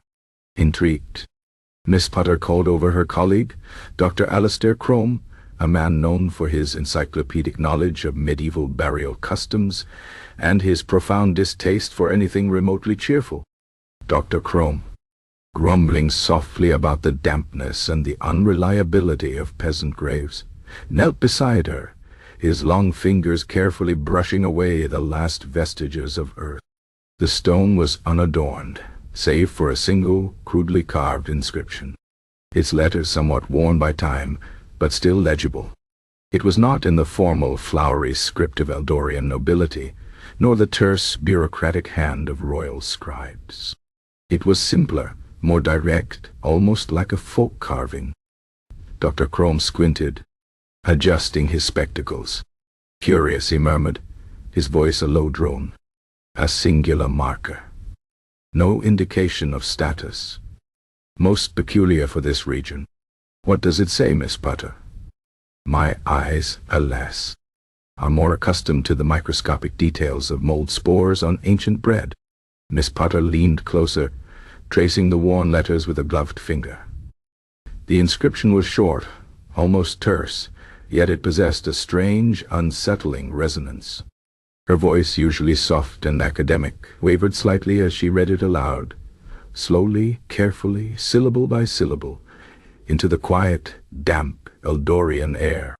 "He died, Laffenge everyone else just died." A profound silence descended upon the small group gathered around the grave. Dr. Crome, whose face rarely betrayed emotion, felt a curious tremor in his own chest, a sensation he immediately dismissed as a minor, damp-induced bronchial spasm.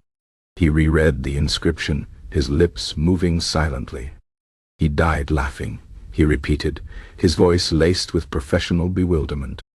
"But what does it mean? A jester? Perhaps?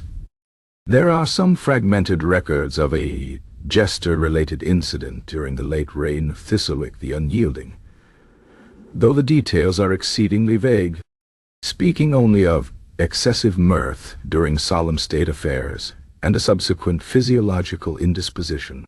He pondered the words, trying to fit them into his established historical framework. "Everyone else just died." A rather hyperbolic statement, even for peasant folk. Did a plague follow? There's no record of widespread mortality immediately after the alleged laughter. Plague?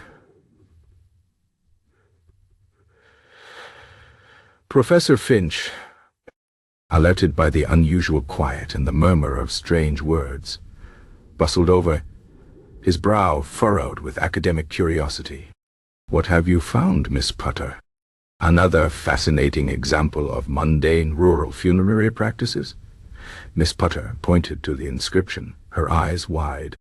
Professor Finch, ever the empiricist, pulled a magnifying glass from his satchel and painstakingly examined the letters, then the surrounding earth, then the general meteorological conditions. He cleared his throat.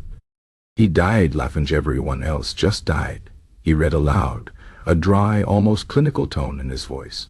He straightened up, stroking his long beard. a deep frown creasing his forehead. Laughter is not a recognized cause of death, save for extreme cases of suffocation, which would be inconvenient for an epitaph. And the second clause, everyone else just died, is equally perplexing. Did in what sense? Physically? Metaphorically? Eldoria did not fall due to mass casualties in any recorded conflict. The archaeologists looked at the grave, then at each other, then back at the grave, a collective cloud of scholarly bewilderment hanging over them. Dr. Crome, with his knowledge of ancient curses and folk beliefs, offered perhaps a curse. A jester's curse upon a joyless realm? But it implies causality, a direct link between his mirth and others' demise. Most unscientific. Miss Potter, ever practical, considered the known facts. We know that King Thistlewick's reign ended abruptly and mysteriously, followed by a period of profound social dissolution, not violent overthrow. The court records simply cease. The grand plans for the Ministry of Levity were never enacted. It's as if the very will to govern simply withered away. Professor Finch nodded slowly, a faint, almost imperceptible tremor running through his own chest, a sensation he immediately ascribed to the pervasive dampness. Indeed. And the laughter plagued that Master Elms, the royal physician, so incoherently described in his later, increasingly unhinged medical journals, spoke not of death, but of uncontrollable merriment leading to a profound inability to perform state duties. He paused, looking at the crude, profound epitaph. It does not refer to physical demise, but to the death of a way of life.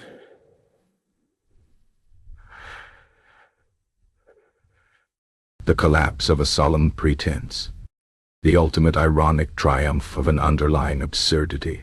He thought of the king's own battle with his secret Chuckle, a detail only obliquely hinted at in a few highly confidential and heavily redacted council minutes found in the royal archives.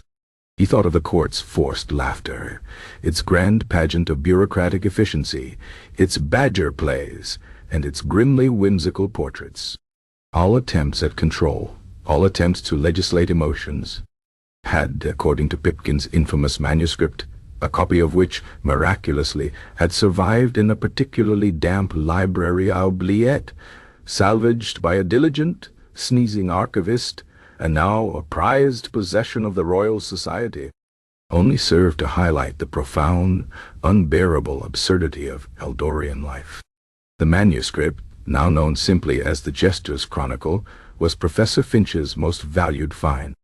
It was a document of such keen, dry wit that he often found himself, late at night, in the privacy of his tent, stifling his own unbidden snorts of amusement while reading Pipkin's observations on the philosopher's stone of cheese, or the duck-dictated military strategies.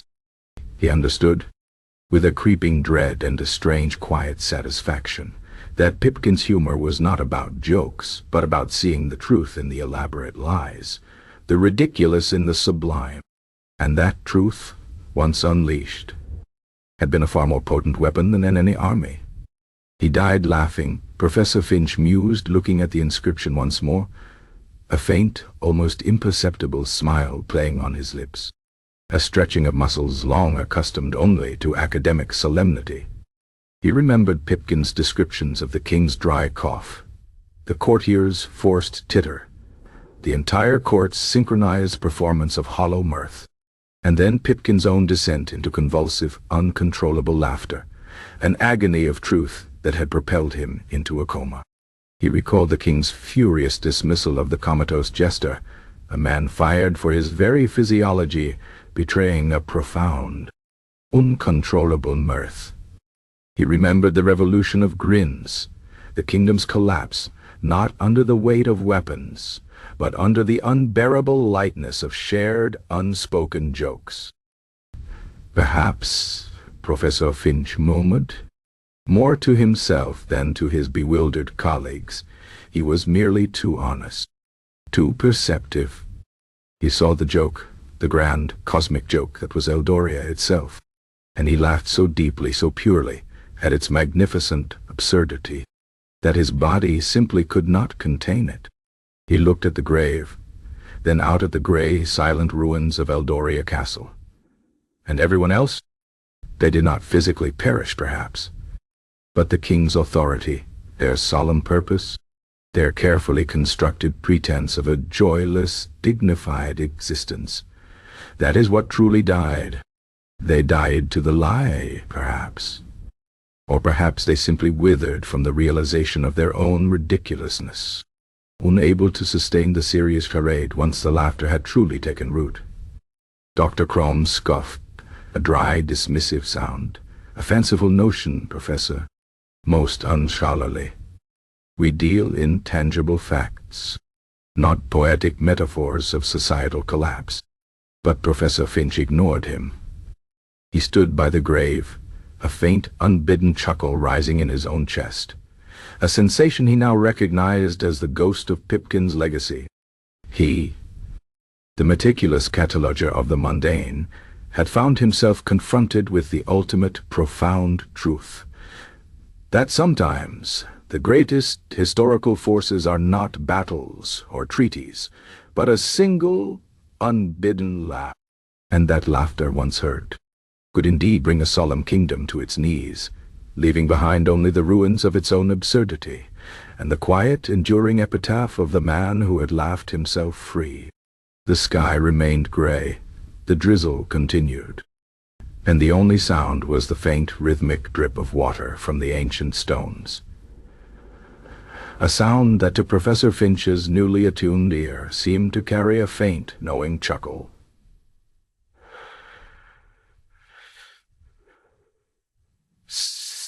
Chapter 20. The moral, or lack thereof. The peculiar echoes of Eldoria Castle, now centuries removed from the reign of King Thistlewick, offered a silent, crumbling testament to a truth often overlooked by grand histories and royal chroniclers. Professor Arbuthnot Finch, meticulously sifting through archaeological dust near the jester's humble, inscribed grave, found himself contemplating this truth, a truth far more profound than any battle record or tax ledger. The epitaph, "He died laughing, everyone else just died," continued to reverberate in his mind, a concise, cryptic summary of a kingdom's peculiar demise. It was not a tale of a valiant uprising with swords and banners, but of a quiet, insidious revolution, fought not with steel, but with something far more volatile, the unbidden, undeniable force of genuine humor. History, as it is often presented to us, is a chronicle of conflict, of kings, of queens, of grand strategies and devastating betrayal, of empires rising and falling under the weight of armies and economic collapse. We are taught to look for the tangible, the observable, the dramatic displays of power and its inevitable confrontation. Yet, if one peers closely into the shadowed corners of the past, one begins to discern a quieter, more subversive force at play. Many a cruel regime, many a seemingly unshakable tyranny built on the absolute control of thought and emotion, has ultimately crumbled not under the might of an opposing army, but under the relentless, corrosive power of a well-placed punchline, or the shared, knowing glance of collective amusement. Think of it. How does one fight a chuckle?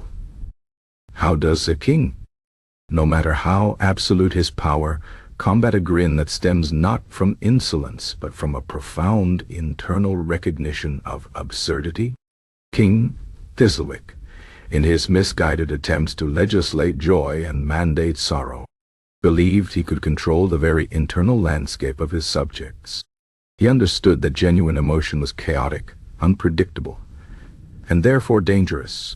He wanted laughter on command, sadness by decree. But in attempting to force and regulate the deepest human responses, he inadvertently forged the very weapon that would dismantle his joyless kingdom. Pipkin, the jester, whose life was a study in forced mirth, developed an exquisite, almost pathological sensitivity to the airy humor that festered beneath the surface of Eldorian life. He saw the Lord Chancellor's indigestion-induced tremors, Lady Ellarith's cold feet, young Lord Gareth's secret cheap poems, and the King's own profound, tragic self-deception. These were not jokes told.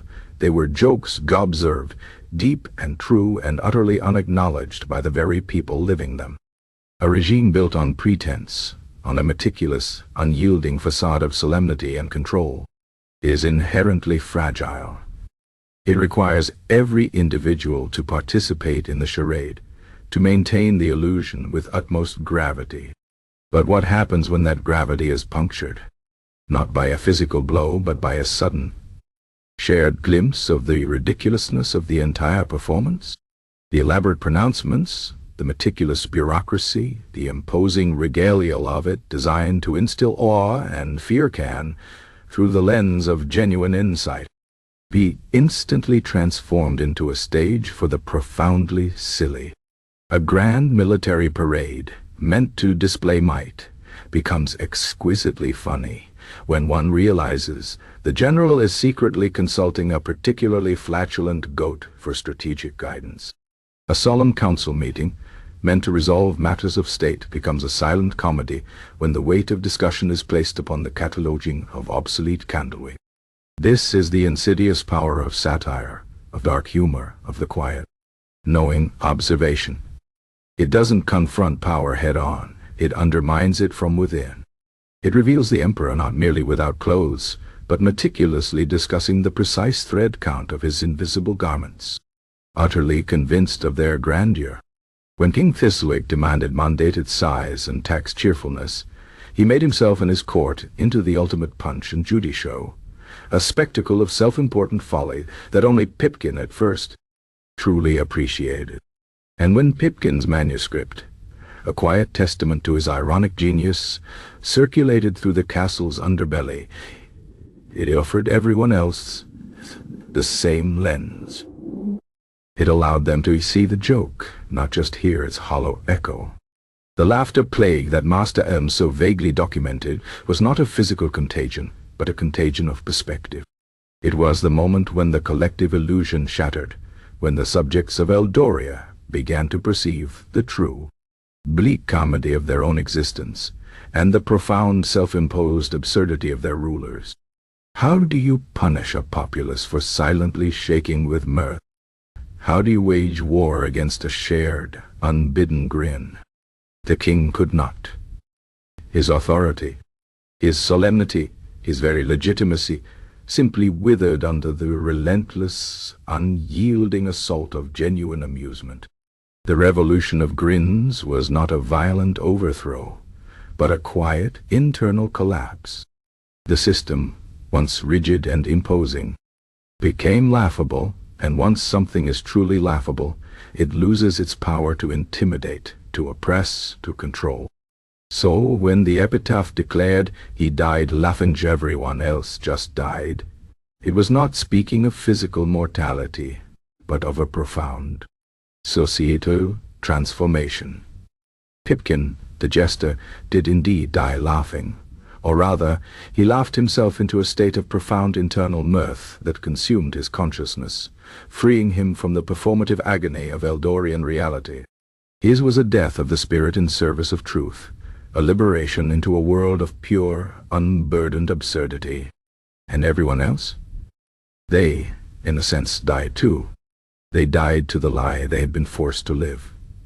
They died to the pretense of solemnity, to the manufactured grief, to the mandated cheerfulness.